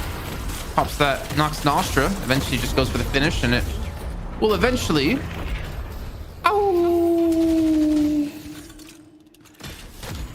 You know, I almost feel like we should mix up. You know, you get one, I get one, but I think it's been 4 awoos so far. Like, I wouldn't be counting in my head how many times Lord NM has died, but the awoo system, it kind of works, Jason. I got you. You know what? Next one, if there's a next one, I'll say I got a special thing lined up. Okay, you can grab the next one. That is completely okay. Also, you know, talk about builds and seeing how things are developing. You know, early healing Nova, Guardian board for Gibbs, and you know, a build that's become more standard as people have been exploring how to make Rem best, and you know, it's usually going to be a very support-based role. Bro, they buffed his shield like that. That blows my mind. From 20 to 25%. Like, he already had like 700 HP shields, if not more than that. You could easily get above that point. And then giving him even more and reduce the cooldown of his ultimate at tier 3. Like, it's kind of crazy how much Rem got buffed, because I thought he was actually pretty decent in his current state. I didn't think he was weak whatsoever, especially as we talked about him being kind of like the other side of the coin when it came to Page, like someone that could match up and fill a similar role. Also, Jason, a really early rotation Bunny with Clock. They pulled far more people here at the beginning for the earned pickup and zoning Floormen out a bit. However, disrupting that pickup We got Floormen with Goober. And now both teams getting into it. Of course, Earn Pickup more valuable than it's ever been for the new Earn Turn-In mechanics. Goober dancing around. Bird explodes middle of the team fight. Goober going a little bit deeper, but as this goes on, Earn is picked up by League, who's just running away as Lord Him's able to finish Gibbs. Affliction dropping a little bit later into the fight. We'll see what cleanup comes here as Aiden's able to find Pashi. I mean, they need to commit for this fight too, because AVG's pushing a Guardian down. The Urn's already halfway rotated across the map. Arctic needs to go for this chase and will take down Rocker. And it seems like they might actually get Cool Cheese in position in time to deny this away while also picking up a Guardian and inevitably a win when it came to the Urn fight. So now the rotations coming back in for Bunny with Clock. Even Floormen doing the same. And the Urn turning. We're going to see another fight right off the back of the first. Here comes the dunk. No, it's interrupted. The Urn is just sitting there ripe for the taking. Nap time in on the top from Gibbs as Cool Cheese comes in, grabs the Urn. Courtesy of the nap time, the intercept from Bunny with Clock takes the Urn away from the Floormen. And what a great contest that was. The Urn actually dropped on the spawn point, Jason. It doesn't get closer than that. No, and now AVG's gonna fall too, and Bunny with Clock, a massive victory here, 6,000 soul lead so far, and gonna turn this into another with League inevitably gonna be falling for this, but not before he takes down Tanner. Actually, to be fair, Aiden's kind of low, but Aiden is quite fed at 12k. He takes him down as another fight between Pashi Pop and Arctic is still brewing on the left-hand side. Geist running for her life is Pashi, and man, oh man, that is a heartbreaker for Floormen. And some of the skirmishes towards the end, I mean, okay, Cool Cheese drops. You know, Floormen able to grab a few consolation kills. And, you know, they're not that far behind on the whole, but to give up some kills in the Urn pickup and then get denied right on the dunk, that's got to hurt, especially for Gibbs, who, to me, was the MVP of that, Jason, with just the impeccably timed nap time. Yeah, I mean, again, we're seeing how strong Rem can be. And I believe Gibbs is going to continue to go in towards maxing ult unless he has changed things up from before. One thing we have to worry about is like Arctic, he's also at 12k. If you're looking at the economy, it's not that big of a lead, no. But like I'm looking where the farm mostly is and seeing Aiden Arctic already off to a strong start. Matt's still in proximity with 11k, but to be honest, all he really needs to do is max his affliction and hit, you know, a couple players with it. And then on the other side, Floormen, I mean, they're very damage heavy, right? They're not playing like a support. So technically, the sole difference they have isn't that big of a deal because they still have a ton of damage behind this, but they have to worry about how much healing Gibbs could do in particular, especially with that health Nova parity with the Guardian's word. But they're trying to set up for a hook here. Yeah, and to extend the lead. The thing about Floormen is with the comp they're running, Jason, they actually can't get that far behind. They're not a team that has a lot of come from behind options. This is about as far back as they want to get because what they have over Bunny with Clock is a stronger front line. What they're not going to be able to do is generate picks with their hero comp if they get 20k or so behind. It's going to be very rough. As we see AVG right now, a bit under the gun, but using movement tech to just quickly slide out of the way, but it comes at the cost of losing the Guardian. I don't know if Bunny with Clock is going to push us up too much more, but the Hyper Beam comes out and AVG just looking for a little bit of poke before seeking shelter underneath the Walker. The way Bunny with Clock have been setting up, as we saw previously in the mid lane, Floormen really have to respect where Cool Cheese is going to be because like they're specifically setting up for ways for him to get a hook to open up the kill. You can see on their minimap on the right hand side, potentially going for a hook at some point. Actually, he's going to be teleporting over towards the left as they do look to swarm over Lord and M and Pashi Pop here, and even denying away some of these centers as well. I mean, that lead, it's down to 3k. It was much worse than this before, but you're very right when it comes to like the picks. Like I feel like there is a clock ticking for Floormen if they want to have a chance to win this game, just based off the fact that there's a bebop against them. I think the biggest thing for Floormen is when you look at the scaling, like, yes, their front line is good, but super late game, Mirage and Yamato are going to be a real problem. Also Pocket on top of it. Like, at the very minimum, you're all going to have to pay the Divine Barrier tax. And you don't even get the free affliction removal from Viscous anymore. But overall, the fact that Floormen is able to get this back within 4k is a good sign. And I mean, realistically, they should be getting their bread and butter on earned fights right now when it's Bunny with Clock that has to adapt and sort of give space to Floormen with the comp that they have. Just wanted to quickly note, Gibbs did max his little helpers. Did not go for the ult max, but I can kind of understand that. Go for that second.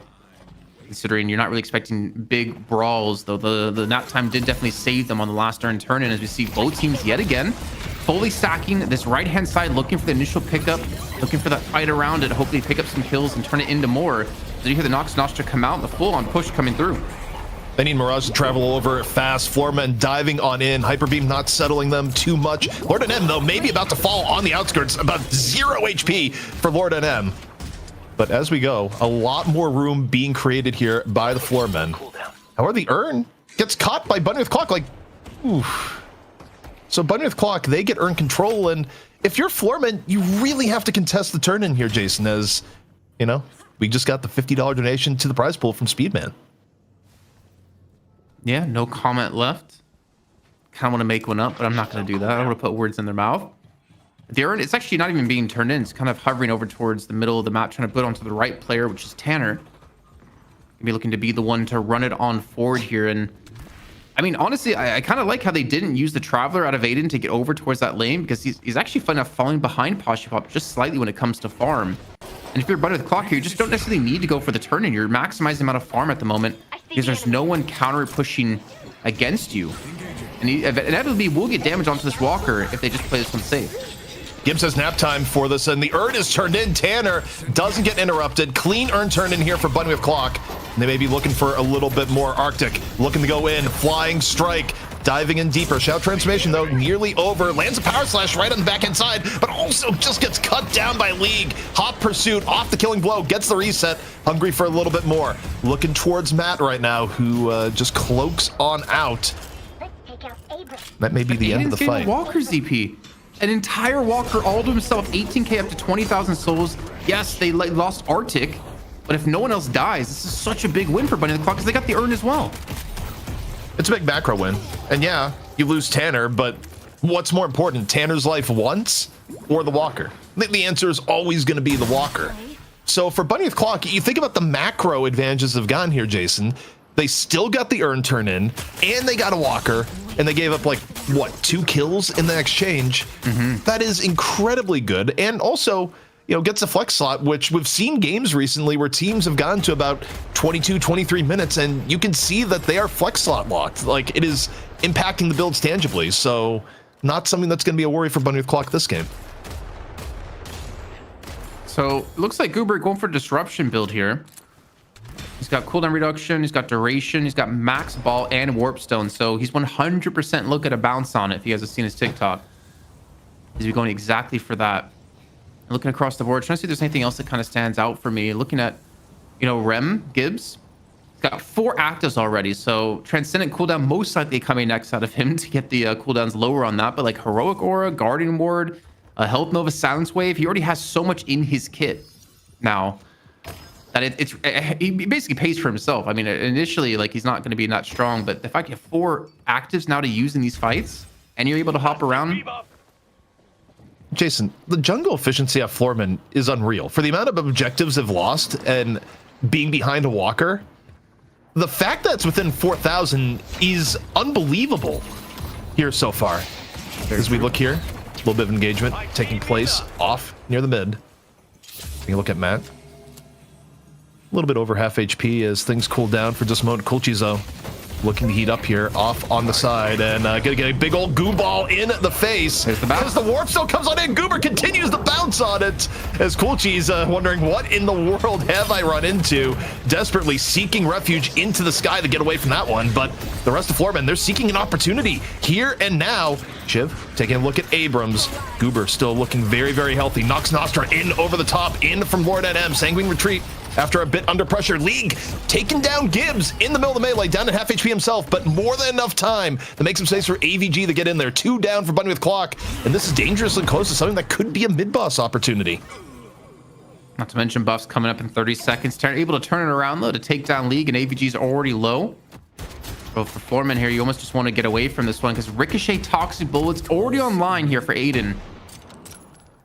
And we're going to see, I would assume here, Bunny with Clock try to position themselves around these buffs. I mean, Gibbs has just respawned back in. But it seems like Rocker will pick up the right-hand buff. Bunny with Clock will get the left. And the Urn should be spawning, I believe, on the right-hand side of the map here, too. So I wouldn't be too surprised, ZP, if we see both teams, or sorry, on the left side. So I'm not surprised to see both teams group up yet again here for another fight on the pickup. The Urn fights have not been too kind to Floormen so far. when they've gotten control of the urn, they haven't been able to get the turn in, and when they lose control of the urn, they haven't been able to deny it. Tanner, first one on the spot, just quickly grabs the urn and runs away. We'll see if there's a penalty to be paid, but so far, it looks like a relatively clean grab. But okay, look at the mini-map. This is all the hallmarks of an interception. AVG on one side, League on the other. The urn is dropped loose. We'll see if they're able to grab it here. Goober once more rolling in and continues to warp stone on Tanner. Tanner this time getting the treatment that Cool Cheese just got a little bit ago. And this is a long reposition for Arctic. I mean, while this is going on, the rest of the fight still taking place. His team chasing down Goober at half HP, but was able to just roll on out. That was a 4-on-6 out of Floormen, and they denied the urn. They bought time for Lorden to take a walker in the mid lane, and they bought time for Rocker to push out that right-hand lane. Like, that was a massive win. And the thing was, Floormen didn't even have like all the ultimates online either. Under the Clock had so many ults ready to go for that fight. They had shared transformation. They could easily net themselves into some kills. We're gonna see Catch here onto Rockers. Cool Cheese now under pressure, trying to back away towards his team. And Goober gonna be coming on towards the side, but Poshpop, he's pushing a walker too. So we talked about a macro win from before the last turn. Floormen are doing the same now. Urn turned in once more for Bunny with Clock, but was the price to be paid? Cool Cheese is already low, hit with the killing blow. League still on the hunt for a little bit more. Fight though, Bunny with Clock kind of reconsolidating. And now perhaps looking for a chase down of their own, this time looking towards Goober and Rocker. Rocker very, very low. It does look like Rocker was able to get away. AVG though may not be as lucky here, Jason. That's a lot of blue and just one goat, and you may be durable, but this may be testing the limits as Tanner comes in for the finish. But that's still fine, right? I think giving up urn and getting 2 walkers, pretty much, right? It wasn't 2 walkers like one by one right after another, but they got the left hand and the mid lane walker down. They closed the soul lead. They gave them an extra flex spot over their opponents. Now they just have to be careful here because they do have a lot of ultimates online to go for the contester on this fight, but it's going to be Arctic with Shadow Transformation being very hard to lock things down. Just saw the Listic over in the E. Show and Tanner immediately go straight for Rock here, trying to go for the deny.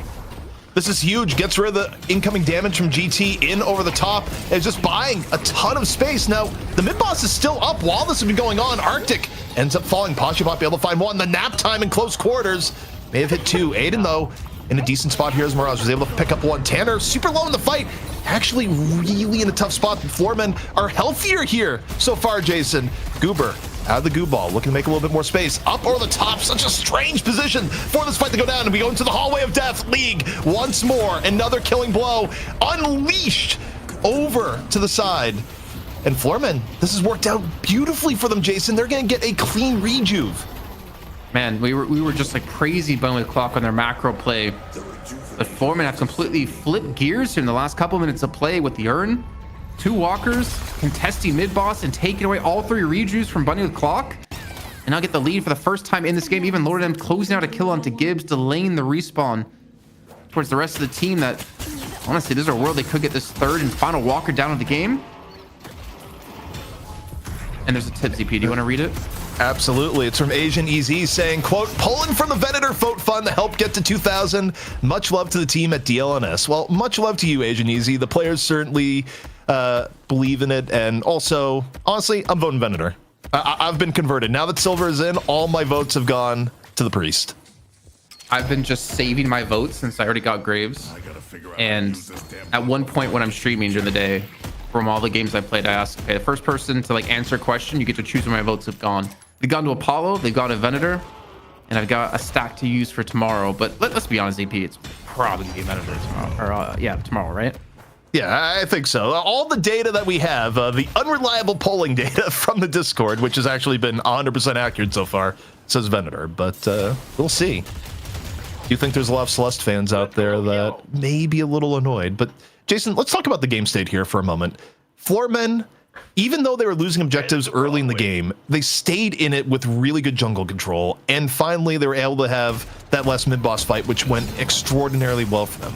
And you look at who's gotten farmed here, it's been pretty well spread out, except for Pashi, who's gotten quite big on the Geist. Yeah, 30k, man.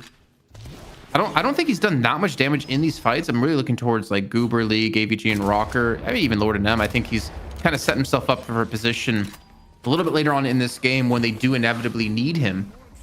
But the thing is, on the other side, like, it's really just Aiden now. Like, Arctic's fallen off a little bit. I mean, he's still relatively strong. I won't deny that. But he hasn't been able to maintain the pace like Aiden has, or be able to match it on the other side. But with League, I mean, with the changes to Shiv, like maxing Ultimate, I believe I want to say he did it second. But like maxing Ultimate so early, you just see the impact when it comes to these fights, especially with how much damage they have on their team for Floormen. It's really easy to get those resets off.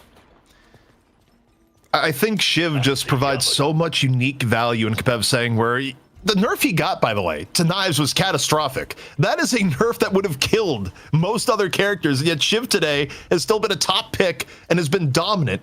And also with 3 rejuve charges, Bunny with Clock, they look at the idea of like, do we want to contest this urn?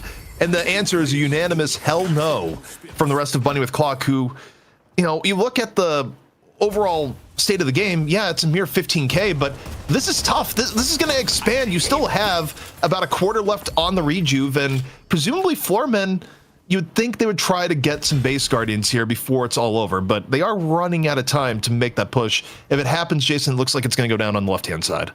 Who needs a gun? I don't hate this recent pickup though out of Aiden. Silencer with Ricochet.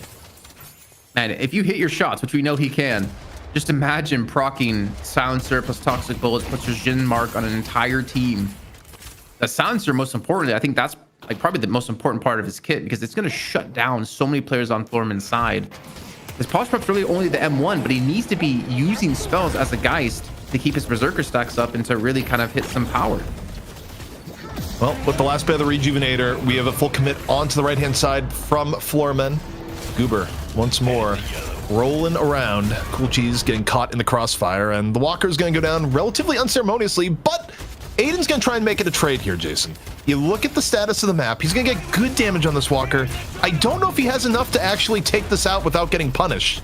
I mean, he can take it, or at the very least, he's going to be able to Traveler out, but yeah, he gets it down around half. He's going to try and save the Traveler, but this could be a mistake. Does he get Hyperline? Looks like he does not get Hyperline. He does Traveler out eventually. And actually, I need to see, does Poshipop have Spellslinger yet? Because that's really where his power spikes, like that's where he really needs, right? Is the ability to cast spells where Silencer's going to shut him down for spells. He's at 35k, yeah. So like Silencer's going to do a lot of work to shut down this Geist indirectly if he can get the procs on Pashi. This is where Geist probably feels the best. Ahead of most of the game, you've gotten some of your key items online. Also Spellbreaker. I mean, you talk about an item that got upgraded to GOAT status with the recent changes. Spellbreaker just adds another layer of tankiness and survivability, not you get the extra debuff reduction in on top of it. So Pashi going to be a gigantic problem, even though, even at 28k, it feels like the person that's been actually causing the most problems for Bunny with Clock has been League. Just in how every substantial team fight has had 2 to 3 at times executes. Yeah, and I mean, I think that's just kind of the nature of the comp, right? 5 players who could all do damage, no support. Sorry, 6 players, I should say. 5 other players besides League. You're gonna set up. Like if League's job, I think, is just to stay alive and execute. I don't even think he necessarily has to do a lot of damage himself, right? Unless he stays back, gets executes, it saves the team, makes it easy to close out these kills, especially like when it's Aiden in particular. But it's really troubling times now for Bunny the Clock, because yeah, you still have that pick potential out of Cool Cheese, but I feel like that window's kind of gone because of how far Floormen have been able to get ahead. I think what you really need, you need Matt to have an incredible affliction. At this point in the game, when you're a bit behind, the great equalizer would be Matt coming on in and catching Floormen unawares, getting 3-4 people with ult. That is your best condition for a fight, or if you got a clean hook, I suppose, but at this point, a little bit more likely for the affliction engages. Josh Chua comes in with the $50 dono. Was there a message alongside Pollination. That? We need the movement out of him. There you go. But right before that, the post that came in with another $5 donation saying the final donation for the Venator vote fund. So I think if we did like our math correctly, I think Venator is still technically winning. Is that right? I think so. I think so. Also, someone came in chat, says, look at the message, says, just tune in, where the F is hydration. I have bad news for you. Or good news if you like the hydration branding, but we may be heading to what could be the final fight here. Floormen looking to push their advantage. Oh, geez. In the middle of a rotation. Eyes on League. Nap time thrown out here by Gibbs. Floormen, though, looking undeterred here so far. Looking for the action. Goober going to be a little bit late into the fight as we see Aiden on the back foot. Bit of a disengage now coming in for Bunny with Clock as the urn is out. Now, Floormen, do you continue the chase down or you just grab urn? I think they're just making space for AVG to an extent. Affliction, though, came out from that. So we'll see how much both teams commit here. Bunny with Clock, do they chase down? I don't think it was a very big Affliction, Jason. Well, we at least know it hit one person. That's to be Lord and M. There's really not many ultimates left online here. It's basically just Arctic. At least for them, League is low in HP, so if like realistically, he's not going to be sticking around in this fight. I think if the chase down the Posh Pup, this would be ideal, but Posh Pup's still at 38,000 souls on that retreat. That Mystic Reaver coming through, healing up Yamato quite a bit here. Arctic only at 32k, but they've been able to force them back. Well, and they were more importantly able to get that urn drop, so now they can pick it up and turn it in on their side of the map. May have been it was hard to tell. It looked like it was just 1% Affliction. It may have hit more in retrospect, like looking at the HP and the retreat that had to go down here, because Floormen basically had to get out of the fight and full give up the urn, and now I don't think they're gonna be able to intercept the time. They're certainly trying, they're looking, they have puddle punches on deck, but no, they're not able to stop Tanner. They may be able to make him pay for his life for the attempt, and they do, but you take the urn in any case if you're Bunny with Clock. Still but losing two, this is really bad, Jason. Yeah, and mid boss is up here, ZP. 60 seconds on Tanner and Cool Cheese. Arctic has to pull off the massive play. Aiden, he tries to push up, but they can immediately turn around and catch him without giving him any sort of chance with that ricochet. They even need to go for mid boss right now. They can start taking some base gardens here and then retreat back away for the rejuve after. Got a lot of macro options here for Floormen, as this could be a game-ending lead. Lord and M finding Matt on the very end. Who's stuck right here towards the back? It's Arctic. Shout transformation. Probably not going to save you here when you're surrounded by enemies on all sides. That's going to be another staggered kill in against Bunny with Clock. And now, if you're Floormen, you have an easy first-class ticket into the mid-boss, and you're still getting some base guardians at the same time. Yeah, I mean, Rem's good, but I don't think Rem's good enough here to stop or deny this one away. So now a second read, you go over to Floormen. Gonna be looking at a 30,000 plus lead when this is all done and dusted. Yeah, I mean, ZP looked at this. I mean, technically there is a world that the Bunny with Clock can win, but that's a very difficult world to get into and to live in. Yeah, and it shows that people are like, no, what if you got the biggest nap time? It's like, dude, he could come in with like domain expansion C-SPAN, and that probably was not going to result in any rejuve contests. So yeah, 214k, the 185k. The problem here is that when you've given up 3 rejuves, even if Cool Cheese is able to land a good hook, it's not going to lead you to the win condition the way you want, especially if it's when Floormen is pushing the base. The best scenario for Bunny with Clock is that you get one of those picks in the middle of the map somehow. But it's really hard when you're just dealing with this level of stat disadvantage. Methlin coming in with a $50 donation straight into the prize pool. Remember, we do not take a cent of this. It all goes to the players. And the note is, Rem is so cute. I didn't know you changed your name to Rem, ZP. You know, I just have to, you know, couldn't let them know. But the secret's out. Oh! I don't know why I did that. I had the sudden urge to hit it. It's been a while. Lord NM has not died in a very long time. That's why he's kill streaking right now, Jason. The woos have been, you know, a little bit deprived, as the latter half of the game has been far, far better for Lord NM. As, yeah, I mean, Bunny with Clock, in a way right now, Jason, it's not so far gone that something can't happen, but they're truly waiting for Floormen to make a mistake at this point. All you really can do with Bunny with Clock is just sit in your base. And I think even Tanner is getting a little bit egregious here with that push out, knowing that Goober's in the vicinity. I mean, trying to shove the waves out. I mean, ideally what it's doing is just buying you a little bit of extra time. Keep those waves shoved on any lane you possibly can. So the enemy team has to do something about it, which you can see now, League. There's still so much time left on Reju, over half the time remaining, and you can see them waiting for anyone to overpeak, looking for that puddle punch out of Goober to open things up with. We have another 100. That is massive. Celeste tomorrow, I fear. Thank you so much. You know, it's not impossible. Oh, you do. I think you do it the best out of all of us. Yeah, I have no idea. It's just natural, innate talent, Jason.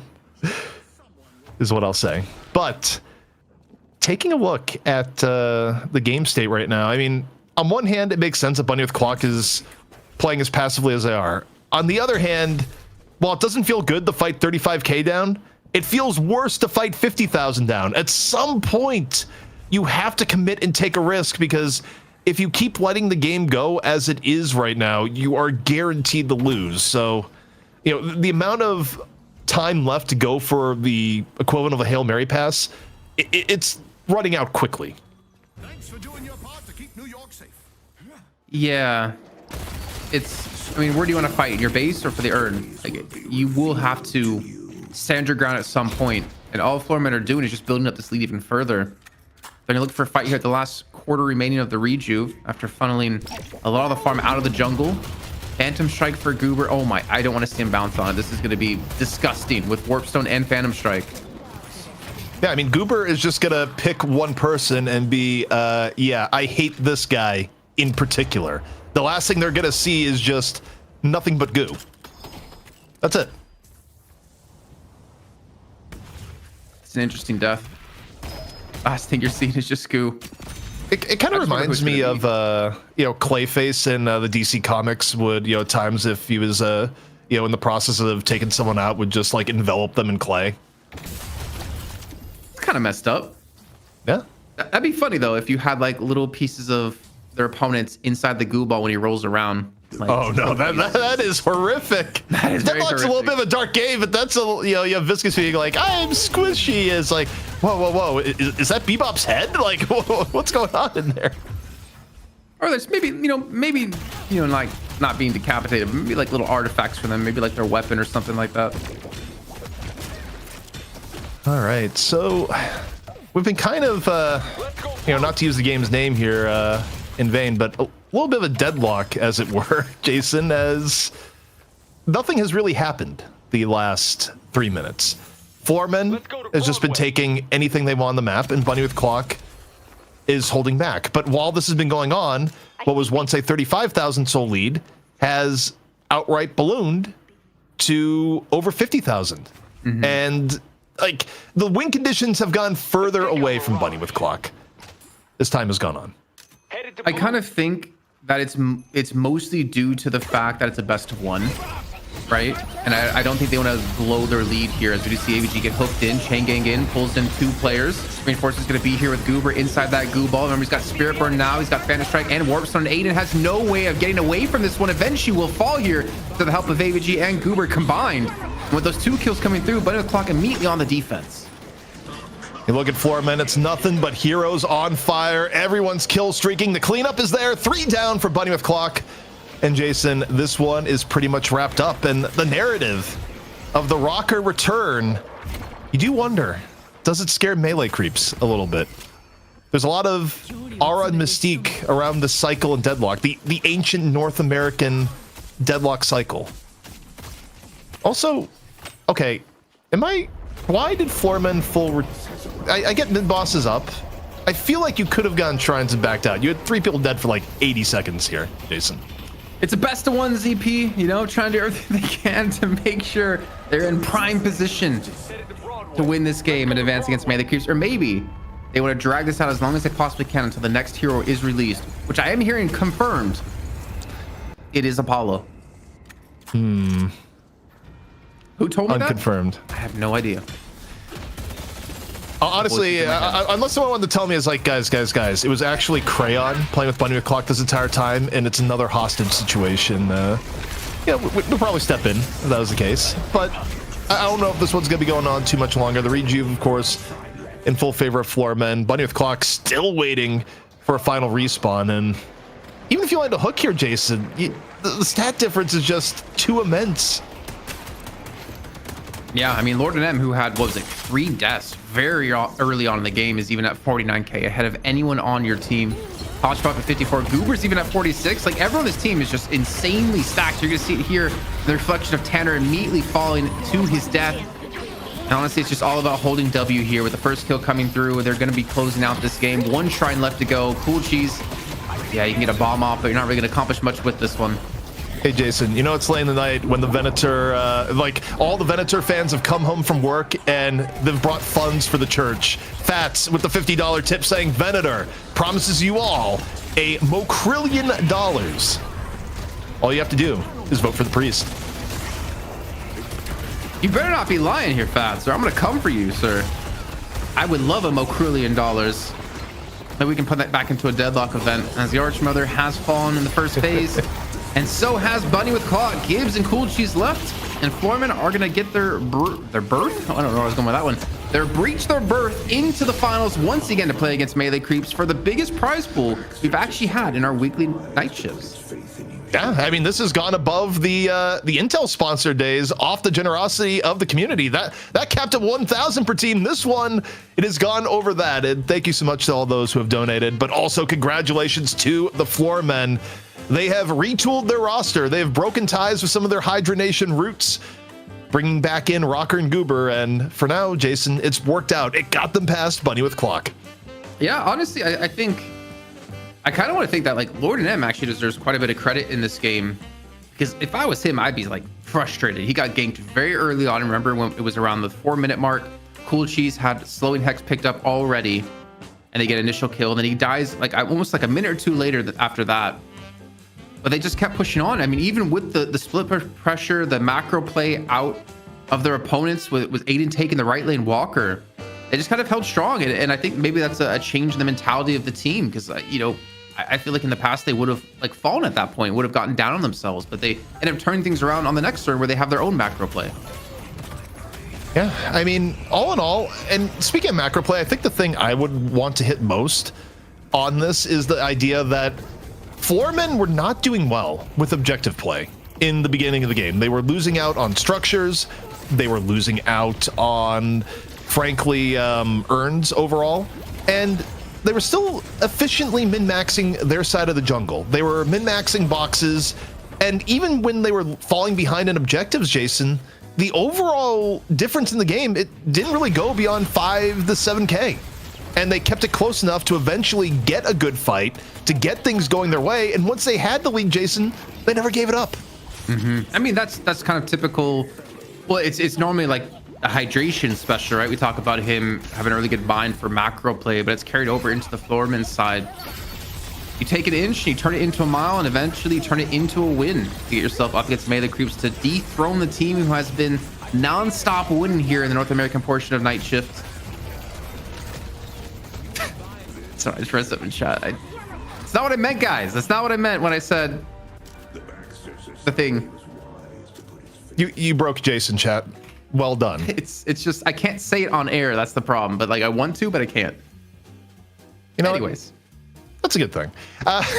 Take a look at the breakdown. You know, Matt had some pretty good afflictions over the course of the game, but the rest of things a little bit tough for Bunny with Clock. But you look at things that worked out well for the Floormen.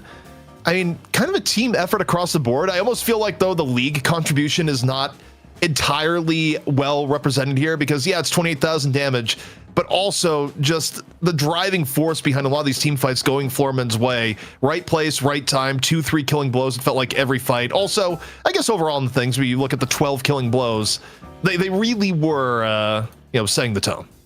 I mean, the big turnaround was that fight at mid-boss. Bunny with Clock started. They made it roar.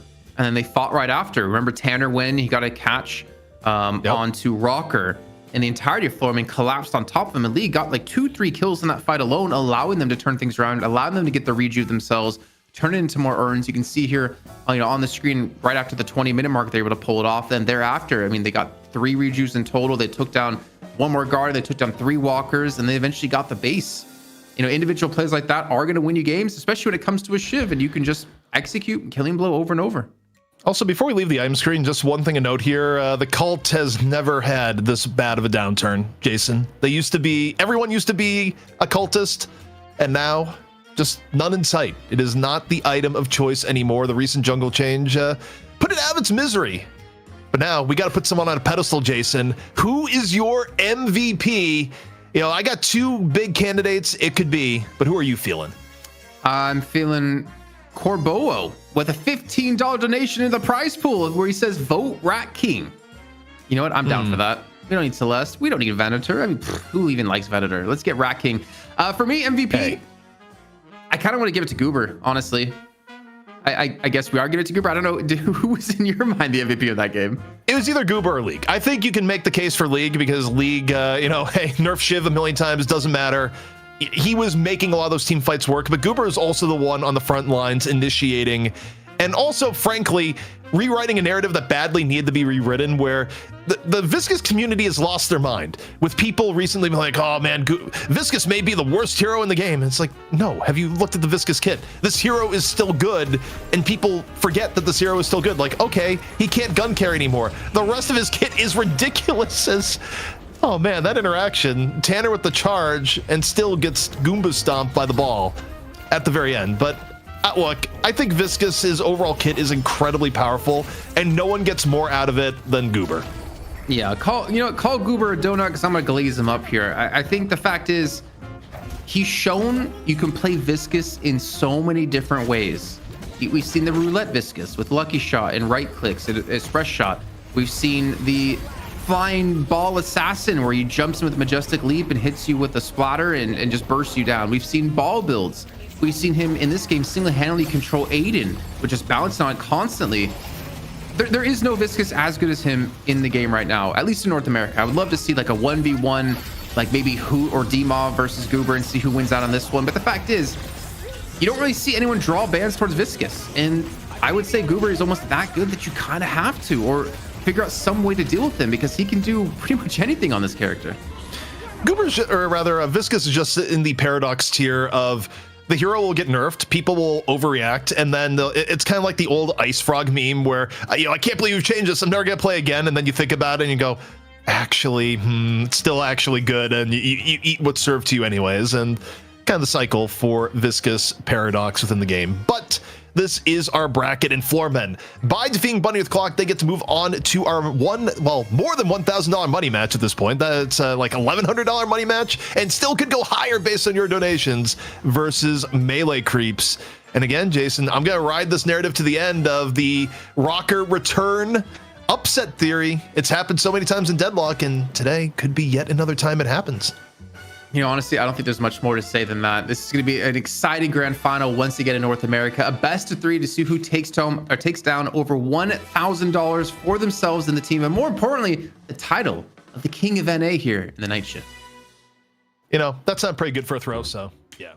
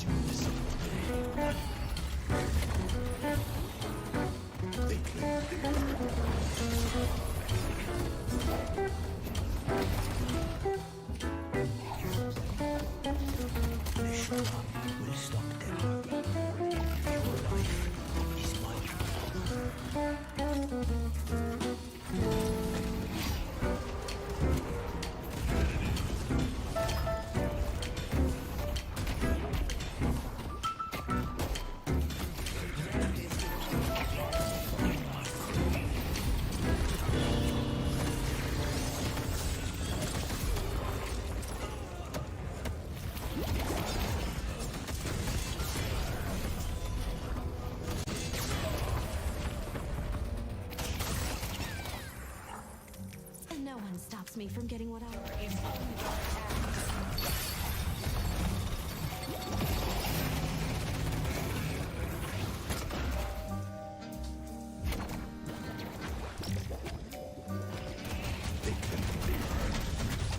I see Abrams.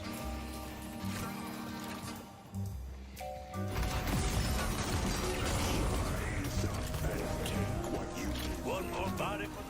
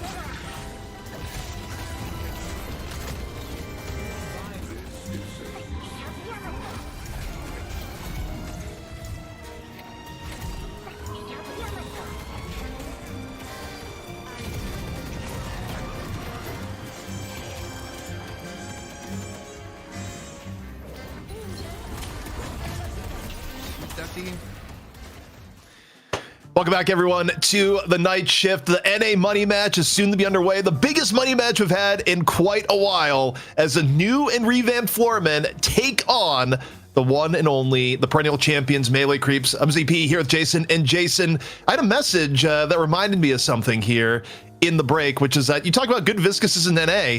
We haven't seen him in competition in a while, but Vegas also had one of the nastiest Viscuses around if you're talking about top NA Viscus play. Something to get hyped up for when Hydra Nation returns. Hopefully they'll go against Floormen. I need to see that grudge match, you know?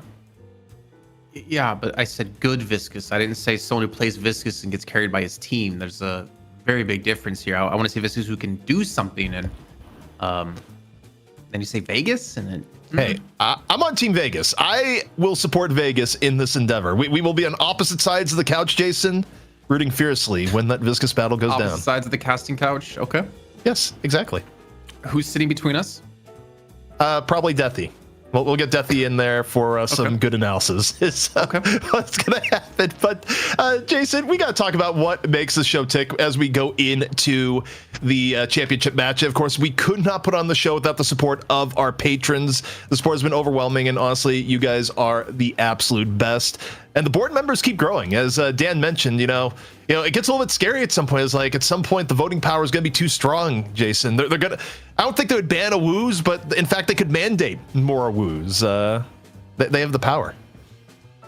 Let's not let them know that they have the power. But you know, what I like to do every time I see this, you know, maybe not the other one, everyone else wants to do this, but I like to like call out some individual names out there of supporters that we have. Because, you know, we always look at the top. We never look at the bottom.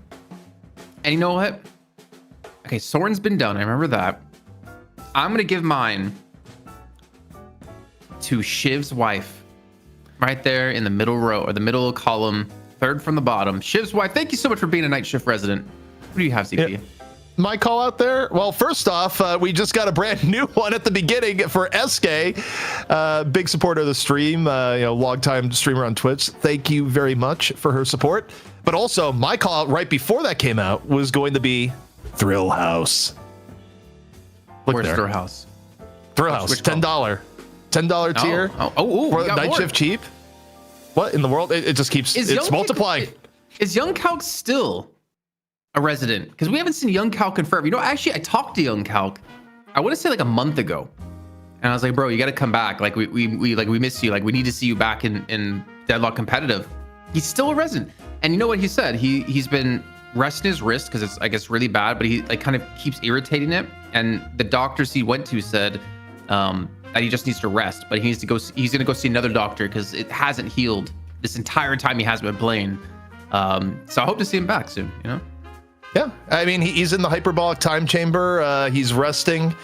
And he has mentioned he will be coming back one day. It's just, it's almost like one of those old mythology tales. Like one day the return of Calc shall happen. Of course, Speaking if you of watch returns, Goopy Noopy coming. I'm sorry to jump in, but another $25 donation. Incredible games this week. Vote Apollo. So you know what to do with your votes, guys. It's either to put up money to say vote other people, or now everyone has to vote Apollo. That's how it works here on the night shift. Last donation gets to choose where all the votes go. That's right. Or something along those lines. We got to talk about the champions, the team that we haven't looked at the roster here tonight, but you see every time in the finals the past 2 months. It is the Melee Creeps. And Jason, at this point, all household names within the NA Deadlock scene. There's a lot to say about all of them. And, you know, who do you want to talk about here? I got my favorites, but I'll give the choice of first glazing to you, as it were. I mean, I need some time to recharge before I can glaze again, but I'll try here. For me, it's Saya. You know, I think looking at North America, we talk about a lot of players. On this team, everyone talks about Ido. Everyone talks about Jonja, but not many people give Saya the credit he deserves. I was watching back their scrims from Monday, I believe it was, where they were playing some Silver, which Ido obviously popped off when it came to Silver. But Saya had some really amazing plays when it came to Kelvin and blocking off the mid pit so other people couldn't steal away the Reju. If you talk to any like top North American player or a lot of the top North American players, they will say probably Saya might be the best NA player. And considering he plays like support for the team, you don't really see that expressed in these matches, but that's how truly respected he is as a gamer right now.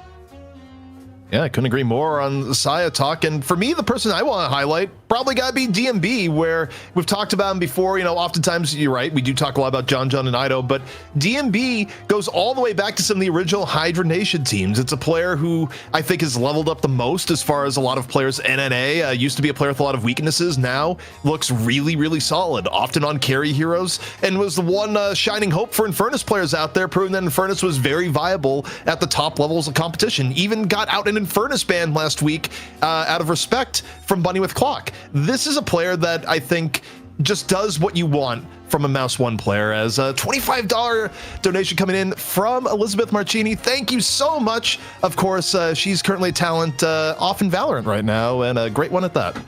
Actually, she likes to be called Lisa. I learned today in my stream when I kept calling her Elizabeth. She's like, actually, it's Lisa. And I was like, actually, I only care if you're a sub. No, I'm just kidding. I didn't say that. I didn't say it at all. But yeah, no, thank you again for the donation. No notice though, like no comment. She could have easily put vote Celeste, but didn't. Honestly, we have not had a lot of vote Celeste comments as far as the donations go. Like, we've gotten a lot of Venator, a little bit of Apollo, and what we've learned is that those voting for Celeste, you know, they've been showing it with their words more than anything else. But we got to move the show along here, Jason. I think the draft is just about ready to go. Or, you know, maybe we go to do we go to roster here? NA history. We can stall a little bit for the draft if need be. Yeah, let's talk about the roster, because there's no hydration on this team anymore, Jason. Those tuning in wondering what in the world happened to my Floormen. Where is hydration? Where's Zerbsy? Well, they did another roster change, and finally, after nearly a year and a half of hydration was the one on the end of a roster change. Yeah, honestly, never thought that would happen, because it was always like him as being one of the few players who never got changed off the team. But, you know, going back to Hydra Nation, back to that name, for the life of me, I cannot remember the full roster off the top of my head, though I know I could dig it up.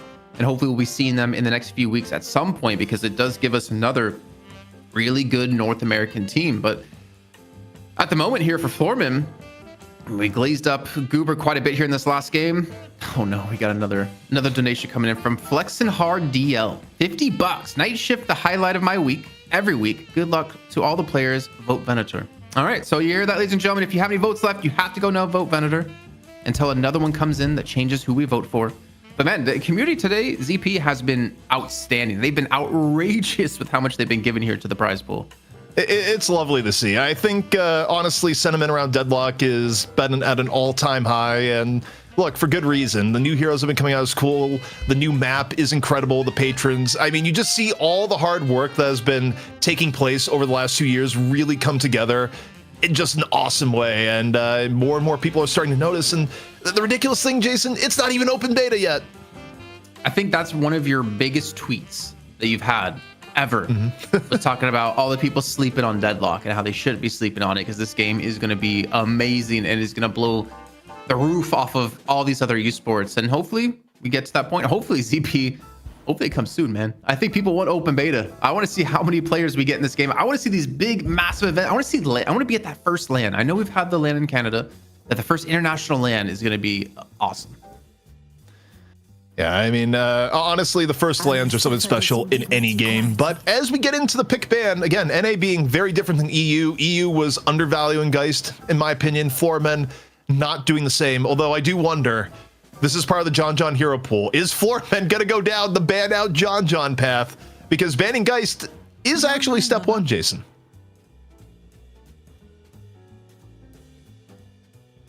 I'm holding my breath.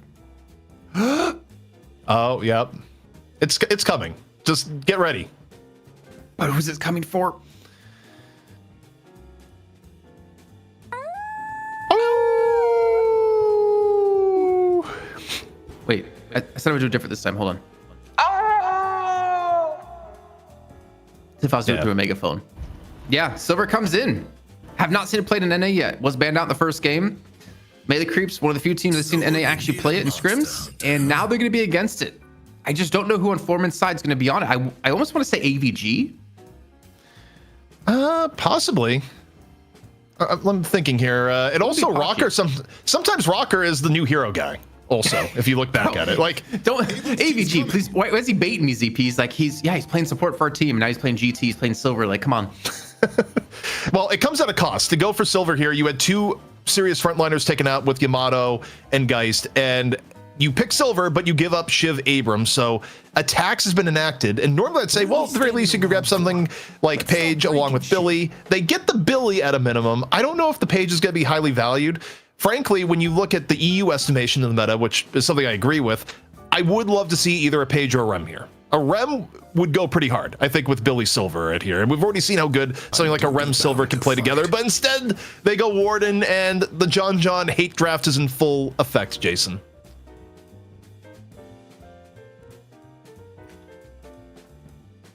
I was thinking, could we see the debut of John Silver? Not John Silver, John No. Or are we gonna see Gunamo again out of John here? It's possible the Gunamo worked. What am I doing? Bebop. Yeah. John Bebop. Makes perfect sense. He's back in. Oh my goodness. Soulrise Shuffle, $100. Is there a message to go along with that? Predator. Celeste is the best. All right. All votes to Celeste. I'm gonna log in Deathlock right after this and put them all to Celeste, unless we get another donation changing who I vote for. Well, good luck to you in your future. All right. He's Kelvin. See, put some respect on Saya. Take away the Kelvin. That is 100% respect on Saya. You're not banning Kelvin for anyone else other than Melee Creeps, because Saya, similar to DMB being one of the only players to play in Furnace, Saya has been one of the only people still playing Kelvin. Even Saint, off in EU, has not been a fan. Melee Creeps, though, decide, you know what, we want a little bit more damage in our life. We're going to pick up Mirage. And actually, think about the John historic hero pool. John did go through a play nothing but Mirage phase, but also it's just as likely, Jason, that this could be for DMB. I can't read that donation. You have to read it. Vote mustache on Kaplan. Honestly, yes. And let me tell you, his wife will love it. Actually, I did surprise her today. I did not tell her I was shaving off the stash, and she noticed right away. I'm surprised more people didn't notice it actually, to be fair. Well, congratulations on not sleeping on the couch, you know? You finally upgraded from couch with one facial hair move. But the Rem coming in, oh man, Jason, I'm looking at the Floormen draft, and I do wonder, again, does the Rocker narrative hold true? Because between the two teams, as good as Shiv and Abrams are, I like the fact that you're getting Rem, you're getting Holiday in for pick potential. Yeah, you're getting Bebop, which, by the way, John Bebop is a thing. It's going to be John Bebop and DMB Mirage for sure, if this is what's going in. Are we seeing the return of Saya on Paradox? Maurice and I got your back. Nope. I think he may be. Oh, I don't know. It's hard. Cool or Yeah, right. I'm like, Scout would normally play the Paradox for them. Ido's probably gonna be on the Shiv. League's probably gonna be on Abrams. We know Mirage Bebop, so that puts Saya either on Mo and Krill or Paradox. Oh my God, 7? He's on Mo. I actually think Saya's gonna be on Mo because Mo is sort of weird, where you either have your support players play the Mo, or you get your playmaker players playing your Mo. Yeah. He's not like a traditional frontliner, but yeah, 7 coming in. Look, I talked with Lightbringer over the course of the week, and Lightbringer, this is something he feels vehement about. He says, you ask him about 7, he says the hero is disgusting right now, incredibly undervalued. If that's accurate, then you have to look at the Floormen draft as something terrifying. I played a lot of 7 in the last few weeks, and I completely agree. He is. I mean, so Lightbringer builds it a different way than normally I was doing it, but the bullet enchantment with him put onto your power surge, which is your 3. If you go intensifying as well, or maybe you just replace intensifying with that, you do so much extra weapon damage. It is crazy. And you still do a ton of spirit because of power surge and how 7 kind of exists. The thing is, he just needs a lot of farm. He's like very weak. You need to like triple dip into your investments before you really have like a good power spike, because he's like very squishy until you get the vitality. You don't have much damage until you get the spirit and the gun online. But he's definitely like one of those late game power players for sure. Yeah, I mean, the side laning works out here. I mean, you're going to have Warden in one side lane, 7 in the other, and you're going to be giving most of your jungle farm to 7 and Warden in particular. And then you're going to be doing a lot of roaming, especially with Silver, Rem, Holiday, that are going to be making a lot of space in and around the map. So in terms of soul economy and building this up, I think how Floormen have built their comp looks pretty darn reasonable. Melee creeps, though, I mean, have plenty of win conditions on their own. Anytime you pair up Bebop and Mo and Krill, it's one of the deadliest kill combos you're going to have. I mean, what's better than a long-range hook from John? Saya there with both fists as a greeting, right? Like, it works out very, very well. But a lot is going to depend on DMB being reliable, getting good farm on the Mirage, and, you know, basically Scout making good plays on the Paradox you have a lot of pick potential for melee creeps, and they're going to have to rely on that to get to a reasonable late game. I'm excited for this, man. I think there's so many like storylines playing into this match right now. I'm looking. I mean, we didn't even touch on Holiday really, right? Goober's Holiday. I mean, I just glazed him so hard, so I don't want to do it again. But his Holiday is ridiculous. Like he's a firm believer in stand mastery on every single hero he basically plays, and except Viscous. And you're gonna see why here. If he's been practicing his movement, he's been able to do things we've seen him do in his own stream. Earn runs are going to be extremely fast and efficient. So melee creeps, you're going to have to basically contest the pickup if you want to deny it from going in, because you're not going to catch them around the map. But this is also, I mean, kind of interesting because like Rem and 7 are going to be very kind of susceptible and weak in the beginning. So you're really relying on Silver, Billy, Warden, and Holiday to be your core until they do get to that point. Yeah, I think all... What's the O? That was another donation from the post lamp.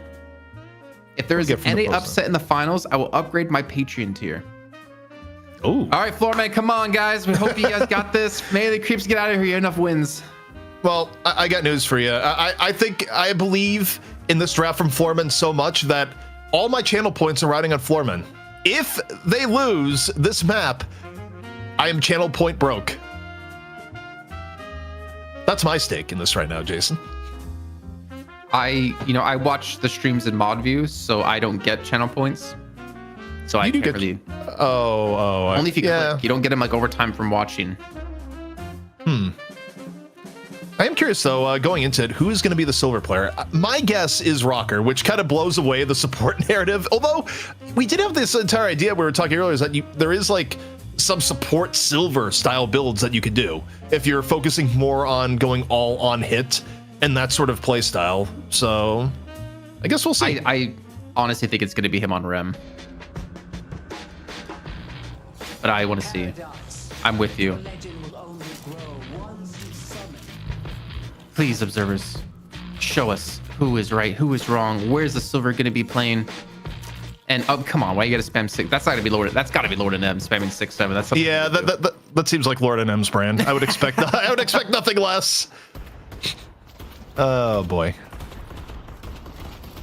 So let's see who's on what. Okay. Okay. It is Lord and M on silver. All right. No pressure, Lord and M, but actually all the pressure in the world. You don't want to feed on silver, not when the chat is just frankly as feral as it's been all day long.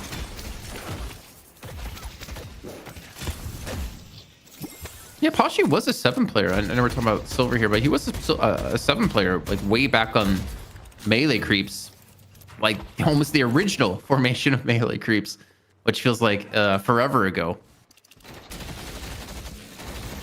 Yep, old favorites. And speaking of old favorites, nothing more of an old favorite than the John Bebop. It was in cold storage for a while here, Jason, but some Bebop changes hit, and he's back. And we'll see if he remembers how to land some of the best hooks we've ever seen. You know, I think where the John Bebop really got its ultimate respect, it would have to be the Trolley tournament late last year. Yeah, that's when we're seeing the gun Bebops really shine. Him and Goober in particular stand out to me. I swear I can't go 5 minutes without talking about Goober. It's horrible. It's a problem. Like it may be a problem. Like, you know, Hook comes in and no, not quite. But taking a look at the lanes, we haven't really talked about the lanes in earnest here. Mid lane for Floormen, Holiday, Warden. Honestly, against Bebop, a Hook can turn it, but it's a pretty good poke lane. Like, there are plenty of scenarios where that is a losing lane for melee creeps. Right now, we're taking a look at the left-hand side. We got a little Rem with 7, and if nothing else, it's going to be difficult to stop 7 from efficiently getting farm in the lane with Rem here. I feel like Moan Krill Mirage versus this, it's almost it's a lower action lane to me, Jason. Yeah, it's almost like non-interactive. You're not going to really get a kill, except maybe when you get combo online. But even then, I wouldn't really expect it. It's just about farming. I think that's why you're seeing Saya just run back and go box run as much as possible. Goober really loves early rotations. I mean, it is 3 men from the Floormen here on the right-hand side, applying a little bit more pressure as see where Goober ends up taking this roam to. But for now, it's just League getting some farm in mid. Yeah, not only him, though. Also, John going to be getting a lot of farm here. And we expect him to get a lot of farm, too. Unless they're going to throw it over to Fish Cake and John will play like a little bit more supporting.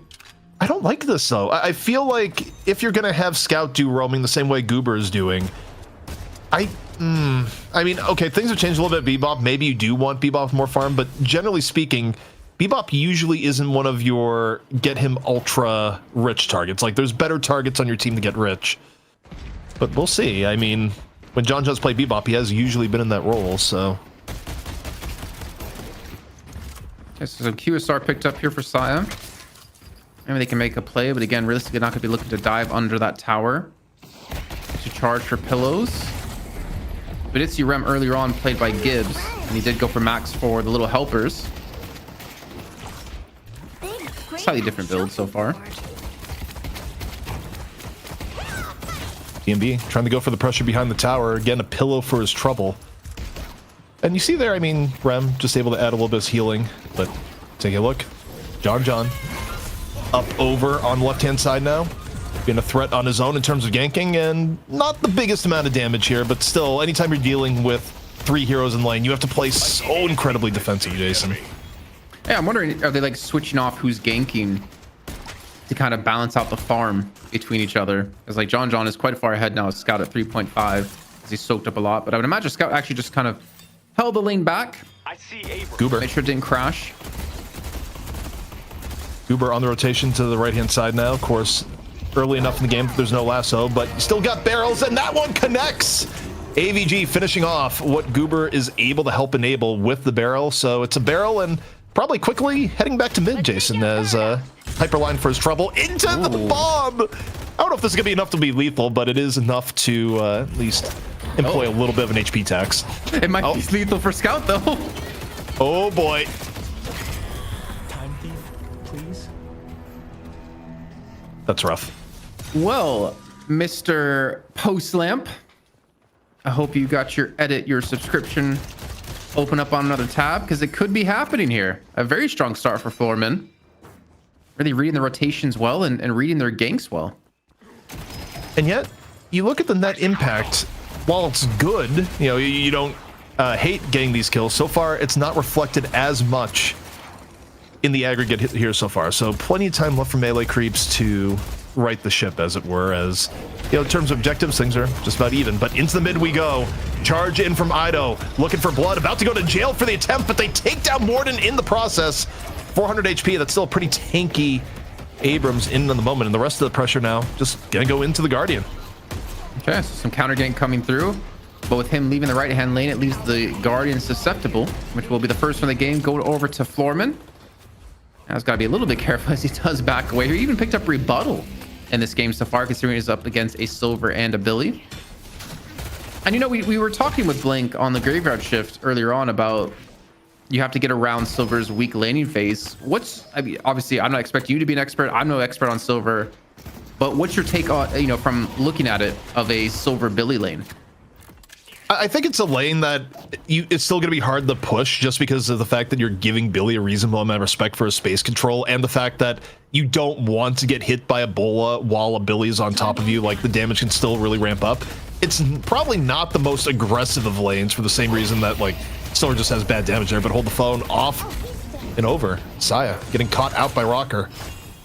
See where this one goes. A little bit of healing here onto Goober, who definitely has turned into a holiday movement enjoyer, which explains the holiday thing, where Goober's just like a falling down the movement hole. Oh, good little seismic impact comes in, gets the charge onto Goober. Pochpop using his ultimate though to zone and keep everyone away to make sure his teammate does not die. But the pressure's still going to be here out of melee creeps.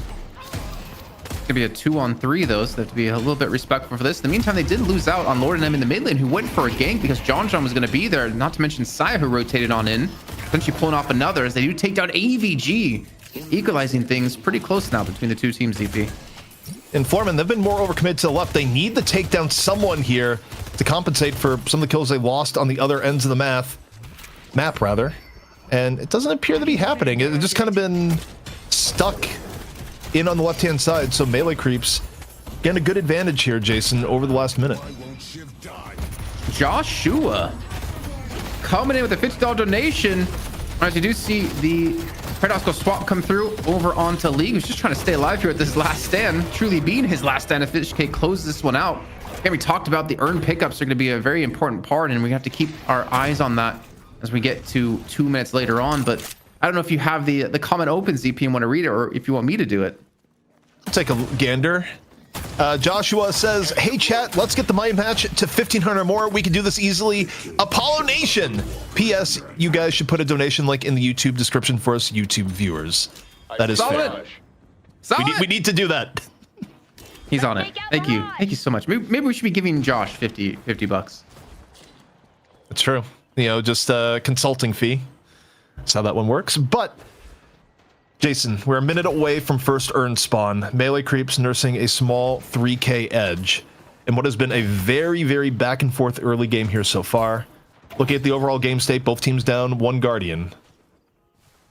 Still about as even as it gets, but, you know, the question is, how afraid do you have to be of John, who's looking pretty darn farmed on a Bebop that's gotten, at times, uncontested farm in the mid? I mean, he's at 8k. Do want to see what he's building towards when we get a moment. That moment's not happening right now. A good swap to keep him in that time bomb. The chain gang pulls in. Scout under the Guardian gets parried, and AVG will inevitably fall. Well, they also do take a guard on the left-hand side, so Scout opens things up for a kill, and they take more across the map as that urn is spawning in 30 seconds. And I wouldn't be surprised to see melee creeps actually kind of flex out here and look for both buffs as well. 20 seconds left till buffs come into play. Also, ooh, Goober finding Scout. That is a timely kill, as it's 10 seconds from buffs and the urn starting to fall down. See how much contest we get here. For now, melee creeps, they're going to take ownership of both buffs, Jason. Yeah, they like to do this a lot, actually. Thinking back to prior weeks, they really like to just kind of apply their pressure across the map with these buffs and use that as like a snowball potential, because the urn has spawned in. And they do have the presence to go for the pickup there with Saya. So they don't even give Goober a chance to pick this one up and get across the map. But then again, he does have stand mastery, so he's not trying to get across that quickly. But they should divulge into a fight. I don't see a world where Floormen let this one go for free. Wait, is this a gank out of the teleporter? Ido just walked into an ambush and charged out just as quickly. So it would seem. And is there going to be any contest here? No, they don't care about the urn. This is the freest urn ever, and they get a Guardian in exchange. Maybe you get DMB, but it seems like an odd macro trade here. If you get DMB, it feels a little bit better, but you don't even necessarily have that. DMB, tornadoes out, using movement, off to the safety of the walker. The cage is coming on through, and it hits behind the truck. Surely DMB falls here and does, but still, urn for this? Not the worst. As long as they don't take serious damage on the walker anyways. Oh, but John's here. He misses the hook. Last Stand comes out, knocks him away to try to buy some time. Even the hyper beam on top of this does keep them away. But you can see Goober coming in, just raining barrels from the sky, not allowing John to get comfortable and to get safe. And he's going to be taken out by Goober eventually. Goober, though, gets real low in the process. Ido on the punish, but oh, here we go. Still half the time left here on Silver like a curse, but okay, Silver might be good, but not so good that you can walk into the walker like that and not get focus fired down. So was not quite the cinematic Silver play. I'm trying to think how the trade went out too, because it was earned for melee creeps. They lost 2 Guardians, they lost 2 players, but they got 3 kills and a Guardian themselves plus earn. I want to say it's a melee creeps win at the end of the day. Would you agree? Overall, yeah. I mean, I think Floormen were hoping to get some walker damage, get out cleanly. It wasn't quite as clean, and they still gave up earn. And I mean, look, at this point, it's not a lead to where you can't fight, but you're not loving the game state. Also, I feel like when you're running a Silver comp, you want to be looking for more skirmishes to take advantage of the fact that, you know, your Lycan Curse has a pretty short cooldown, and I don't feel like we've really talked about Silver much this game, Jason. And the thing is, they kind of contradict each other because Silver wants to fight. Poshpop hasn't hit a single investment yet in his items, which makes him very susceptible. I talked about this before, right? Like 7, you need triple investment to really be able to hold your own. And you actually probably need a little bit more than that. And you can see here, he immediately gets dropped, ganked in his own jungle, knowing Poshpop's going to be there. I'm curious about how big was his bag that he just dropped? Because he's been farming up jungle. It may have been pretty big given the fact that the lead is now ballooned to 10k.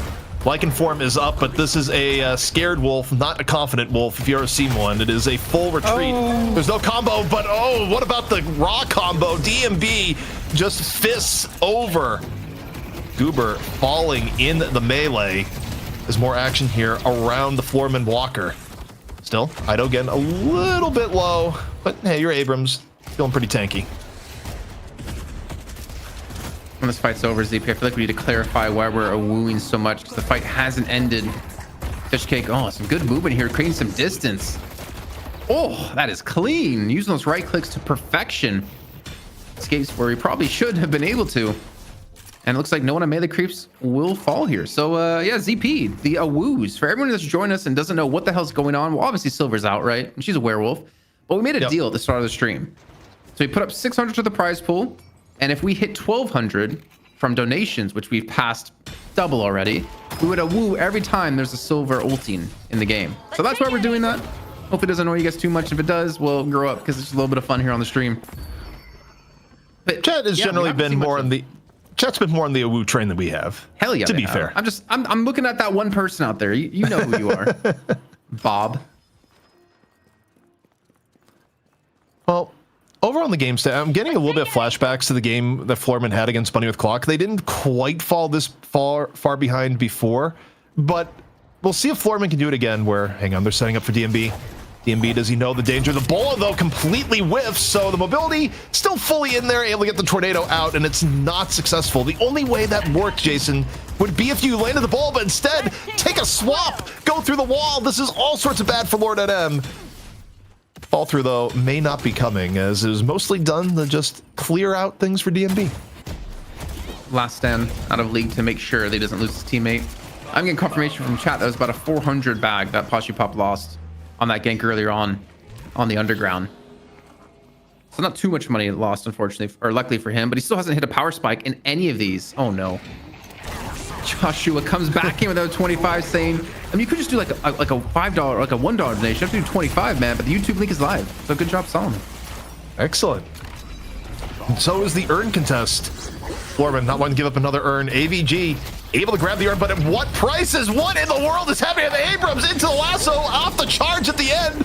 Absolute ridiculousness, but it hits the mark for Ido. However, a storm is brewing. Pashi with the storm cloud. Is it enough to free up Floormen here? Goober's still really, really low. Pashi exploded, but the prize here is that the urn is on a fast break. It's DMB that's trying to chase down the urn and gets the urn drop. DMB chasing down as just a mirage into the 1-on-2, disrupting, buys time with his life, and now Ido is sitting at the urn turn in. Is this gambit going to be effective? Goes in, and no, Goober is still able to get the turn in. Ido not able to interrupt, and all in all, that's actually pretty good for the Floormen, Jason.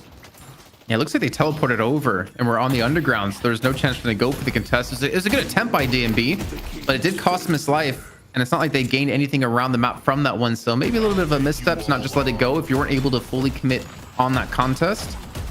But I will say this, though. I think in that last fight, Pashi popping the storm cloud, you kind of saw melee creeps initially respect it, and then they were like, wait a minute, this thing does no damage. They came right back out and immediately bursted them as fast as they possibly could. And that's just, again, I'm talking about a lot because I've been playing a lot of 7. I mean, he's at 13,000 souls. He's out of this game for a very long time right now because he's too far behind, and he doesn't have any of his power spike. He finally gets a power spike for gun investment, but he's still not going to be effective until he gets like the triple investment.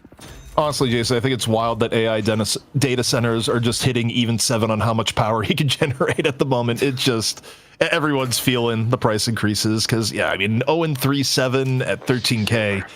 You're on the redemption arc. You're in the hit the jungle and maybe be a threat later in the game. However, because of how the game works and, you know, the aggregate soul scaling, it lets League get pretty damn farmed by comparison and not suffer big penalties if you die, not give the other team comeback souls. So having one member poor, you know, there are some unintentional upsides.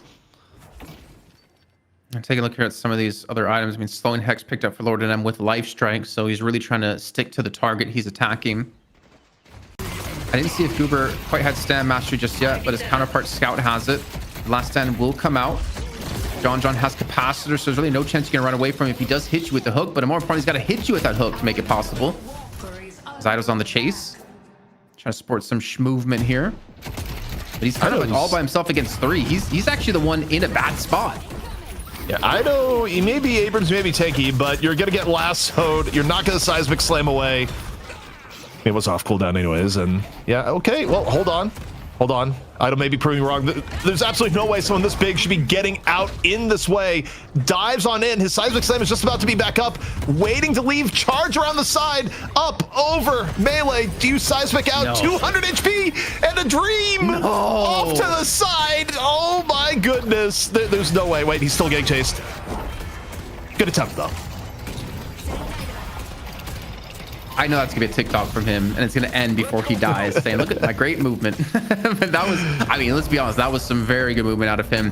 But it does cost him not only his life, but also John's, and they also picked up a kill on a DMB yet again here, only losing Pashi Pop. So that 10K lead we had fairly early on this game is pretty much null, and we're getting just 1 minute away from the next buff spawning in. Previously, melee creeps, I believe, got both. Was that the 10-minute mark? No, I think it was the 15-minute mark. So I'm not quite sure they're gonna be able to do it yet again. This feeling, it's a familiar feeling when I'm watching this iteration of the Floormen. You know what team they're reminding me of in the sense of even when they have a bad start, they're finding ways back into the game. Sneaky Golem?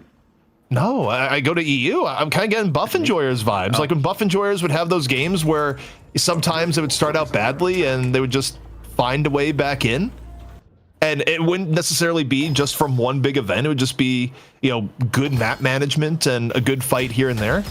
It's kind of what Floormen have been doing because for how good Melee Creeps was playing at the beginning, it feels like we shouldn't be in a game where Floormen now are up 1K. Uh-oh. I mean, we hear a combo, but Saya, it's just you +1.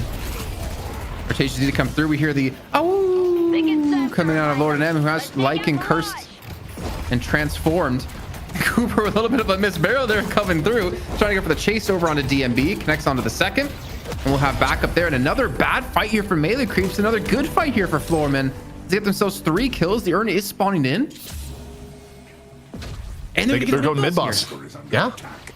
And they probably have the gun damage. I mean, that's a 20k Warden. You're usually pumping at this point. So this mid-boss likely is not going to be living all that long. We'll see what sort of contest comes out here. The lasso comes out in the middle of the contest. Gonna seal Fishcake's fate. Mid-boss still alive, mind you. Melee creeps. Saya gonna be coming into the fight here in a moment. John certainly looking to contest. Uppercut or to use 2 rejuves though into the Floormen and let loose the storm, says Pashi. All 3 rejuves going the way of Floormen. 1 used immediately, 2 still in the bank as melee creeps have to quickly retreat. Jason? What's up? No, I thought those were soundboard for. I think that was no. That was yeah, like double voice line there for some reason. And a good push. They immediately head towards that urn, realizing that DMB could steal it away. One of them couldn't buy a bola if he tried. I don't know. I'm so mean to him. He's such an awesome guy. To be fair, everyone seems to have trouble with the bola. Like Listic was malding on stream earlier today about how he could not hit bola and had trouble like landing bola earlier. The bola is an acquired talent that I don't know if silver players have actually mastered since Monday, is what I've learned so far. I'm just saying, I've never missed a bola in my life. Yeah, never casted a bola in your life. Yeah, exactly, but I never missed. Yep. So with Rejuve and Urn in hand, Floormen are looking to go for the turn-in while melee creeps are in the vicinity looking for a catch. Speaking of catches, the hook onto Rem doesn't pull him quite as far as they wanted to. Rem deserves this. Squash him. And okay, well, message received, the combo in onto Rem immediately. Gonna pop the Rejuve as the Urn fight is in contest. Meanwhile, League is just taking down the Walker as this is going on. So you got the fight in the left-hand side, fight in here for the Urn pickup. About to come and play here for melee creeps. They had one on the Urn. Ido, though, just gets blapped in the middle of the fight. Urn now being rotated over. AVG gonna grab it. Still 1 rejuve here for Floormen. And the melee comes in from Owen Krill, but immediately has the Warp Stone out. The Urn just walking away. And members from melee creeps are dying bit by bit here, Jason. It's gone from bad to worse, man. And this Walker might fall too on the right-hand side. Melee creeps losing out on 3 players there. Well, I guess it was... Yeah, it was 3 players. Actually, no, I think... Yeah, it was 3, sorry. Yeah. You mathed well. Is John going to have the damage he needs at the moment? He's at 21k, but he doesn't really have any damaging items. He's up against League with 26. This is not looking good for melee creeps. You might have potentially that new champion. You might see a patron tier get upgraded out of one of our loyal supporters. It's the rocker effect. But the swap comes on in. AVG may have bit off more than they could chew here on the side. Walker still really not the easiest kill to finish off as okay, Pachi goes for the teleporter. John just walks up and says nuts to that. Melee creeps able to get a few consolation kills towards the end, but you look at the game state here, down 2 walkers, down 21,000 souls. It's not out of reach here, Jason, but it's a rough spot. Also, this is a rich holiday. When was the last time we saw a holiday with this level of farm in the Spirit holiday meta? You have to go back to Gun Holiday to see a holiday that's this rich. I mean, he's got 9 kills and 10 assists. He's been the playmaker for the team, living up to what Holiday's supposed to do. This should keep him on their toes. Alk Flash, Rapid Recharge, Stand Mastery, Greater Expansion, Bullet Enchantment. He's got pretty much everything he needs at this point. Thing is, with Rocker playing support, it kind of frees Goober up to actually play a little bit more aggressive in the builds too. That's, I think, something we haven't really touched on. You look at this Viscous last game, he was pumping damage. Yet again here with Holiday too. Yeah. Also, Holiday, a lot of people wondering, okay, what's the role of recharging shot? And, you know, kind of an item tailor-made for Holiday to get even more barrels. It's like, little did you know, more barrels with the recent itemization. But looking at the left-hand side, I feel like if you're melee creeps, you need to get active soon, Jason, before this game gets completely out of hand. The next Urn is coming up soon. If you could jump on Floormen here, it would be good, but they don't appear to be looking for that opportunity. Instead, I wonder if this is going to go the other way around, as the buff is about to spawn here on the left-hand side. All the action taking place here on the... Nope. Can we hover over Echo Shard? What does he have it attached to? Is it the Pillow Toss? I think that would make... Well, I mean, being able to tag along again immediately in a fight. No, it's got to be tag along. It's 100% tag along. That's kind of ridiculous. That's kind of crazy. Yeah, no, actually, again, the Lightbringer propaganda was saying, I don't know why people aren't echo sharding tag along. It's actually ridiculous. I see crew. There's no way it's Pillow. I refuse to believe it's Pillow. Confirmation? Can you hover over it so we see like what? What? Okay, maybe we won't have time. Okay, quick abduction. Scout down though in the exchange. Yep. Floormen not really hurt at all. And the combo attempt going to the wayside. 3 down for melee creeps and a brutal fight yet again. That's going to lead to another urn perhaps for the Floormen. Yeah, I mean you're down over 30 seconds now. There's no way you can contest this. This will get across the map before there's any chance. And yeah, it is for sure Echo Shard tag along as you saw there, popping onto Billy twice. Honestly, that's kind of brilliant. You like go through your entire team and then you can Echo Shard and go through your entire team yet again. And it's like what 15% like baseline of health healing. That's a lot of healing you can do in a really quick amount of time, especially with like healing Nova in there too. But the certain uncontested turn in once again. Sporting an almost 30,000 lead here, ZP for Floormen, showing no signs of stopping. And Pashipop, he's kind of like indirectly recovered, right? He's at 26,000 souls. He's ahead of everyone on his opposing team except DMB. The pause is a sign of stopping. That was actually the ultimate caster curse in a different way. Just so you're aware. Yeah. It's showing no signs of stopping, and the game has been paused by Pashipop TTV/YT. I wonder if he streams. Gee, you think?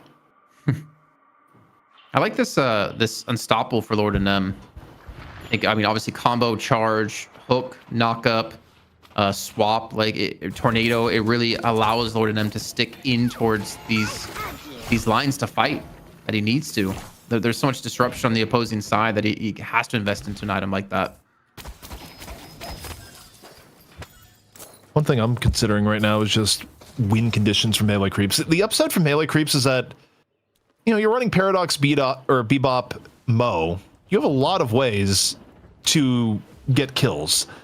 The problem is the stat difference becomes a bit of an issue. And again, I may be wrong on this. Like, I really don't know exactly the full strength of the current Bebop builds after the change, but prior to this patch, at least, you didn't love Bebop as a late game. Like, Bebop was a character you picked more for your early to mid game. And same for Mo. Like, they do fall off later in the game, more so than the heroes on Floormen. So, from a comp perspective, I just think these fights are going to be really hard unless they open with a pick. But, Jason, things are heating up here and now, and it's Paradox under the gun. Scout getting hit with the lasso. The hook coming in from John is potentially a save. Is that enough to clear out Scout? He makes some distance, but still the barrel in from afar, in from Goober. 1 HP and down, slammed. Pashi finishing it off, and the rest of Floormen still in hot pursuit. Yeah, there's no way John is going to survive this one either. Honestly, I don't see melee creep surviving this game because it keeps going from bad to worse. As we got to give it an AWU from ZP as I carry along here with Lord of them transforming once again. Eventually, the AWU will come in from ZP. He'll hear me talking about it, and he'll do it while I'm talking right now, casting this team fight. ZP, there it is. And Floormen back away to push out their lanes because they are a little bit impacted here on their middle lane. Well, in the meantime, mid bosses respawned in. Probably the worst time for melee creeps to have a fight, though. I think they tried to force that. Well, actually, they didn't try to force something there, right? It was the lasso out of Goober that forced it. Yeah, the lasso came in. John tried to save with the hook, and Goober had to move the chase down, land the barrel, and go from there. And you're not going to get any real contest onto the rejuve. 3 rejuves and nearly 50,000 lead for the Floormen. And Jason, I gotta say, I went all in on Floormen this map. Every last drop of channel points, 7,000. I had some multiple bad bets. But let me tell you, the channel points are coming back in force. Assuming Floormen win and don't throw. Like, if they throw here, I will be real sad. Don't set yourself up for generational sadness here, because it's going to happen. Okay, if Floormen throw this, I'll just be happy with seeing some great Deadlock in the sense that it's going to be one of the most generational throws of all time. Not losing when 70k up sort of throw. Like, that's going to be hard to beat. Thank you, Goo Balls, back in the trolley tournament, but it would still be pretty high, Jason. Yeah, I completely agree. I think the only like caveat is that Floormen, it didn't struggle to close out against BWC because I mean, again, I still say it was a best of one, so they're being extra careful. But kind of like, actually, to be honest, the longer the game goes on, the stronger they get, I think. Posture is to come online, Lord M's going to become more impactful, League's still going to be more impactful, and melee creep side, when it comes to late game scaling, what do they really have besides DMB? I mean, Shiv and Abrams can be scary, but Abrams is so far behind. I mean, Ido's not going to be that big of a threat as the game goes on. But Hook came on into the combo, and the HP bar isn't moving that much. Like, you're putting all this damage in the Billy, and Billy's just shaking it off, Jason.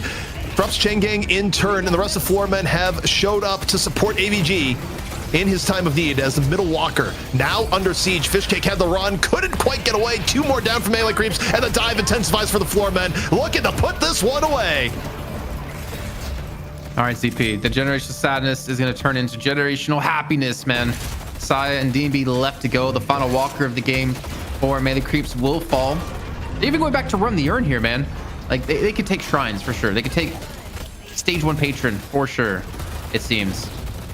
And they're that confident they can run the urn while this is happening. Poshpar probably gonna he's actually cutting the wave out to make sure the walker won't fall instead of going for the urn.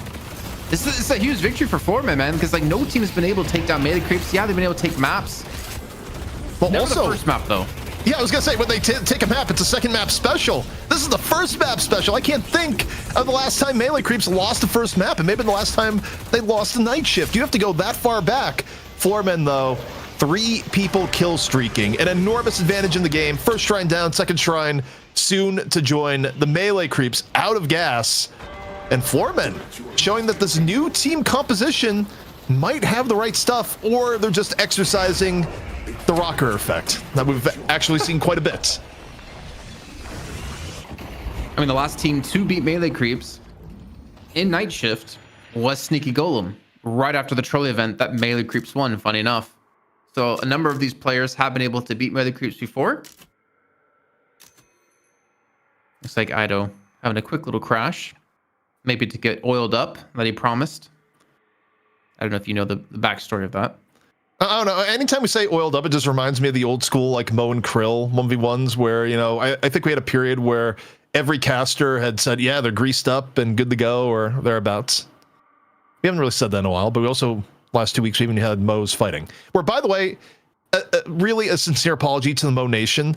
I understand many Mo fans were actually upset by swapping out the Mo 1v1. It is not a permanent change.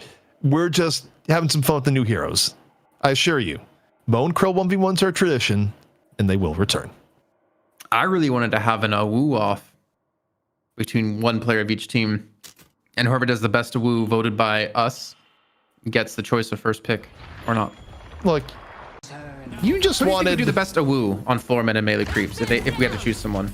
Oh, the best AWU. I don't know who I choose for melee creeps. Honestly, I give the John AWU. Really? I would give it to Saya, man. I recorded that. Remember that game show that we did together of him doing the sound effects in game? Like he's not afraid to look silly. True. So he would put his heart and soul into that AWU. It is an open question. Unlike this game, which who do you think? Unlike this game, where you know, Jason, it's not too much. Oh, Hyperline. Not quite. Real close to the Hyperline, though. But what about a lasso? A lasso into the hook. Snatch for snatch. John says mine reaches a little bit longer, but the dive-in should be fierce here from the Floormen. They got Rejuvenators, so even though Goober got caught by the hook, it doesn't quite matter. Gets right back up, instantly takes down Scout. And the second stage of the Archmother, soon to fall here, Jason. As now you wonder, is this the week melee creeps fall? They've lost 1 map so far. Yeah, honestly, it's been a very long time since we've seen melee creeps drop a first map in a series, and it really didn't feel that close too. Once we hit I think it was like the second urn is when things really started to turn around. That decisive play to Floormen to kind of like let the urn go in and take walkers instead ended up netting them some really good lead and really good comeback into that game.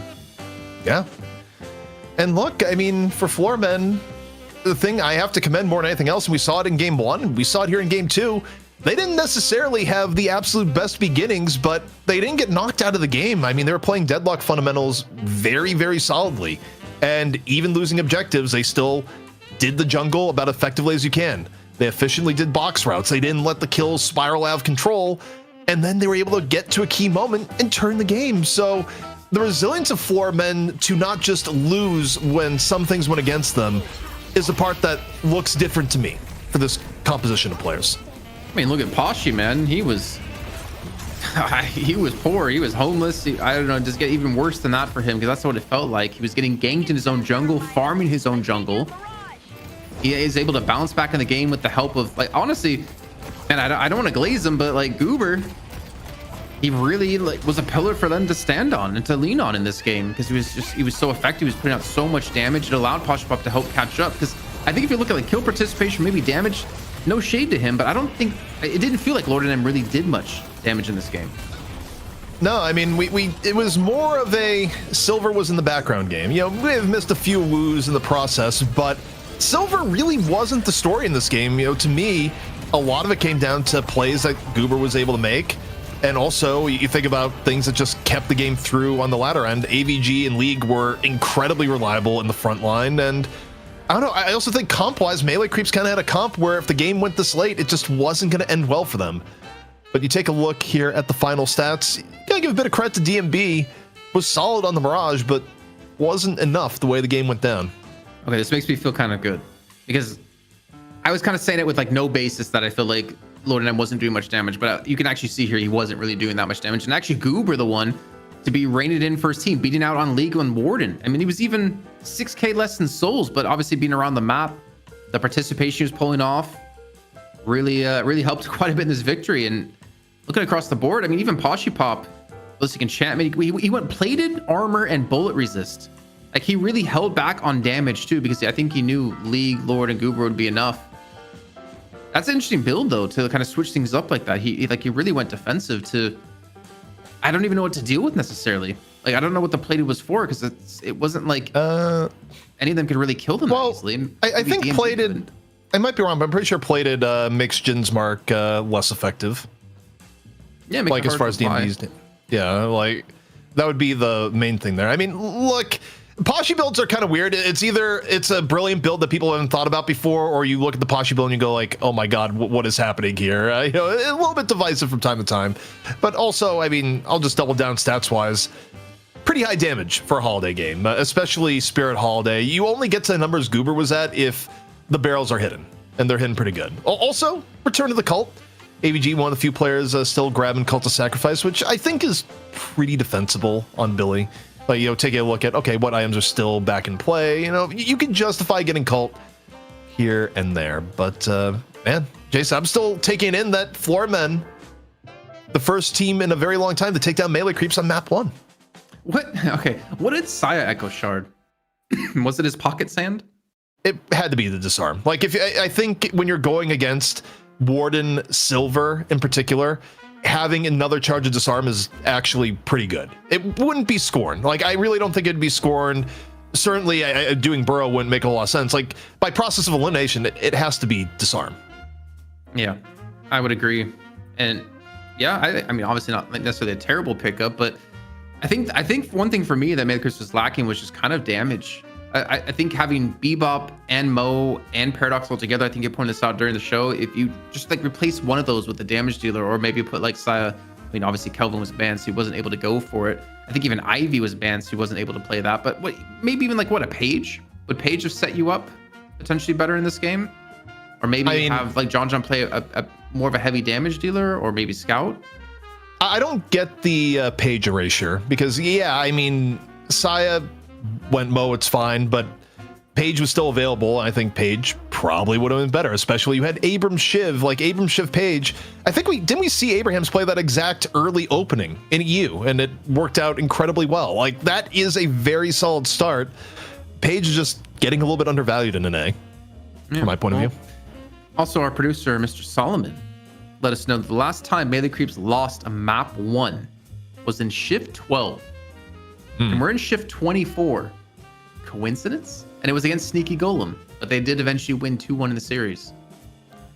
Will history repeat itself, ZP? We'll have to see. I mean, more than anything else too here, Jason, this is a prize pool at the biggest it's been in a long period of time. The pressure maybe a little bit more on Melee Creeps here after losing map 1, but Jason, that was a long match. We had a lot to talk about. We're going to be taking a break. When we come back, is history in the making? Will Floormen finally unseat melee creeps? Stay tuned. It may be soon.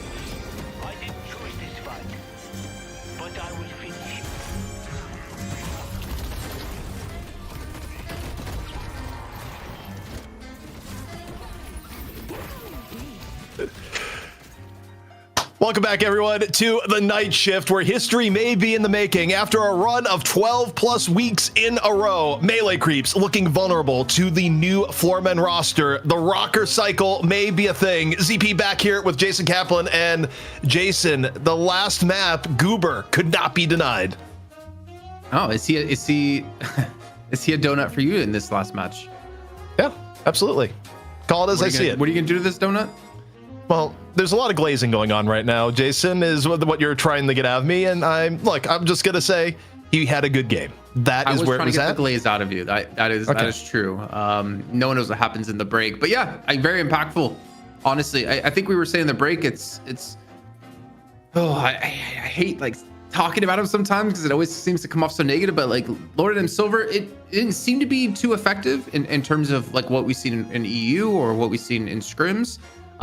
And even brought up a good point, ZP, of is it even worth like banning or being worried about them getting a silver if it's going to have that same level of effect?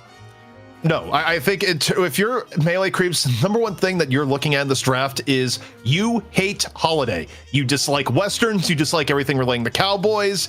You are banning it. You're getting rid of it. You're either picking it yourself or you are taking it down with the first ban. You don't want to deal with that with the biggest prize pool we have had on the line. It is that simple, and I think that's going to be part of their draft adaptation going forward.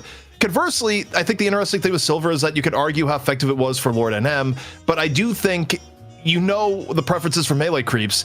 They also would like to play Silver. Ido thinks the character is the most broken thing ever and had really good performance in scrims.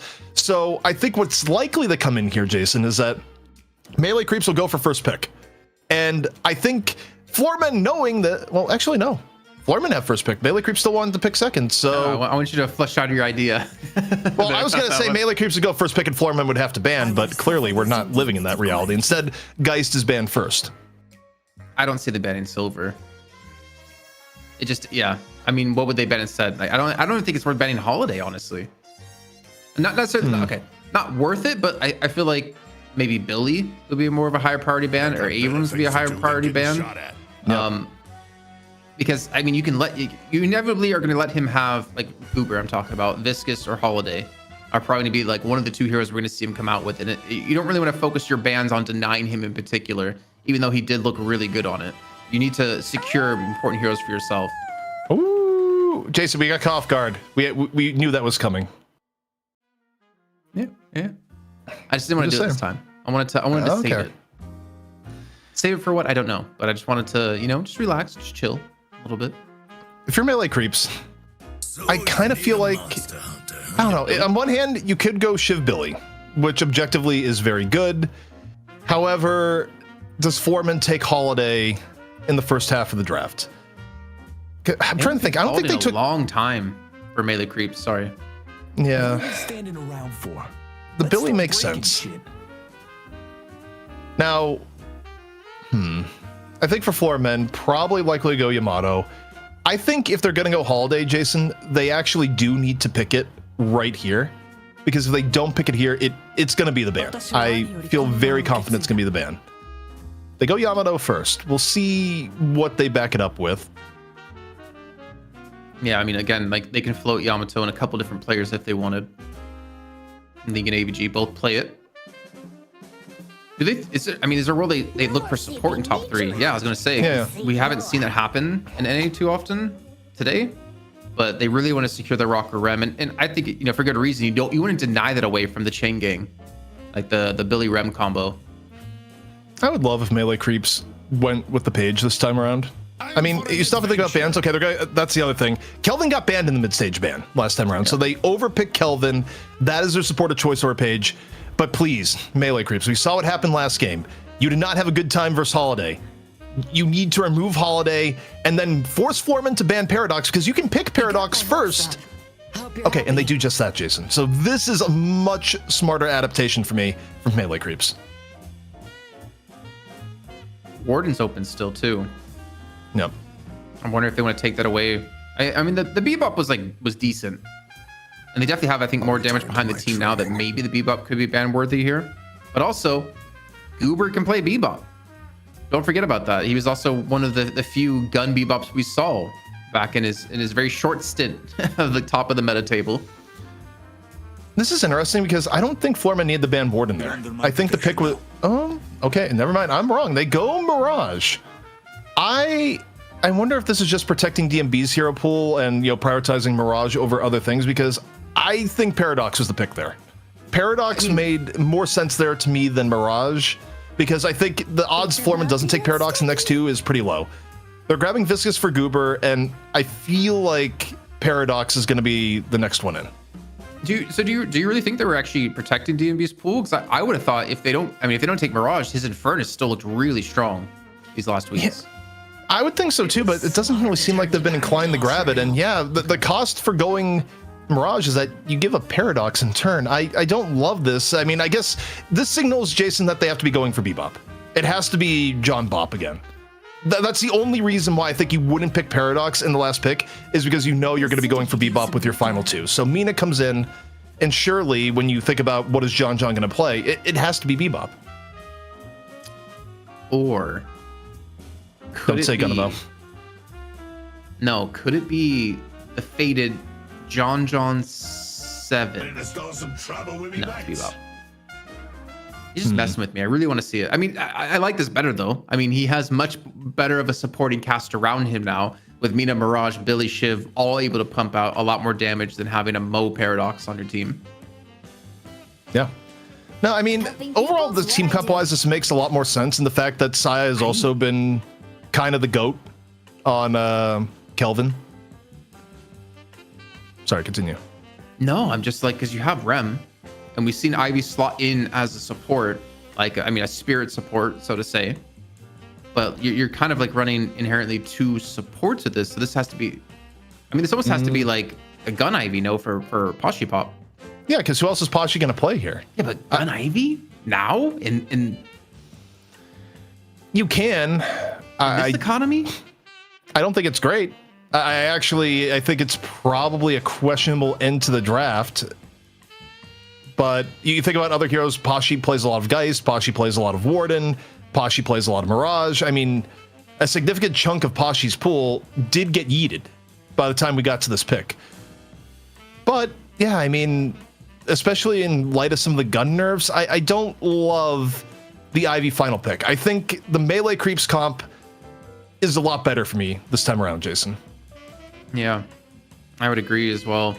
I'm trying to think what potentially could they have picked instead of Ivy or Poshy. Yeah, there's not many options in my head. I'm like thinking I don't think I've ever seen Poshy Pop play Infernus. I almost want to go check my database to see if he's ever played Infernus in any match in DFN or DNS. I mean, it could have been Poshy on the 7 again. The 7 was available. Yeah, but it wasn't a good 7 game per se. This looks like it would be a better 7 game because I don't know, like you have like a team who can fight really well together, and then ideally you just can farm.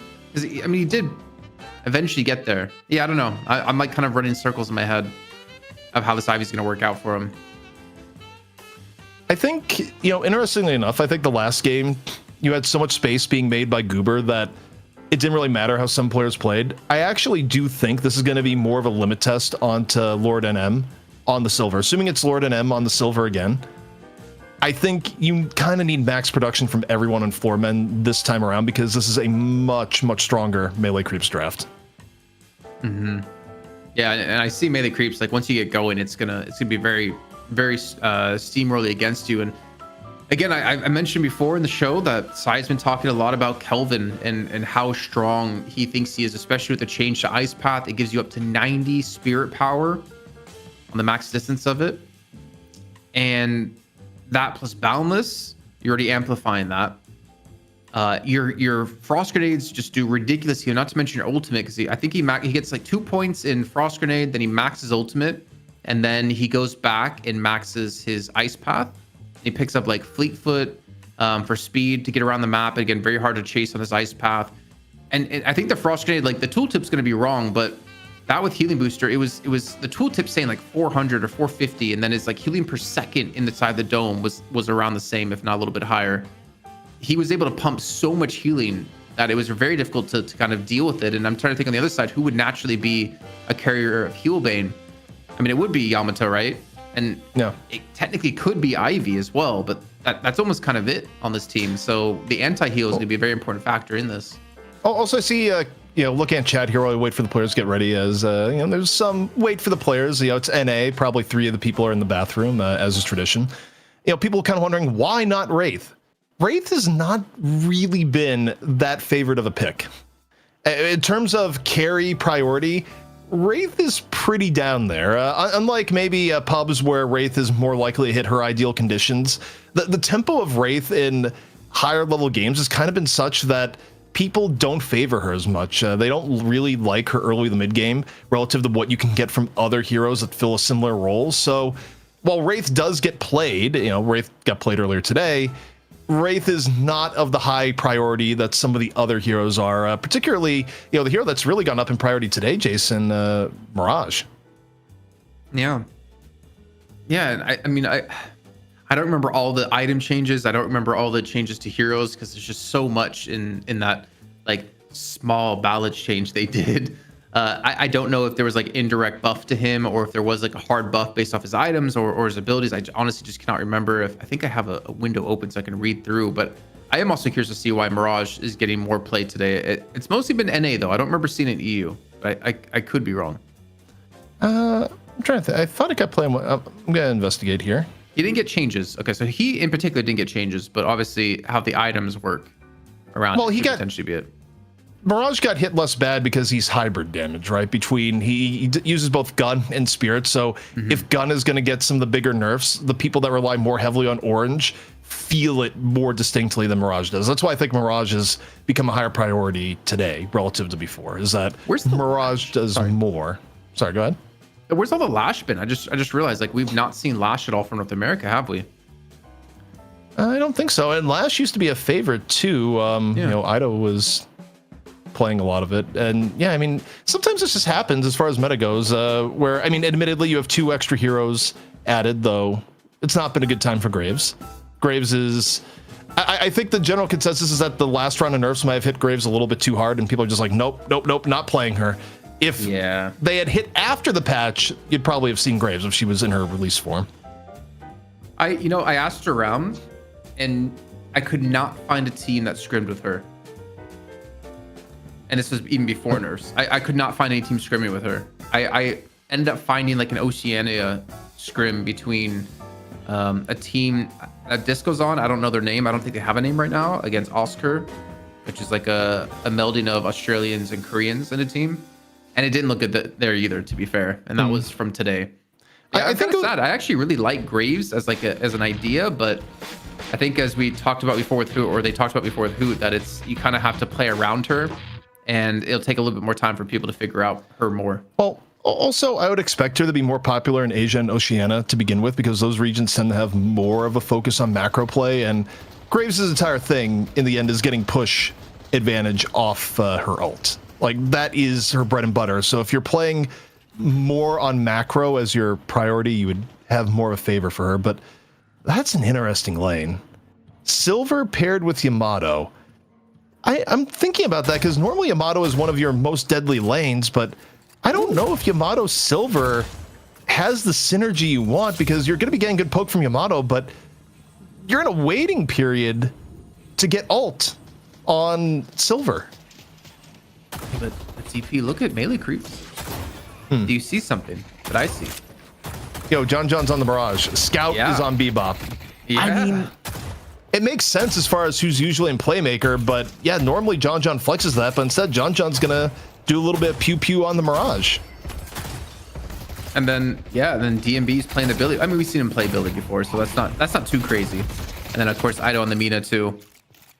But yeah, little some switch ups, and I think it's the first time in a long time melee creeps have felt the heat. It's been, what was it? I think I said before, shift 12. So 12 shifts ago they lost the first map. They eventually won the series 2-1. For now, applying a bit of pressure here on the left-hand side, where I think one of the lanes had the fall on the silver bullet, as it were.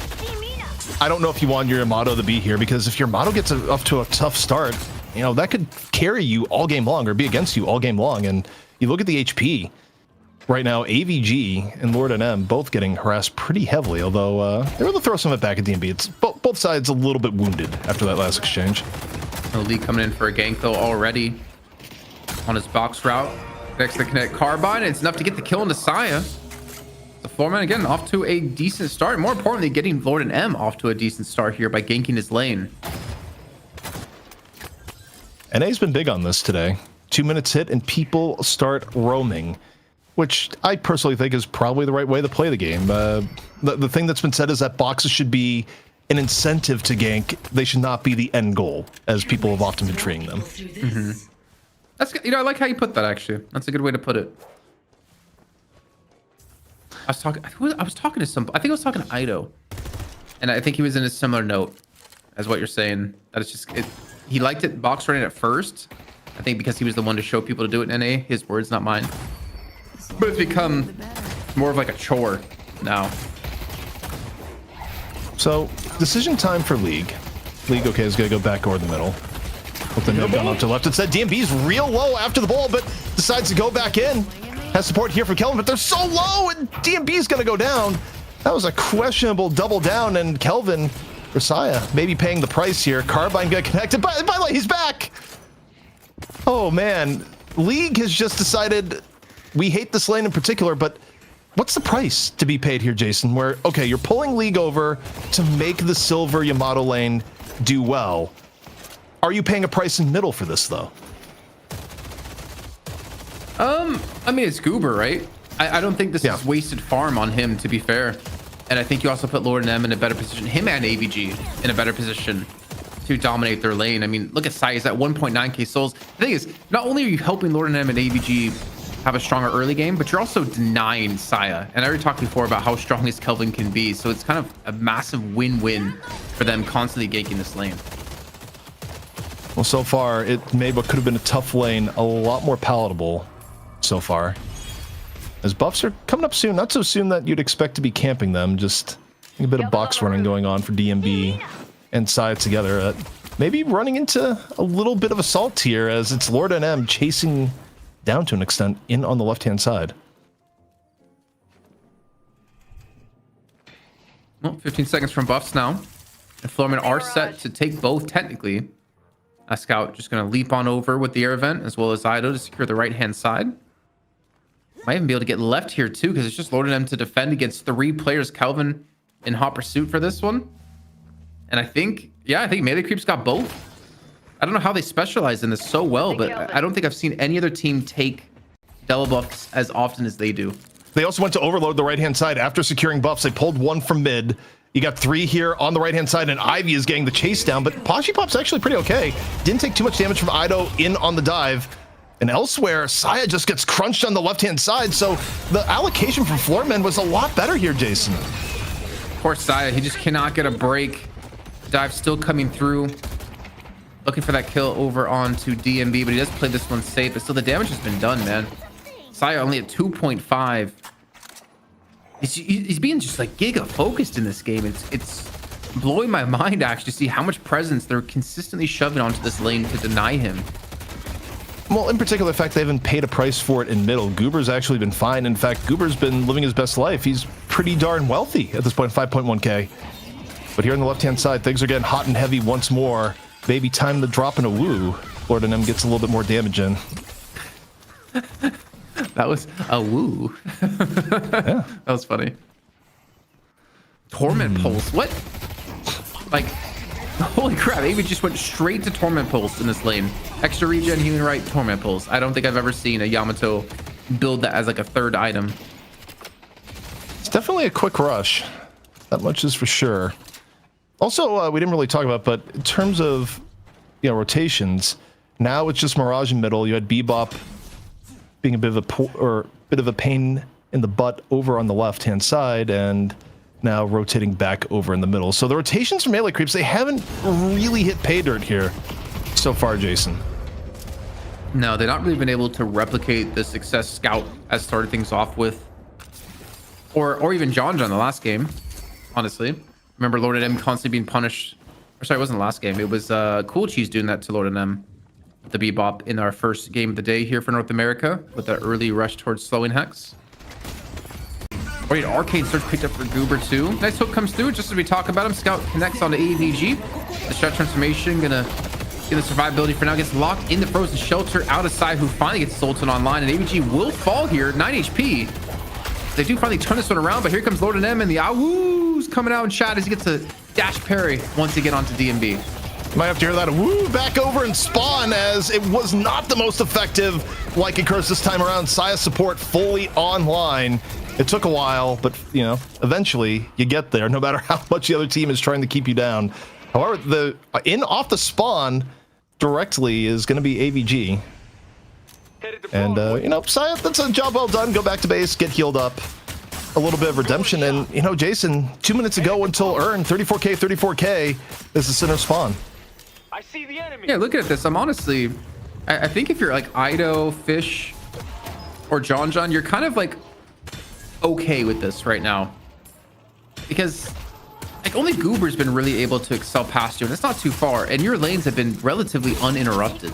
It's only been Saya and DV who have been under so much pressure, and Saya mostly feeling the brunt of it. So even with this like strong start of Floormen, it hasn't really netted into anything actually, and it's kind of allowed like the freedom of farm for the rest of melee creeps. So it actually might work out against them because they're not interacting with these other lanes.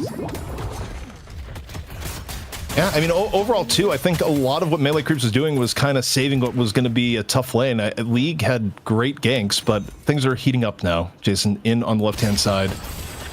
Rotation over here from Fishcake. As AVG's getting real low. The knives may not be what they used to be, but you're certainly in killing blow range now. As Shiv is able to finish the kill in on the left-hand side. DMB gets League at the same time. So 2 down from Floormen as melee creeps start to hit their stride. Like I said, things are heating up in this lane, but I don't think they've ever cooled down, CP. This is where all the action's been in this game, man. The wave wasn't there, so they couldn't take the Guardian, but melee creeps able to still pick up kills as Goober closes out on Desaya. And we are approaching the urn, like you said, and also the next set of buffs. Melee creeps got both last time. I cannot imagine, and I hope we don't cast a curse, that they're able to do that another time here, especially looking on this right-hand side of the map already. Well, more likely than you might think. 15 seconds left until buffs continue to hit, as melee creep's doing a reasonable job of defending the left-hand side. They've allocated 3 over there now. Mina camping out for the buff. And Ido doesn't have much competition for it either. They're full stack here on the left-hand side. Melee creeps, they're going to get both buffs again, Jason. Bro, what? Should I just not talk? Like, I mean, I guess they put more priority on the urn, but you can transition from... I guess they didn't have people in position to contest the left-hand side where the urn was going to be spawning. But we know these two teams like to battle, especially when it comes to the pickup. Also, there's no nap time. Rocker had to use nap time a little bit earlier, so it's not usable here on the intercept. Saya picking up the urn. Urn rotated over here now to DMB as Goober rolls on in a bit disruption, but I don't know if much is coming of this here so far. I mean, okay, you're hitting Saya repeatedly. You're going to get at least one and the Guardian, but in exchange, melee creeps are making the fast break here with the urn towards middle. Okay, Goober is on the case, though. It is not a free urn whatsoever, as the entirety of Floormen, they are just hot chasing this urn, but a lead is still being had by DMB, and DMB may have the fast break all the way to the urn turn-in. I think they're letting it go to take the Guardian instead. They have Scout caught out. They should net themselves another kill. They have another Guardian they can take, so this is actually a pretty big win here. I think you'll be happy to let the urn go from this. It's all about what happens after the urns turn in. What happens after you get this Guardian down? Will you get caught out? And the frozen shelter comes through. It catches out Lord, and enemy's going to fall. League's already low. So melee creeps, once again, just like in the last game here in this series, did the exact same thing and end up catching out Floormen and netting themselves a win. It's definitely looking good for melee creeps, especially given the fact that you think about how these comps are going to scale. I like the scaling more so out of melee creeps here so far. They're in a great spot. Fishcake is starting to get ahead of the game. John, it was a bit quiet this game, but accumulating farm all the while. The win conditions are pretty significant and varied for melee creeps at this point in the game. Even though you look at it and go, oh, it's only a 5k aggregate lead. No, I think Floormen are in intense trouble right now, Jason. If they're not able to generate a win on the next urn, it could be out of reach. Well, okay, let's Yeah, I agree, but we also can't forget about what happened in the last game because the same play happened. Melee creeps got the urn. Floormen overextended their stay, trying to take a walker in the left-hand lane. They got punished. Exact same thing happened here, overstaying their welcome in the mid lane when it came to the Guardian. Ido able to open up a kill onto League as the chase. Well, it was coming out of AVG. I think he's going to turn tail and run away from this as quick as he possibly can, though Goober's still trying to fight off 2 players himself. In the meantime, Sai's pushing down a walker on the right lane. Not the person I would have thought I'd be saying, but he's getting some damage done to it. And Melee Creeps is doing quite well in this fight here. Maybe they end up losing John, but the rest of it is going quite well. AVG super low towards him. The airdrop has to come out to get people off and away. And it's still not enough to make full clearance. AVG falling in the end. And by the way, can we get a build check-in on Pashi? Did Pashi, is he actually going Gun Ivy in this situation? We haven't really looked at it this game or talked about it. I'm curious what Pashi is building here. And yeah, it's Gun Ivy. Yeah, I don't know. I mean, we haven't... I think the last time I saw this, OCs was playing it. And that was in the Trolley tournament, the Trolley Open that we had. Or maybe like a week after, I don't know. It's been a while. Since, yeah, she was gutted and immediately thrown off a bridge. I think the build is still viable. I just don't think it's optimal, and I really don't think Floormen went into this draft thinking that they would end on Gun Ivy. I think they thought they were going to get something else for Pashi to play, and it hasn't worked out that way. So yeah, and you brought up a good point too, because normally the M1 heroes we see now are like tanky M1 heroes who come online earlier. Like Warden comes online around 25k. Same with Viscous, because you get Lucky Shot, or you get Glass Cannon, and then you get Lucky Shot or Fan Burst. But like Gun Ivy doesn't come online at 25k. She more needs like 35k to be that level of effectiveness, and even then, I think you need a little bit more than that to be that level of effectiveness. AVG caught out again the last few minutes. Kind of rough for the Yamato. And I'll say this much in terms of hero comfort. It's been a quiet game for Lord NM on the silver. As, oh man, shifting over in the Ido. Ido viciously and vigorously defending the Sinner Sacrifice.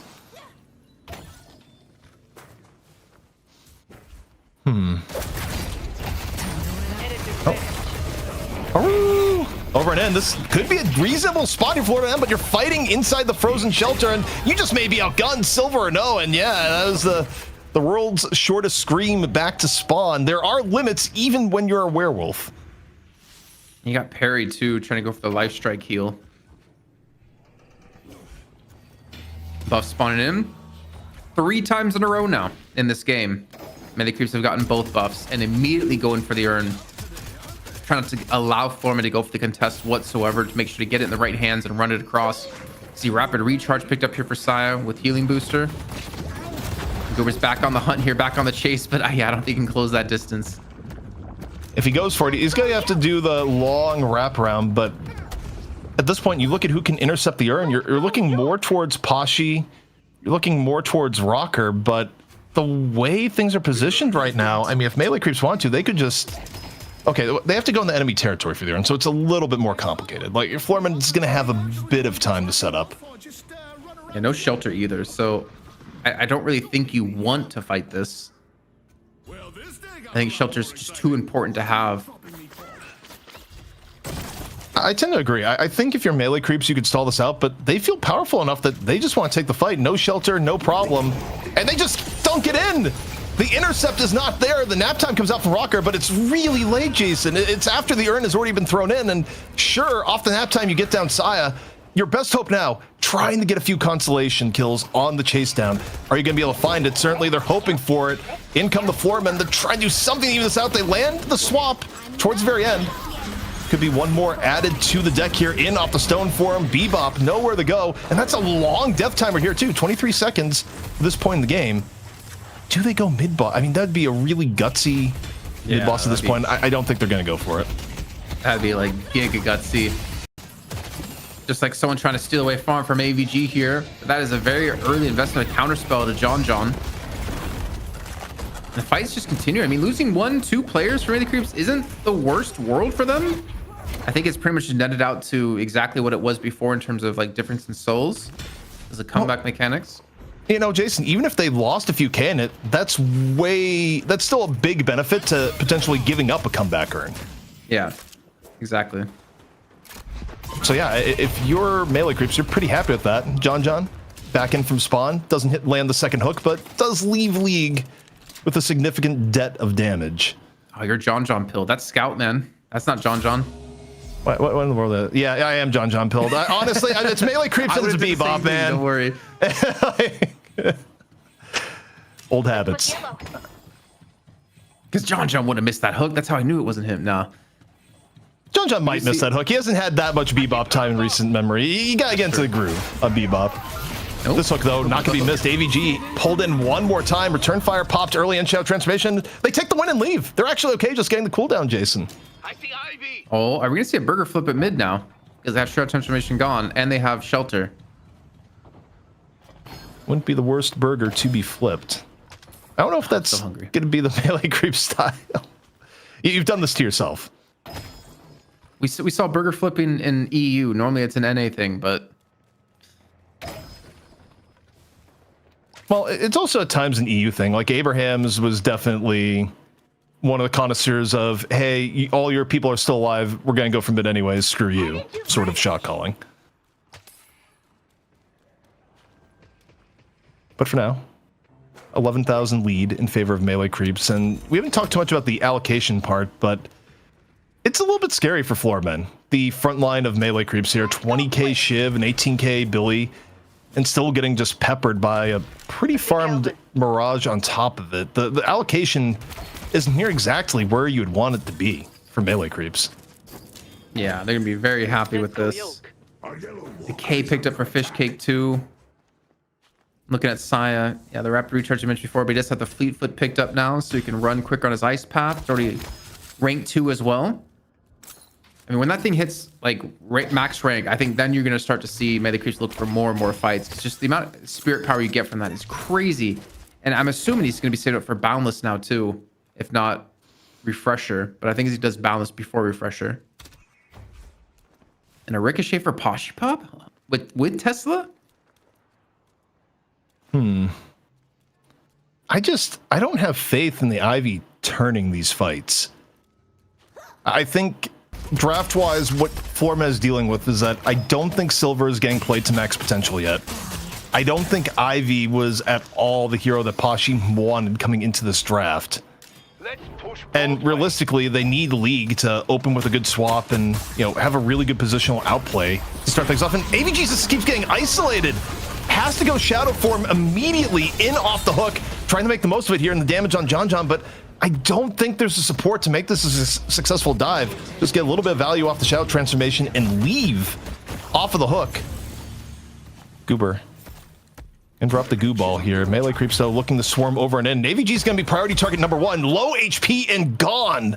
He's been the focus fire early on in all these fights, Jason. I mean, that's 2 Shadow Transformations in a row he had to use defensively and not even use it to fight. And I thought Shadow Transformation, without him alive, there was the thought of going for a mid-boss. And they said that he still could go for it here, just waiting for the reinforcements to come through. That would have been wild if they went for mid-boss and said, sorry, just turn in the urn. Ignore us and turn in the urn while I go for it. Instead, it is a full contest, perhaps, waiting in the wings. They won't have AVG, but they're going to open up here with nap time as Rocker to slow things down here into the pit. It's not going to be enough chaos, though. Fishcake goes in, punishes Rocker for the nap time attempt, and the rest are going up the tunnel. And you still leave John in the mid-boss. No, John's leaving too. You have the rest chasing him away. Jason and the mid-boss should be free. That's Scout CP. Why do I keep doing this? It's unbelievable. I just want to hear you get more frustrated because you keep doing it. I know.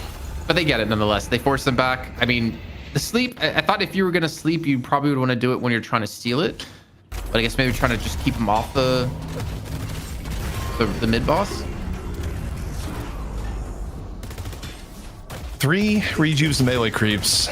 You know? Melee creeps, they used to be map 2 merchants.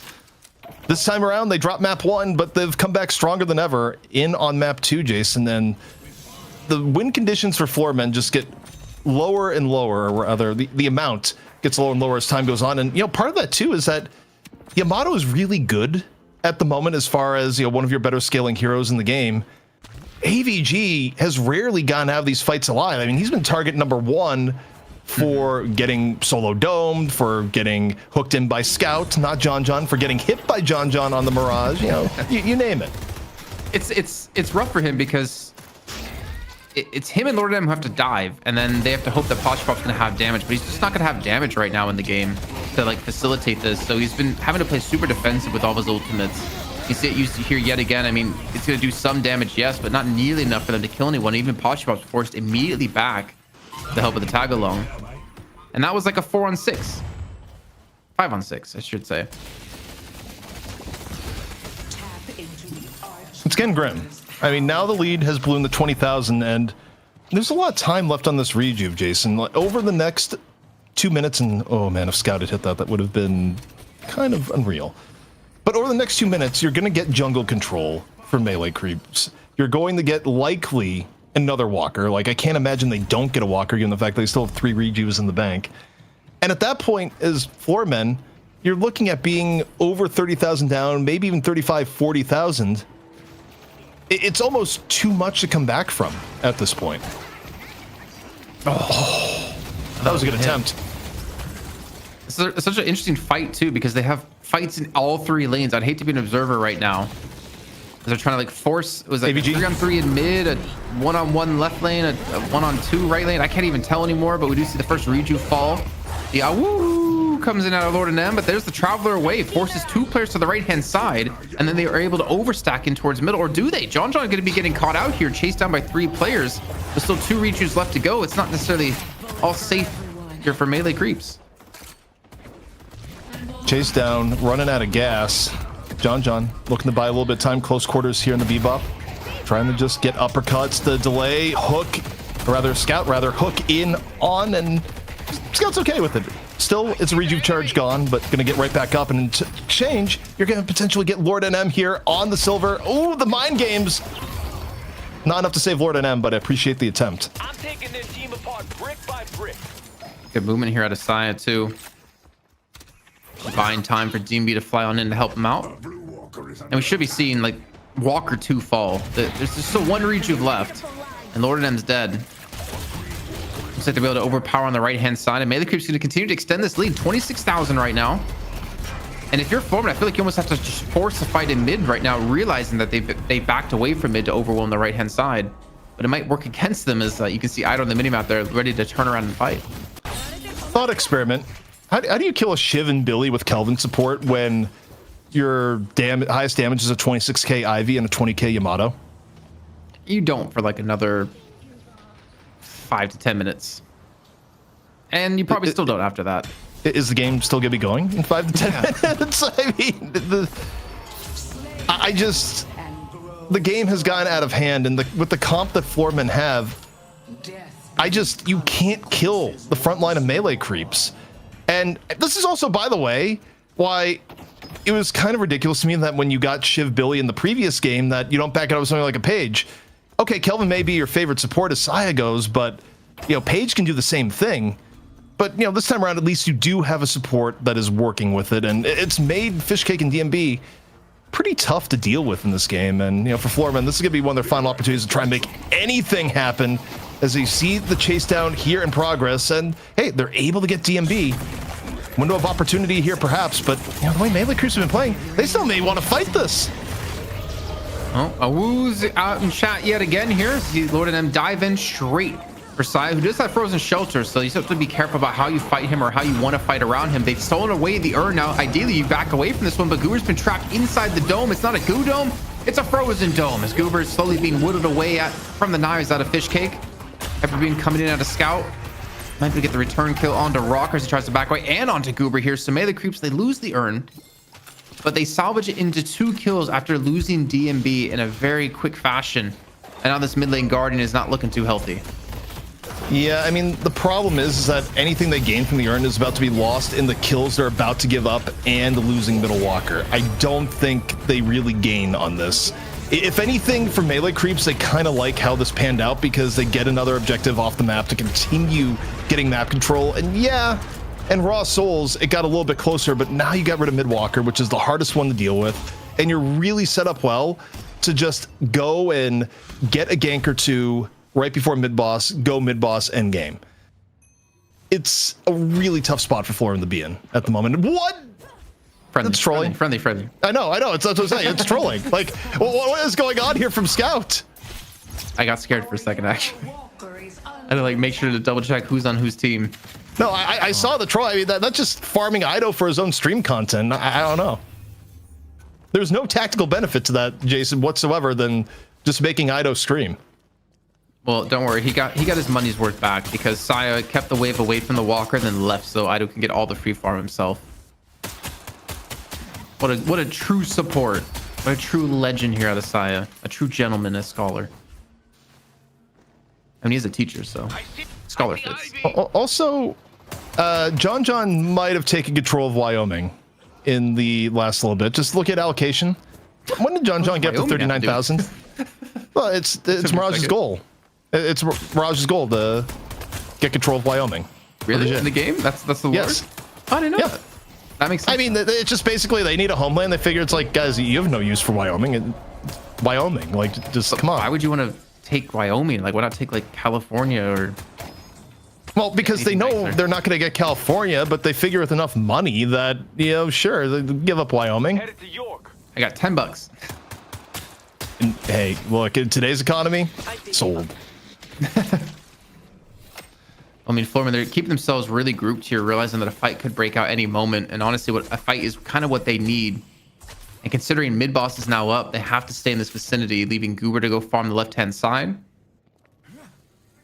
And I think this is where it gets really rough because melee creeps are in the driver's seat, so they can kind of determine when mid-boss is going to start or not, which makes it easier for them to freely farm. You can see like John on the side with Mirage farming up the right-hand side. Ida was farming jungle. Now the go time has been pushed as DB goes in with the chain gang, able to at least catch out League into a bad position. But there's the frozen shelter locking DMB out. Not necessarily wants to be the dome. It's going to keep his team healthy. Nap time, I don't think he's going to get too much done here. I mean, yeah, it takes Shiv out for a little bit, but he's woken up. He's refreshed. He's ready for action. Chases down Rocker right thereafter. 2 down here so far for the Floormen. And the timing could not be worse for the Floormen, Jason, because mid-boss just came back up. 3 cleanly down melee creeps. The path to victory, it's pretty obvious at this point. Grab mid-boss and take down the rest of the objectives. Yeah, take us to a map 3 and avenge themselves from losing the first map in this series. A record-breaking $2,500 in the prize pool, so $1,250 thereabouts to be won. And yeah, I see no signs of them stopping. I mean, John's 42k. Only one person's breached 30k on Floormen's side, and that's Pashi Pop, and he's still not even close to being online yet. It should be a done deal, honestly, ZP. Yeah, this would be one of the greatest throws ever if melee creeps ended up losing this. It would also cement them as the greatest map 2 merchants in the history of Deadlock if they weren't already. Oh, come on, that's illegal. You can't give vitality buff to a Shiv that's already ahead of the game. It's not fair, Jason. Maybe Shiv wants Wyoming, and he's going to offer up his vitality buff. You know what's funny with Shiv? How much do you have to nerf this guy for him not to be picked in comp? Like we talked a little bit about earlier, but his knives got hit with nuclear missile nerfs. And Shiv is still top pick, and Shiv is still a force of nature in competitive play. No one who's picked him early has felt bad about it. Make it so when you get a killing blow, you have like 10 seconds to use the next killing blow. Otherwise, it goes on cooldown. Boom. I just solved Shiv. Or you just go back into a lesson that Dota inadvertently learned at the beginning. Maybe killing blow needs a little bit less range. Axe wasn't exactly lopping off hits from range, at least when I played Dota. You had to get on top of people. Make it a skill shot. That would be cool. I'm generally in favor of making most things a skill shot. I realize why. Decay has to be a skill shot. Decay is such BS that you just get to point and click and like take off like 20% of someone's health. Agree? Disagree? No, I agree. But also I think we're in a game where you think about the developer roots that you may wake up one hero release and you know, a version of Lina could get added and you just think you're existing in lane and you know, Laguna Blade heads your way and it's like, oh, my HP is gone. I don't know who Lina is. really high burst damage, like one ability. Is the girlfriend of Reginald from TSM, or was back then. That's it. See, that goes for me is like, I don't know the league deep. It's like, wait, I don't know this part of esports history, but it may be for the better. Either way, Jason, melee creeps are in to what should be the final push. Pretty enormous difference between the two teams. And another hook from Scout. Not John, because John is on the Mirage, the 2-for-1, as League finds no reprieve. And the Shrines now find themselves under assault. Scout is no longer Scout. He is Scout. Yes. When he's on Bebop. And then if he keeps up the good performances, he can become Scout 69. No. He would become Scout 67. I was too classy for that, and you brought us down. How long have you known me? I'm not classy. No, I know. And as soon as I heard you say no, I'm like, oh God, he's actually going for the 67. I put pineapple on my pizza. Come on, I can't be classy. Yeah, I mean, I know good food. I mean, that's dangerous. So you could get deported for that in Italy. Oh, I thought he was going to do for the truck trick. Just kind of bait them in and hide out. But, I mean, honestly, Floormen have no real way of contesting this. You can try to take out Shiv all you want here, Goober, but the game is telling us a different story as the patron will inevitably fall here. There's some melee creeps around with 3 Rooters left to take a ridiculous comeback here for Floormen to have any chance to defend this patron. And the Hidden King, not so hidden anymore. Sleep comes out, but there's the Frozen Shelter to side to keep his team healthy and to keep them alive, more importantly. And ZP, we're going to a game 3. Game 3 is confirmed, and if melee creeps are going to lose the throne, they're not going to do it in a sweep. That much is for sure, as Lord NM, some choice words, not being happy with E-Shift at the very end of the game. All in all, though, melee creeps, a big bounce back. And, truthfully, Jason, I just think back to even the draft, and the draft looked good for melee creeps. We called it then, and it kind of stuck to the script thereafter. Yeah, and I think this could be melee creeps, wanting to really farm the ad revenue, because I think 5 of them stream together when they play in Night Shift and like, let's go to another map just so we can keep hitting that roll ad button. But I mean, to be fair, like their comp was much better in the draft this time. They had way more damage across the board in the team. John got really far ahead when it came to Mirage, but they didn't even need him to necessarily get too far ahead because the rest of the team was really doing the work. And considering how heavily they got punished with caster mines back to the start of that game, in that left-hand lane, I think it was, yeah, Saya, he got punished time and time again. So did DMB. But that means no one else in the team was being messed with. Like Ido, John, Fishcake, they all had free lanes at that point. Yeah, and again, I kind of think back to where this went awry, even with League able to do some really good early game rotations. I was not a believer in this team comp. I think the 2 things that really stood out to me as things that were tough. I think the Yamato was fine, but AVG was clearly priority number 1, and melee creeps did a great job of just making sure AVG was a non-factor. But no one was able to step up in the place of all the AVG focus that was going on. I don't think from what we've seen so far that Lord NM is 100% comfortable on the silver, to the point that silver should be a first pick priority for Floormen. And if that's the case and you don't want the other team to play it, you probably should ban it.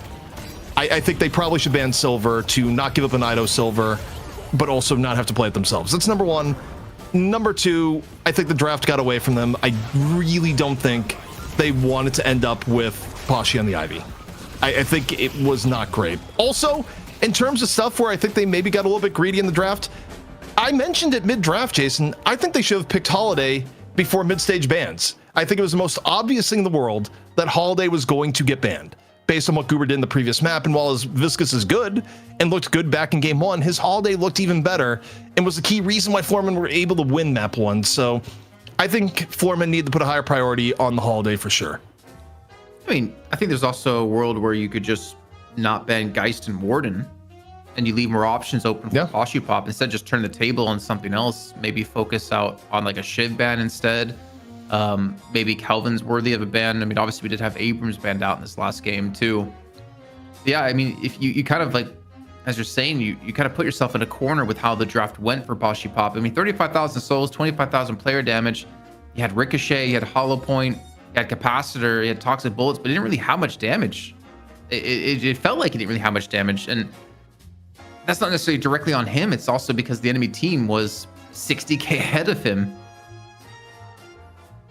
Yeah, I think though Floormen, they're experienced enough that they should be able to bounce back, and I think Game 3 may be setting up to be our best game yet. Also, just raw stats coming on in. Saya is at home in the cold.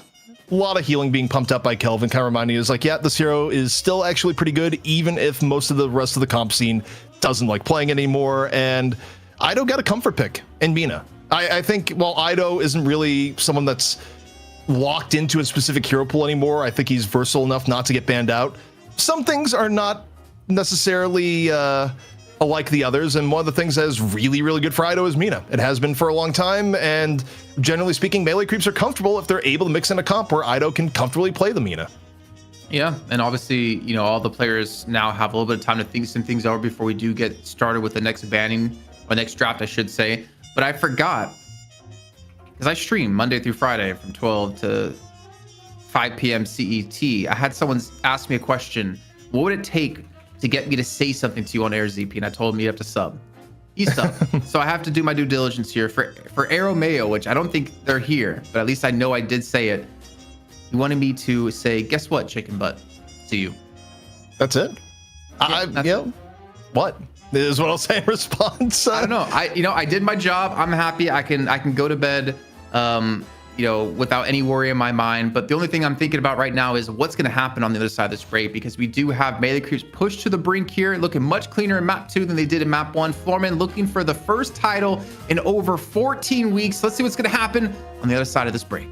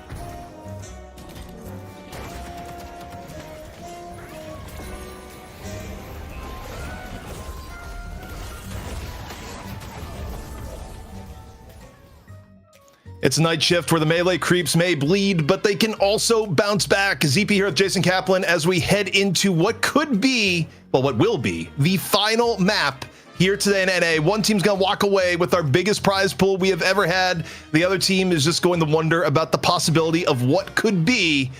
Jason, it's been a ride so far. It's been a ride. I've been on duty, roaming around some streams, really, yelling at people with the unauthorized watch parties. And Dichi, I'm looking at you, Rev. No, I'm just kidding. It's been a wild ride, man. Like, EU's had some exciting games. I don't want to spoil it if you haven't seen it, but I'm gonna do it in like 5 seconds. So if you don't want to hear it, mute. But seeing Lowkey W, man, seeing like Listic and Shari come back into Night Shift was phenomenal. It was so cool to see. And also they put up such a good fight in the first map against Abrahams. And now over here in North America, still a really exciting first game of the day with Floormen. Eventually closing out a game that they were inevitably gonna win, but looked so good in map 1 here against melee creeps. Yeah, and I mean, look, from EU to NA, today's just been pretty awesome. But we still got one more draft to go, and we'll see if lessons have been learned.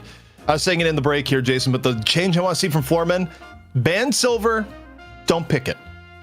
Or don't even pick it, just let melee creeps get it. Either way, I don't want to see Floormen play silver again in this next draft.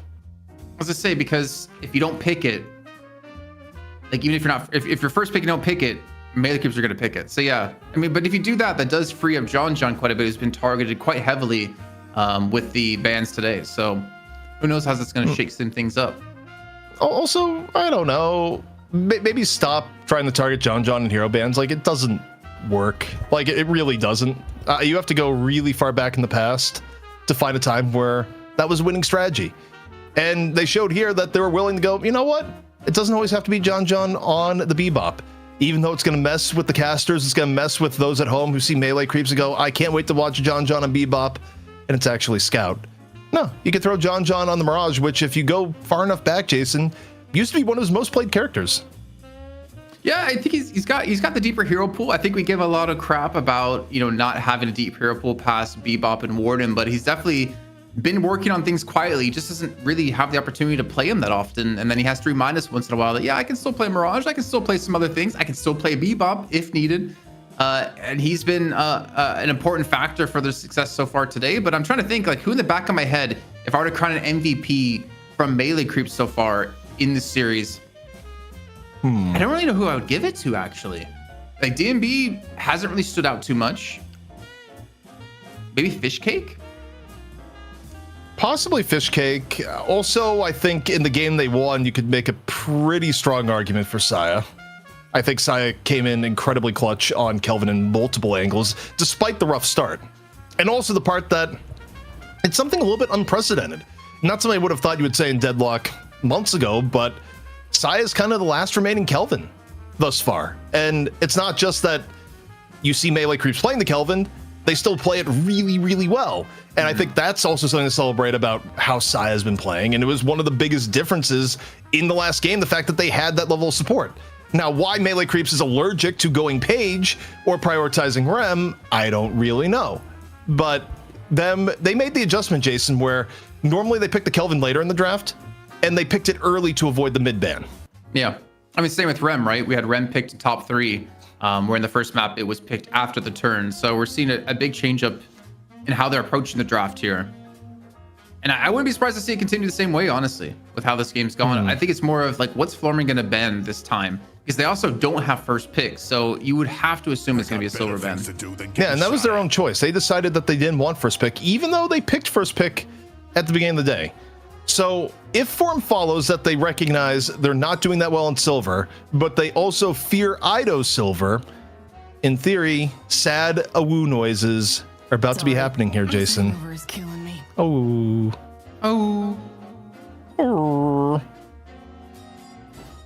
Okay, this makes sense though. Like, in terms of what we were expecting Floormen to adjust to, given what we've seen, this was the best first ban they could do.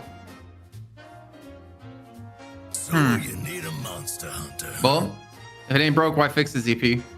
They get the Shiv again. Is this 3 games in a row they've had Shiv? I believe so. Yep. Well, this is a little bit rough.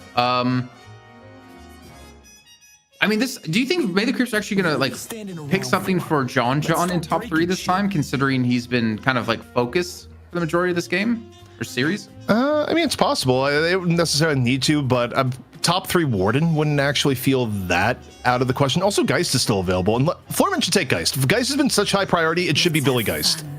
Yeah.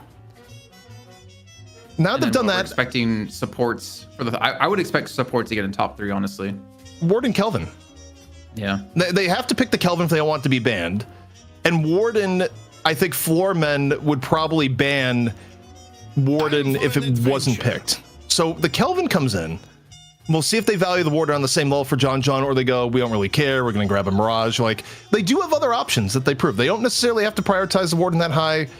I think if John's okay doing Mirage again, grabbing Rem.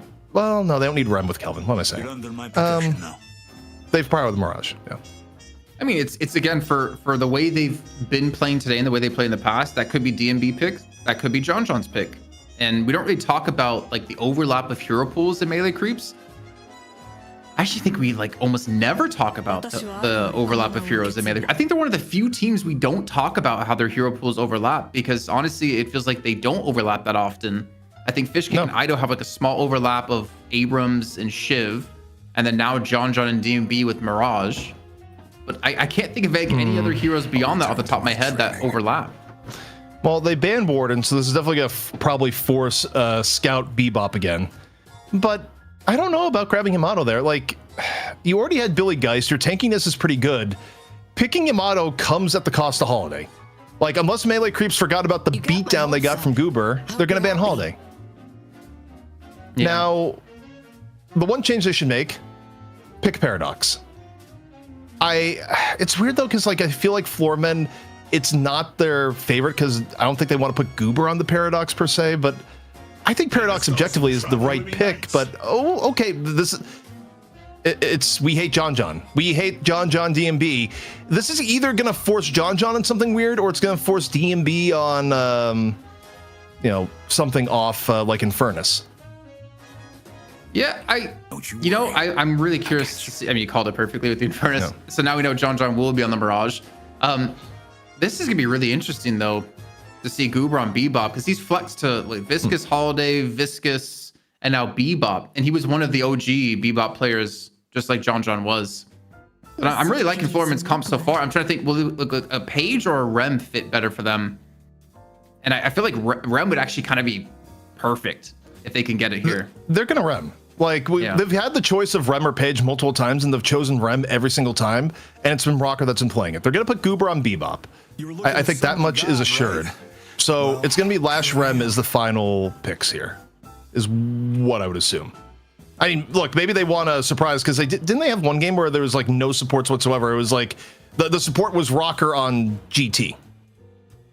Like, that was the thing. Helping people's what I do. Okay. Oh, what? I mean, at least it's going to be a support Ivy. By the way, speaking of heroes, what's the Pashi? Guys. Oh, no, wait. Lord and M Lash, Goober Bebop, AVG Yamato, League. League Yamato, AVG Billy, Rocker Ivy. Sorry, I was getting my teams mixed up for a second. So, yeah, Pashi's going to be on the Geist. Yeah. And it'll probably be, also for Melee Creeps, grabbing Paradox at the end. That's honestly pretty high value. If they get Paradox that late in the draft, I think you're pretty happy about it. I think they did get pinched a little bit on DMB John, but John's a good Mirage, and DMB is proven to be one of the last remaining Infernuses. So I don't think Melee Creeps hates this draft, although the one thing about it, Jason, relative to what people have been prioritizing, it's a little bit on the squishy side. They don't have a second frontliner to go along with Shiv the way they normally do. It's just Kelvin, Shiv, and then the rest is a little bit, squishier. It doesn't seem to synergize that well with Kelvin's Dome, is how I look at it. Because you have a swap, but I think Kelvin just likes having more bruisers around him, like more Shivs, Yamatos, Geist, Billy, like more beefy targets, so that when you Dome, you're getting much more value.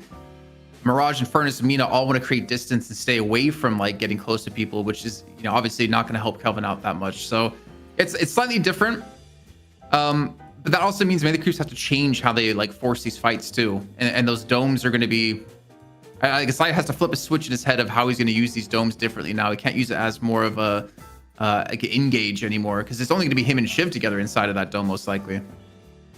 Yeah. Also, looking at farm pressure here, I think the farm tension is a little bit higher for melee creeps this time around because Mina wants farm, Infernus wants farm, Mirage wants farm, and generally speaking, Shiv doesn't enjoy being broke.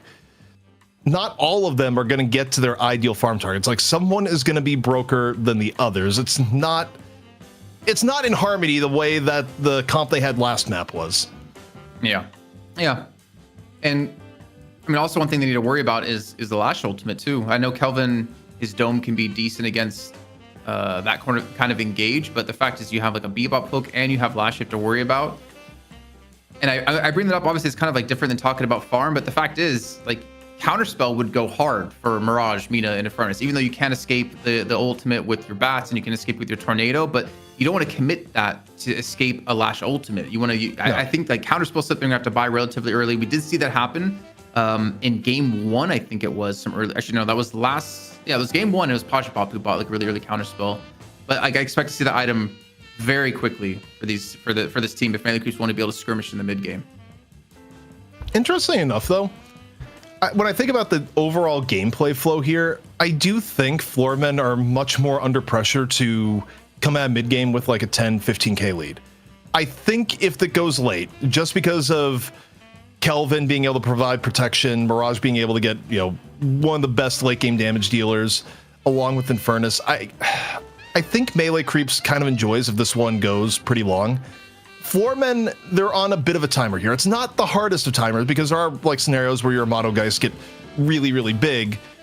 But should it go really late, I think melee creeps just has more overall like power and synergy within their composition. So it's going to be interesting. Like, I do think Floormen need to really leverage the fact that, okay, you have Bebop, you have Lash. You can be a little bit more aggressive in the early to mid.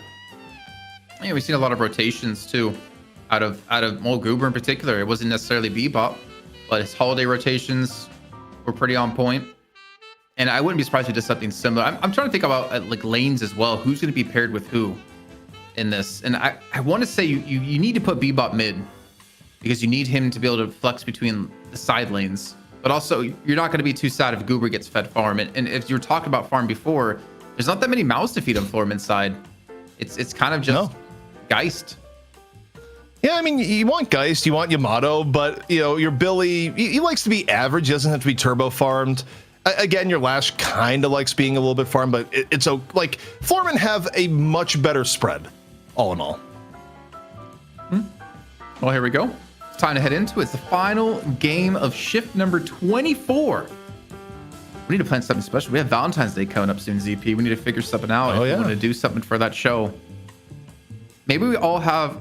No, I don't know. I was say we all have our significant others, if we have them on. Hey, some of us are single. More than one. I was like, maybe not. Actually, it may just be one. I'm trying. I think it's just you. Yeah, I think it's just ladies. If you're looking for a Valentine's, we got a single caster man on over here. If you're in the Minnesota area, an extra plus. Jason right now just doing the dating intros. It's like, just so you know, it's I was thinking, it's like surely someone else is like, nope. It's like, crap. ZP, I think my dream job, if I could ever get it, would be to like host a Netflix game show. I think I would do a great job at that. That's your final aspiration. Like other people be like, I want to cast the NFL. I want to do this like larger thing. You're just like, I want to cast a budget Netflix game show that gets 2, maybe 3 seasons, and then maybe segue my career into a Discovery 90 Day Fiance. Have you ever seen Is It Cake? I mean, I've seen general memes on the internet. I didn't know about like an actual. It's like a show about making like hyper realistic cakes, and these like 3 celebrity guest judges come in and have to like guess which one's the real cake competition. The guy who hosts that, he's on Saturday Night Live. I don't know his name. I don't remember, but I feel like I'd do a better job than him. Put me in, please. Come on, Netflix. I'd nominate you for the Great British Bake Off. Also, if maybe I think ZP though, I'm too tall. That's the problem. I'm too tall for like TV shows because everyone's just really short next to me. I mean, I think it was the Atlantic Showdown for Overwatch in 2016. We were gonna do a standing desk, but because Zoe was so short and I was so tall, we ended up making everyone sit. Damn. You actually ruined the entire like flow of the show by being too tall. How dare you? Also, a lot of the OW people were tall. Like the Norman OW was like being over 6 foot, and then some, it was like, you know, a few exceptions here and there. A few boxes were handed out to a few casters, but you know, that was the case. But Jason, we got to talk about the game. We got a Shiv Mina lane on the left-hand side. And off in the middle, Mirage Paradox. Mirage Paradox, I do like that lane. It's just a lot hinges on if Goober's going to land hooks or not. If Goober's going to land hooks or not. Come on. Don't you remember me glazing him earlier? Yeah, but I don't remember the last time he's played Bebop, so I could be wrong. It's been a while. I see Ivy. Still a good Bebop, mind you. But DMB getting hot and heavy inside the mini creep room. So far, kind of a quiet game, Jason, relative to some of the games I've had here today. You know, HP maybe a little bit low on DMB, but I'm curious how the roaming goes down, because roaming is where things have gotten pretty rough. As okay, more damage here on the scout. Parry tempt out 8 HP in a dream, and League gonna be collecting first blood for the Floormen. Yeah, just as you said, it's been relatively quiet. And then we get a kill. Yeah, I was looking at the minimap and I was just waiting for the rotations to come through. As we saw before, like Sai got massively punished on the left-hand side in the last match. Doesn't seem to be quite as punished on the right-hand side this time. So it looks like maybe Lord and M and Goober potentially could head over towards the left-hand side. I don't know. I'm not quite sure. It's just pretty much box farming. And the staple now of Deadlock. Goober's flirting with the idea of going to the left. You look at the movement here so far. If an opportunity comes up, I think Goober's going to take it. But for now, it looks like that path is rotating back over the middle. But for melee creeps here, Jason, Scout might be looking to get active. Leaning a little bit more towards left, and is going to be the 3 on just Billy, perhaps, coming up here as Scout maybe has thought twice is going the other way. Oh, what a parry! Damn! I mean, it didn't really matter much, but that was still a sick parry to see off the back of the tornado. Even if you don't do damage after it, you still get the R attacks. You just, oh yeah, you know, it's all about the aura. That's so cool though. Yeah, you know, I have to agree. It's been a little bit quieter in this match. Ido, he's looking for a bit of a gank here to spot out Goober.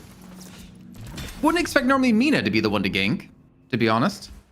No, Mina usually likes acquiring a little bit more souls. Like Mina, it's not that Mina doesn't get active in the early game, but Mina's activity is more, you had a good lane and got disproportionate farm in, you know, the first 7 or 8 minutes, and then you roam around like a god until like 15.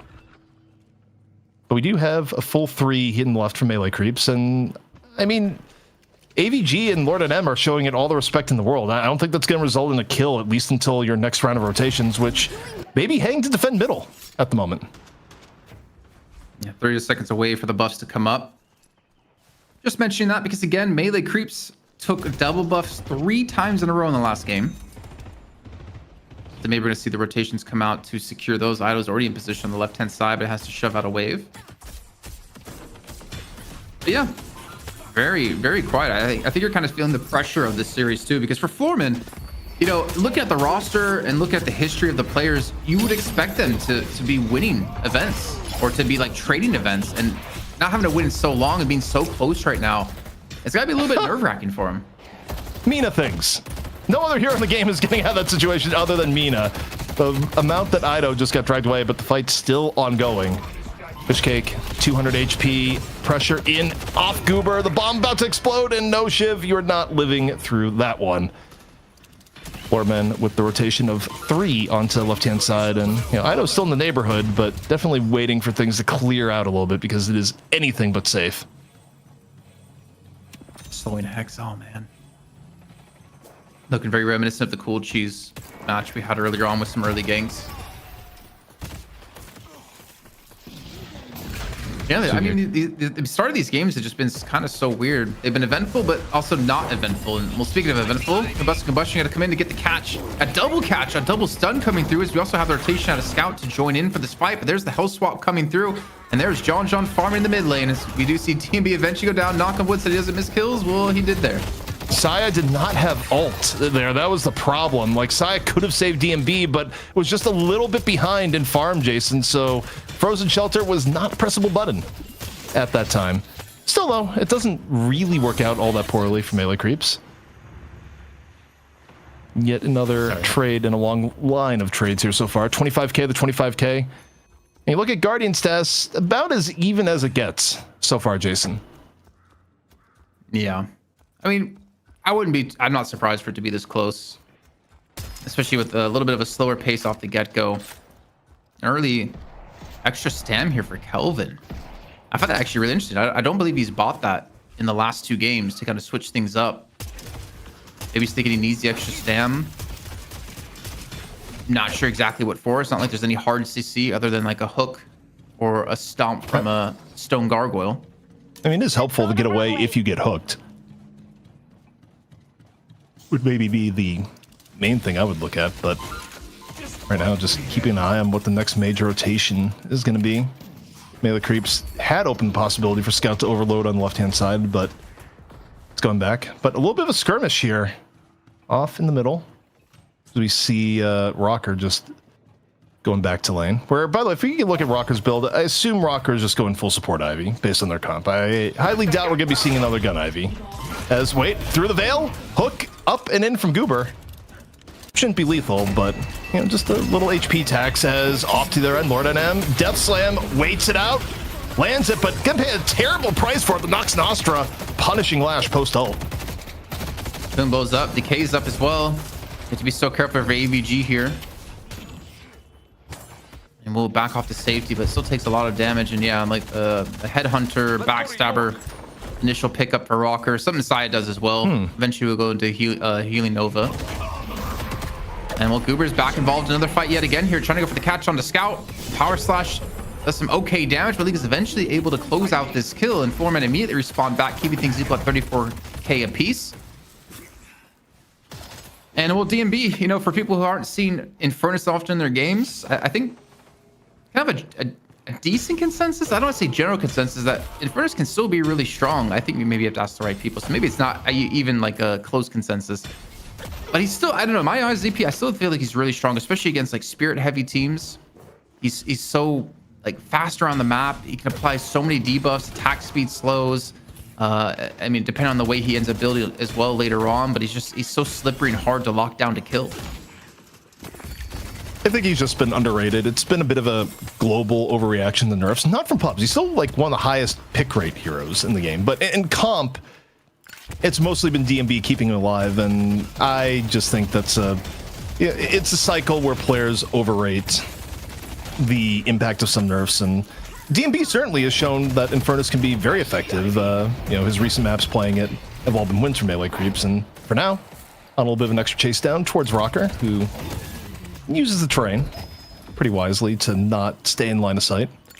Also, taking a look at the left-hand side here, Jason, things may be heating up. 3-man rotation off to left, 3-on-3, in fact.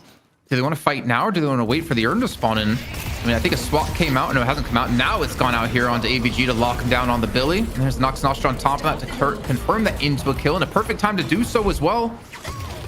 So I know we'll fall to Goober with the Hyper Beam, so maybe it's not so free. As the urn will spawn in here in a few seconds, and it looks like we will see... Oh! Hold the phone. Bomb in here onto Fishcake. Fishcake super low. This thing's get a little bit dirty now into the secret shop. League able to finish off, who's been quite healthy these last few engagements, but also Jason. We just got a donation drop mid-fight. Oh, we did? $30 from Kiwi Yuzu. Please tell me that's right, ZP. It sounds close enough.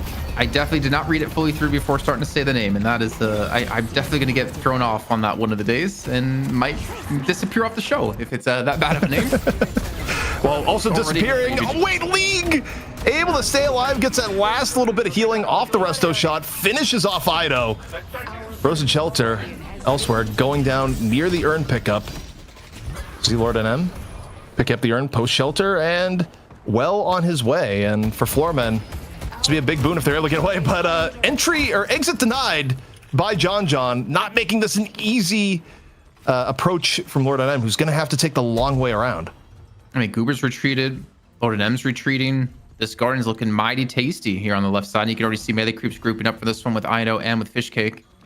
And DB still on the right-hand side, really easily able to shove up these waves with that flame dash, or just keep the wave shoved nonetheless with his afterburn. So it's not going to be like a quick transition. I think that's the worst part here for Floormen, to not turn that fight into a quick earn. Able to turn into a kill at least with Ido falling. The help of Goober yet again. Man, Goober's been so proactive. He's almost on 10,000 souls here. Definitely making the Bebop look good. Of course, while the urn is being transported by the Floormen, DMB, more efforts on to the Guardian, which by the way is really smart. Like, pushing up the Guardian that the urn has to be turned in on now makes this way more palatable to defend its own hyperline time. DMB eating a little bit of damage off that, but with the wave pushed up, this is pretty doable to contest, even as Saya gets hooked in, paying a bit of HP, heals up with the Frost Grenade, and is able to get out of danger to an extent. But just as I say that, League coming in for the focus fire. Jun though, meanwhile fighting. Lord NM hanging on to the urn, doesn't commit for the dunk here yet, just kind of bouncing around as we see Goober trying to clear the way with the hyper beam. Bit of chaos, and finally Lord NM gets enough clearance to turn it in. And if they're able to kill Fishcake here, they spot him out or sniff him out, that would be such a big win for them. I mean, while that was happening, Jun was doing the DMB thing, pushing a lane on the left-hand side, getting a Guardian. But as the game progresses further on, it's still really not big of a difference between the two teams. I mean, you couldn't even tell the difference in souls, right, with how this game's been played out so far. Also, just because he showed up in chat, big shout out to Fishsticks, friend of the stream, and congratulations on surviving Frosty Fostings and not having the tainted water. Or surviving if you did have the tainted water. I actually don't know. But either way, Nox Ostra coming out. Goober really farmed. Dying here would send him on a much longer spawn time, but says, you know what, I'm still hungry. Goes for the hook. Doesn't connect, but gotta respect the attempt. I see Kelvin. Death slams up. Lord M's looking for something. He's getting information. A lot of sinners up here on this right-hand side to be taken still for Floormen. Can we maybe head to Goober at some point just to see what he's sitting on item-wise? Is it going to be relatively similar to what we had John or Scout going for? Going in towards that Tesla into capacitor.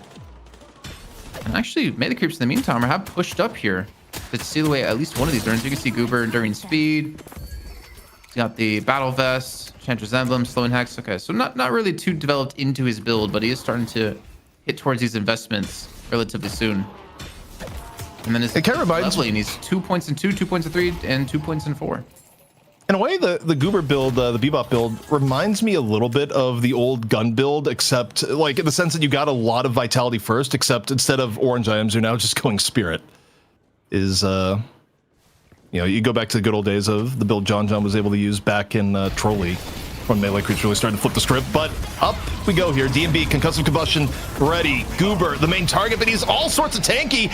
Returns fire with the hyper beam, and I don't know if Goober cares too much right now. Getting fire from the side and the swap, all the attention in the world from melee creeps. Finally gonna bring down the robot.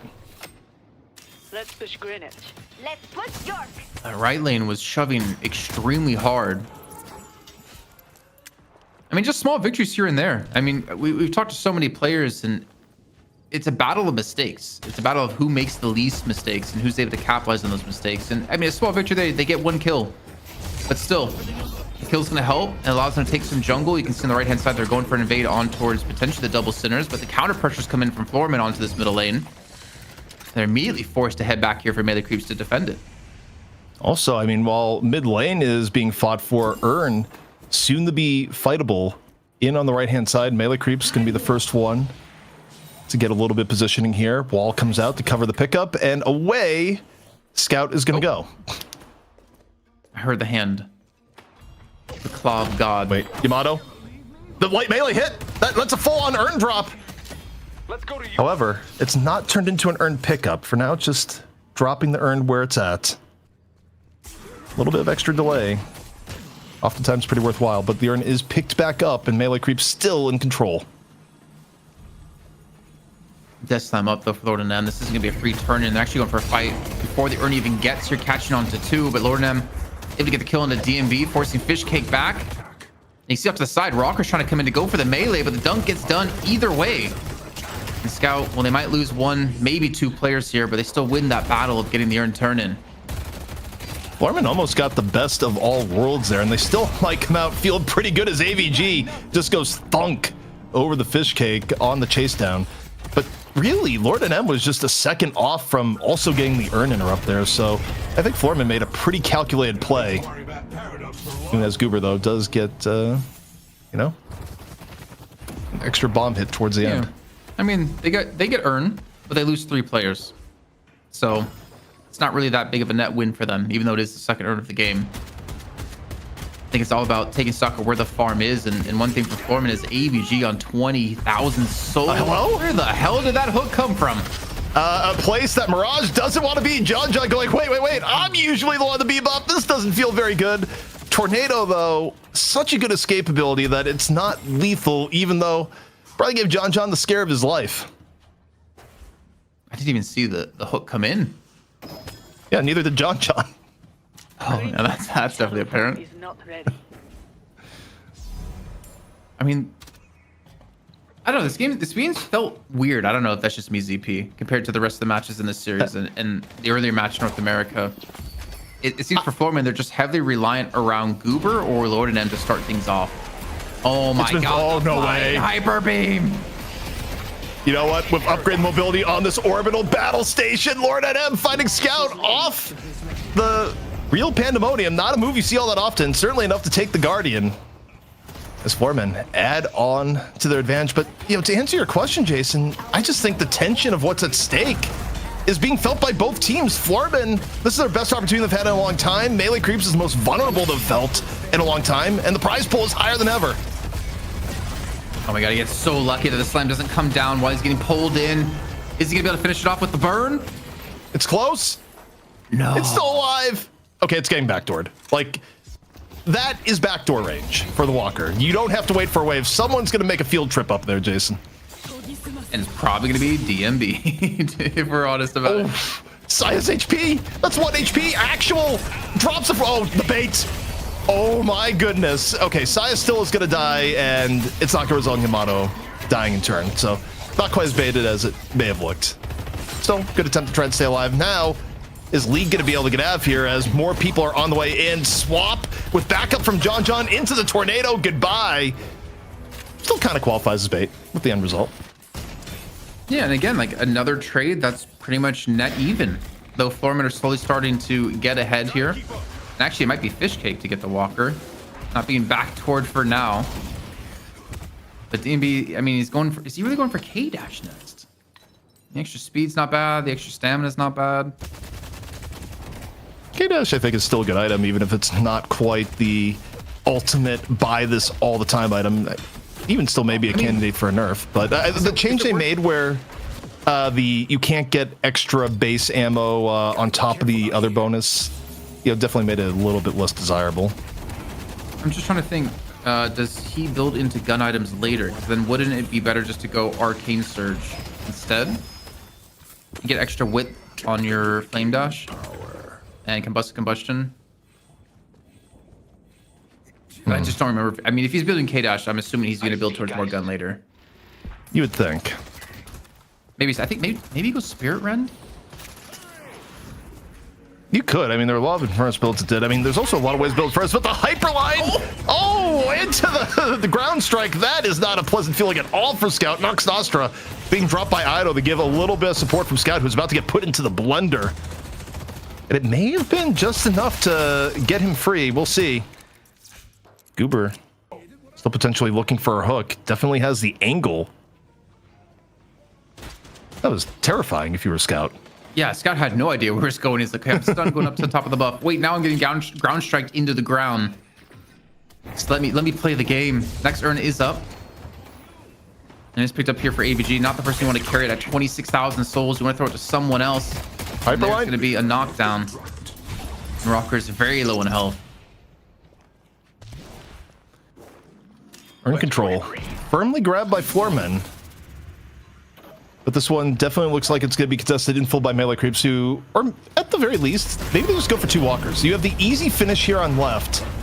You could go base Guardians, you could go middle. I think you give up the Urn at this point, and maybe Guardians here on the menu with the side of Yamato. I thought they might shelter this. Just that could have been a kill. I think you almost guarantee have that kill in the league if you shelter that. But yeah, they get one walker. DMB's busy fighting 3 players just north above the Urn and surviving somehow.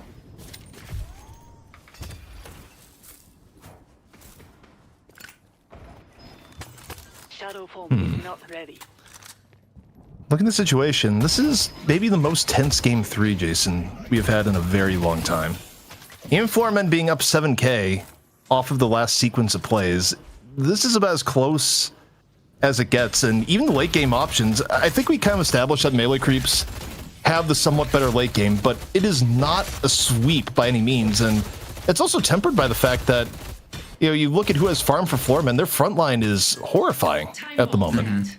I think Lord NM is actually, the fact that Lord NM is like low on farm is enabling the people you really want to have farm in the Yamato, the Billy, and Geist, you know, to get more of a spread. Like the economy spread for Floormen is actually quite good at the moment. Yeah, and I'm actually really happy to see AVG sitting at 29k because I thinking back to the original melee creeps, thinking back to the MLC who beat the original Hydra Nation and were able to create their own kind of dynasty. I always like seeing him on more of like these carry players, and he doesn't really play it in that carry role anymore. He doesn't play someone that gets fed farm. He likes to be one of the players who skirmishes and battles a lot in that mid game. But I still feel like he could easily be one of the strongest carry players if he wanted to go that route. We're not saying carry player because I'm not talking like Toshi Pop in this situation, but someone who gets fed farm, like that second player in your team to make an impact. You know what I'm excited for with the return of Hydration being imminent? I want Hydration to be a little bit more selfish. He was the ultimate flex player for Floormen, but Hydration was really good when he was locked into specific roles. You think back to the old school Hydration Warden. Yeah, maybe we'll see a return to that. But Nox Nostra in as once more Scout finding himself under the gun from multiple directions. Time wall swap, buying a little bit of time. And actually, Ido ends up falling in the midst of everything. So Ido Scout both down, not quite able to create enough distance. 2 clean pickoffs here for the Floormen, and getting to the point of the game here, Jason, where mid-boss starts to become a real possibility. Well, it looks like it's a possibility right now. Killing Blow's not maxed out for Fish Cake yet. So I don't really think you can afford to fight here. I mean, they do have Dome for Saya. And it looks like they will go for the contest. John, he is at 29,000 souls. I don't know if he has Ricochet up. Can't quite tell. But there we see the combustion come in with the help of the frozen shelter, locks in multiple players here next to this Reju, which is just frozen solid. No chance to pick this one up. But as the kills come through, Fishcake's able to take one Reju, and they do get 2 themselves for melee creeps already blown out in the first one with Ido, and the second one onto Fishcake.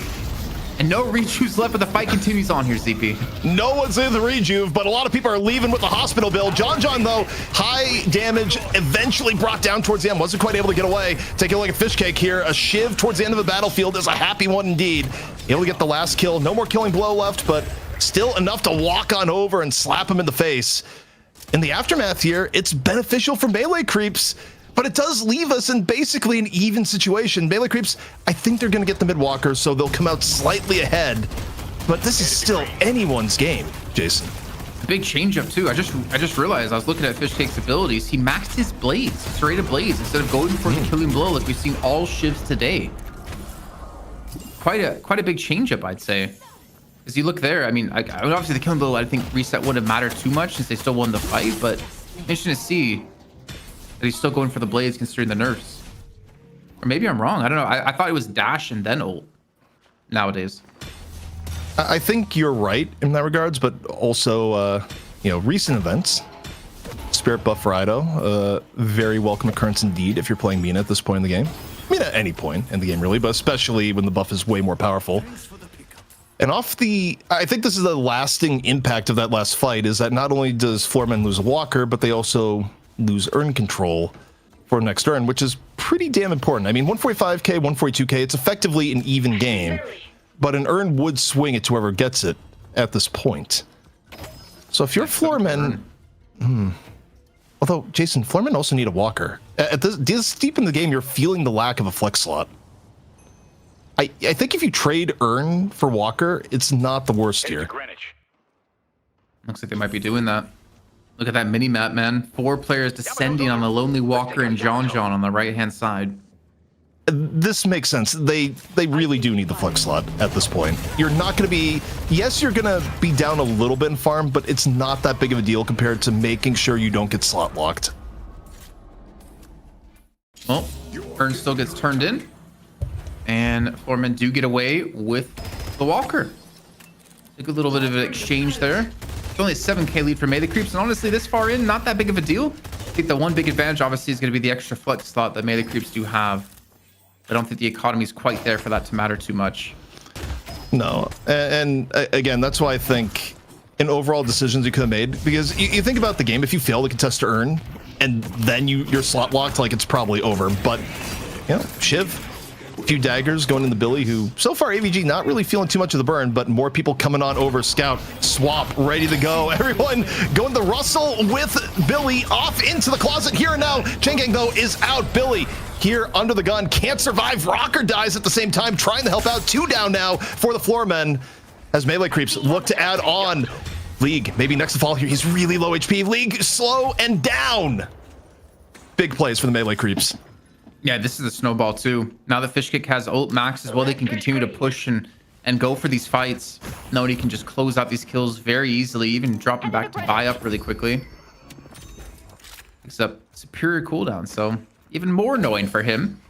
And Sai is on almost, he's on 5,000 souls. He got the superior cooldown, rapid recharge, superior duration. Would assume a refresher or boundless is going to be next on the cards for him to take. That was an abduction. Luckily for melee creeps, it was on Ido, who was able to sanguine out, but you just see Nina getting snatched from halfway across the map.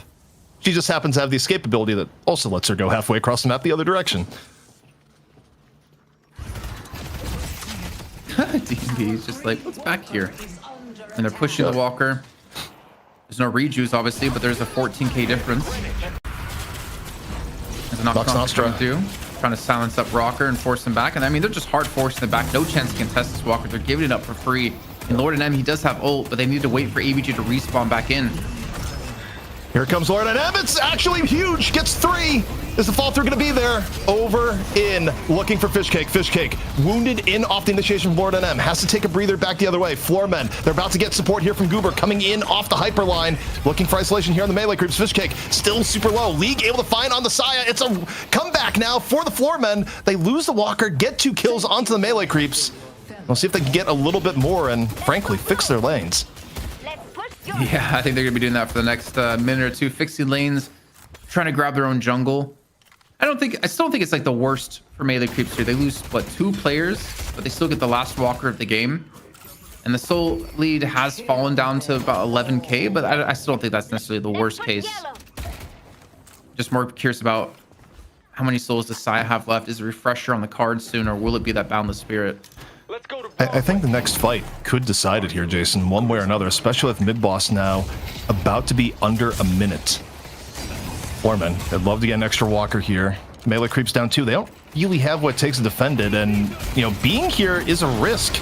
Like, yeah, you're trying to poke around with John, you get Nox Nostra in from Ido, but if you go too deep on the chase here, it could easily backfire. Especially with AVG and Changgang, but John. They're still down DMB up here. Ido gets a kill in the league. I mean, we've got Ricochet and Crippling and Inhibitor for John already online. He dodges away from the hook too, dodges a capacitor on top of that.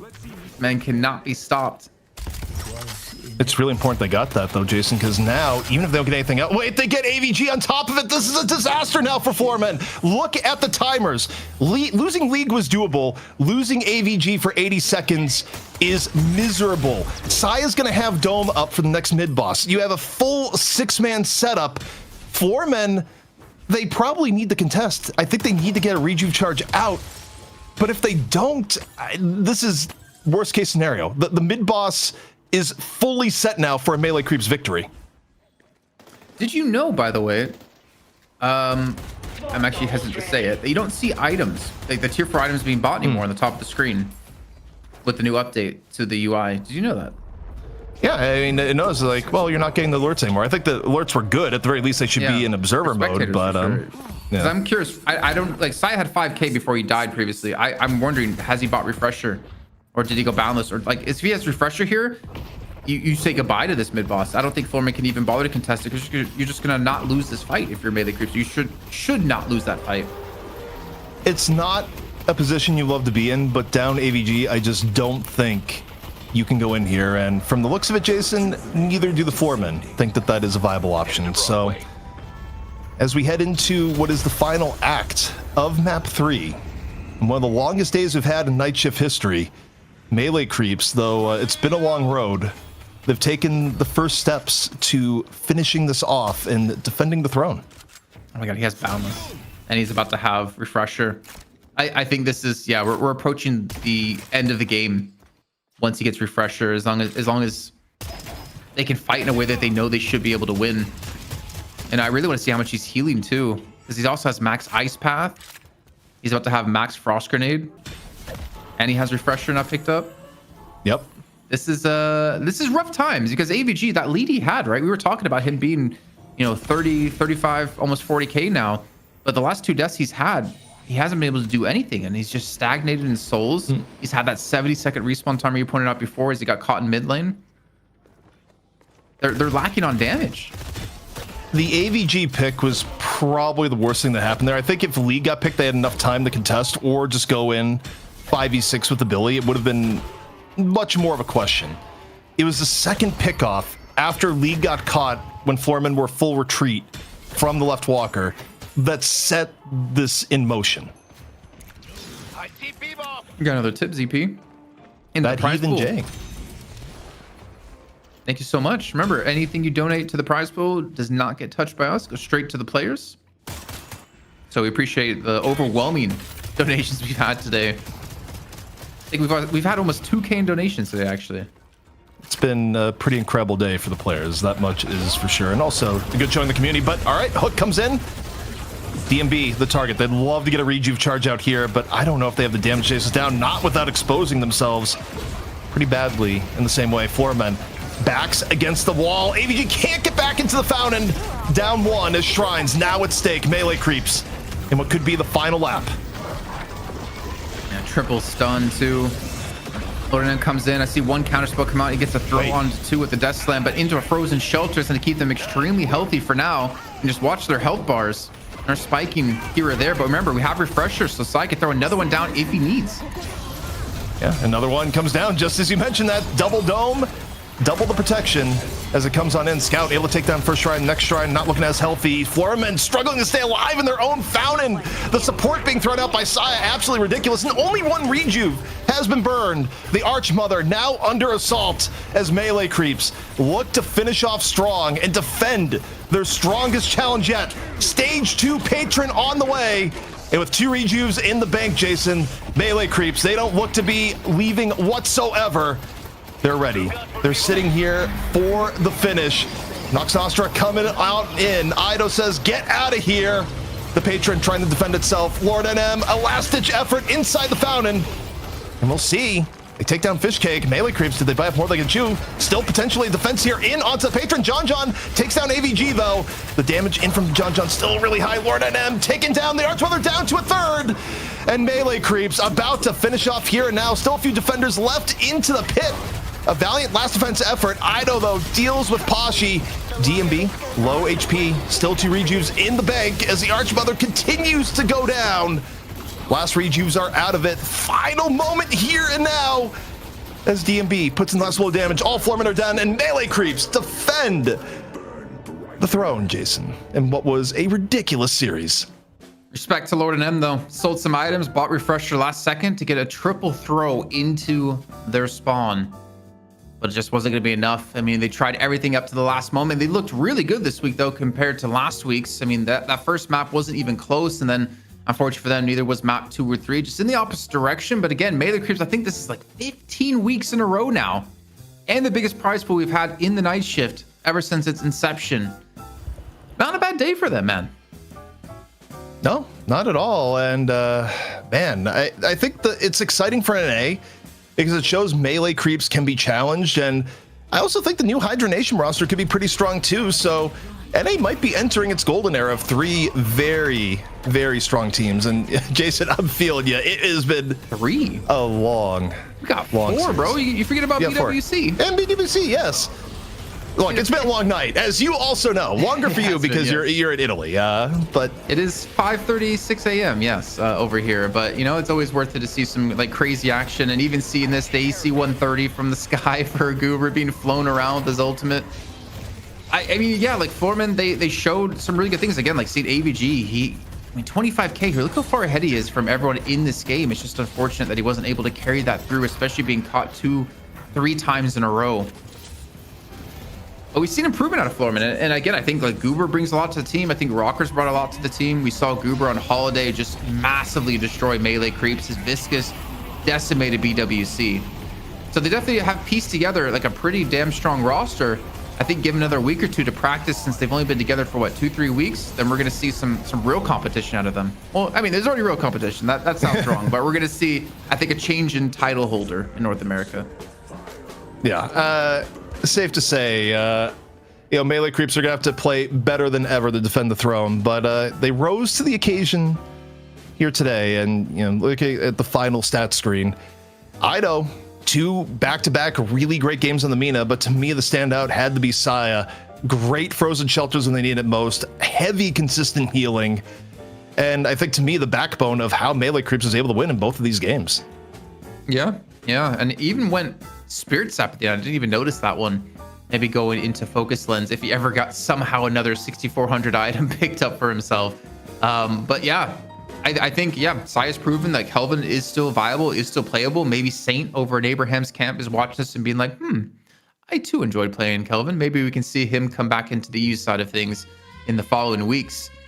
And then looking across the board, I think, I don't know. I don't really know what to look at within Floormen's squad that didn't really work. I mean, AVG for 39,000 souls didn't have that much damage, but he also didn't invest damage heavy either.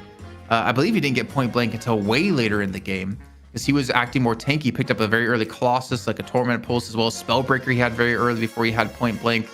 And then maybe Poshpot being low on the damage numbers, but I really can't tell from how the way the game's been going.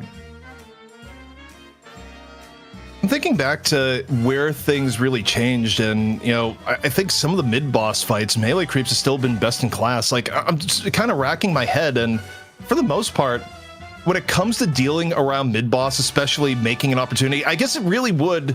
The game did swing on the one play where Floormen stayed a little bit too long at the walker and League got caught. If the chase down doesn't happen, that League gets caught, then AVG probably doesn't die a little bit later, and it doesn't lead into what was the game-defining mid-boss. It was that sequence that lost Floormen the game, because I think up until that point, it was about as even gets. Yeah, I mean, there's always that one moment where you can see on the soul graph on the bottom, like how it turns back and forth between the two teams. And then Floormen had their biggest lead, and then from there it just kind of spiraled, especially around that mid-boss, where melee creeps were able to, well, destroy them, right? Because I think they lost maybe one player, and they ended up getting like 4 kills on that one. Yeah, sorry, I'm trying to coordinate the host right now, so I did not hear the last bit you're saying, because I told John, get ready for your all-night stream, because we're going to drop you a host at the end here, and he's like, all right. He's willing to blow up his sleep schedule, just like we're willing to talk about the MVP. Jason, it was a tough call, but we had to get a little bit frosty with it. The MVP, it's Saya. Yeah, I think it's deserved. I think I started off the whole segment of this series talking about how Saya, if you ask a lot of the pros, they'll say he's the best player in North America. And even as a support, you still see him have massive impact, mostly when it comes to his decision making in this game. I mean, he played quite a bit, right? He played Mo, which I mean, wasn't that impactful. Let's be honest. That game didn't really work out too well for them. But both of his Kelvin games, he put up 45k healing in each, which is not a number to scoff at, especially in the second game when it wasn't really like a bruisery comp that he could get multiple people within his own ultimate. In this one, he had DMB, he had Scout, he had Fish Cake, like multiple targets that he could heal up within his frozen shelters, and was still able to pull off some ridiculous healing numbers. But you also can't really deny like the rotations around the map and the overwhelming presence he provides.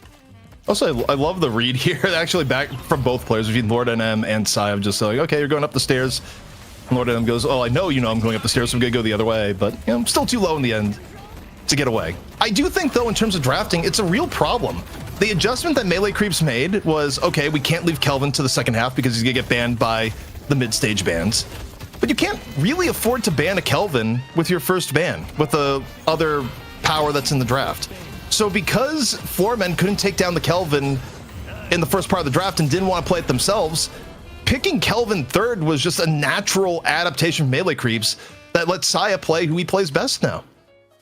Yeah, and I think we saw like one silence wave out of Rocker in that game when he was putting on the IV. I'm just trying to like think back because it is really late, and I'm trying to think of like what everyone had in that game. But I bar the second map where Saya was ganked constantly by League, was it? Who was on the Paradox?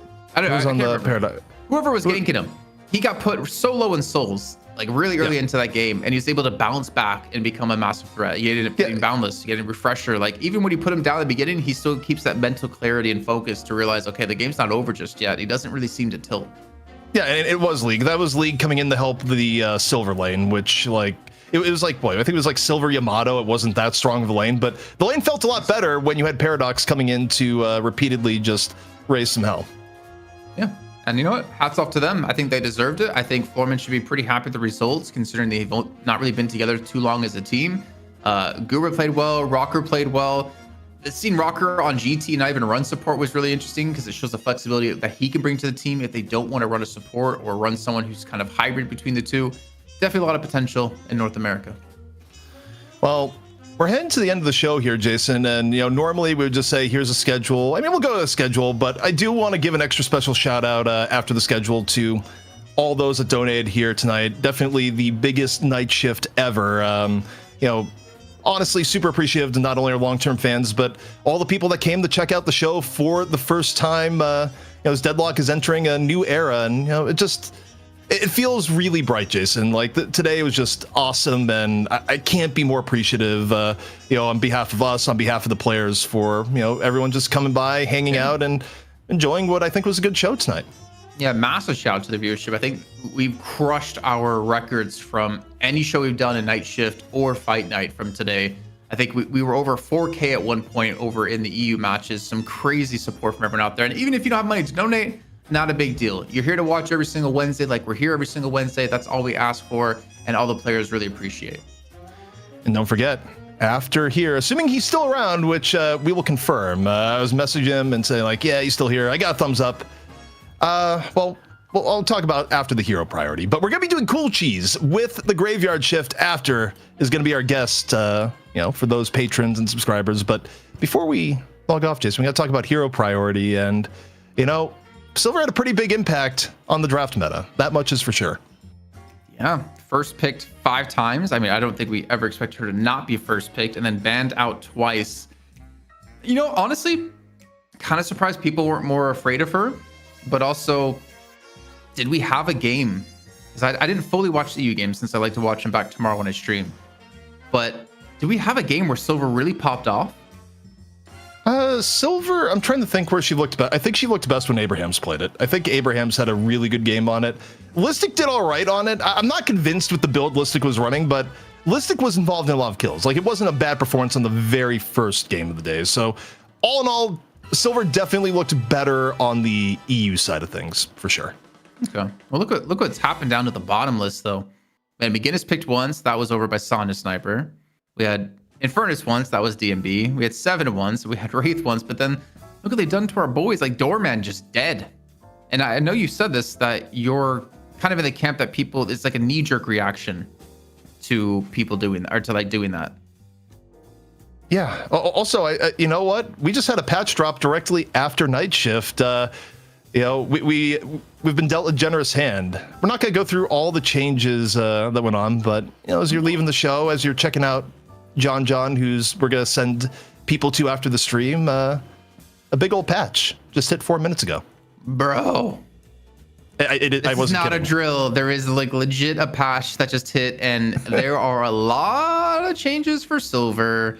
And a lot of changes for Graves, and some changes to Bebop, and some items. Yep. Honestly, it's been such a long day. I cannot process all of it, but I'm looking forward to diving into it tomorrow, Jason. Point That's Blank all I know. now works on silver in her old form. Let's go. That's a buff. That's a buff because it's been bugged. That's been itemization that's actually been unavailable to everyone's favorite AWU. But Jason, we're at the end of the stream, as it's turned out. Any final words or thoughts before we send people off to Mr. John 69? No, I have one question though. Production, is there a way that we can have your voices show up on stream too? Is that possible, Mr. Solomon? It is possible. Okay. So can we get everyone, and even in chat, I know ZP knows what's coming, all of us give one final AWU before we end off the show? Is that, can we send it off with an AWU? All right. Could? Okay. So ZP, whenever you're ready, you call for the AWU. Whenever you're done wrapping up, and we'll all give it our finest AWU before we throw it over. We're signing off with the AWU, and we're counting it down in 3, 2, 1. Oh!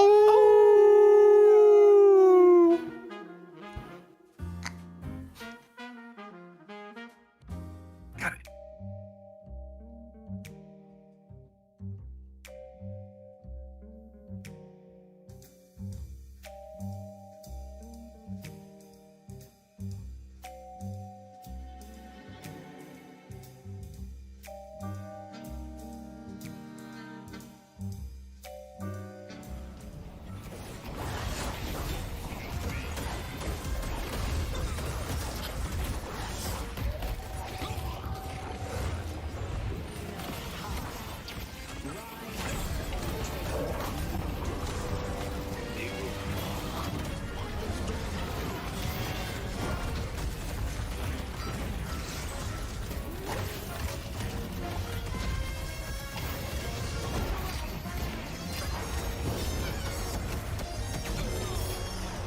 The best is aside as you know.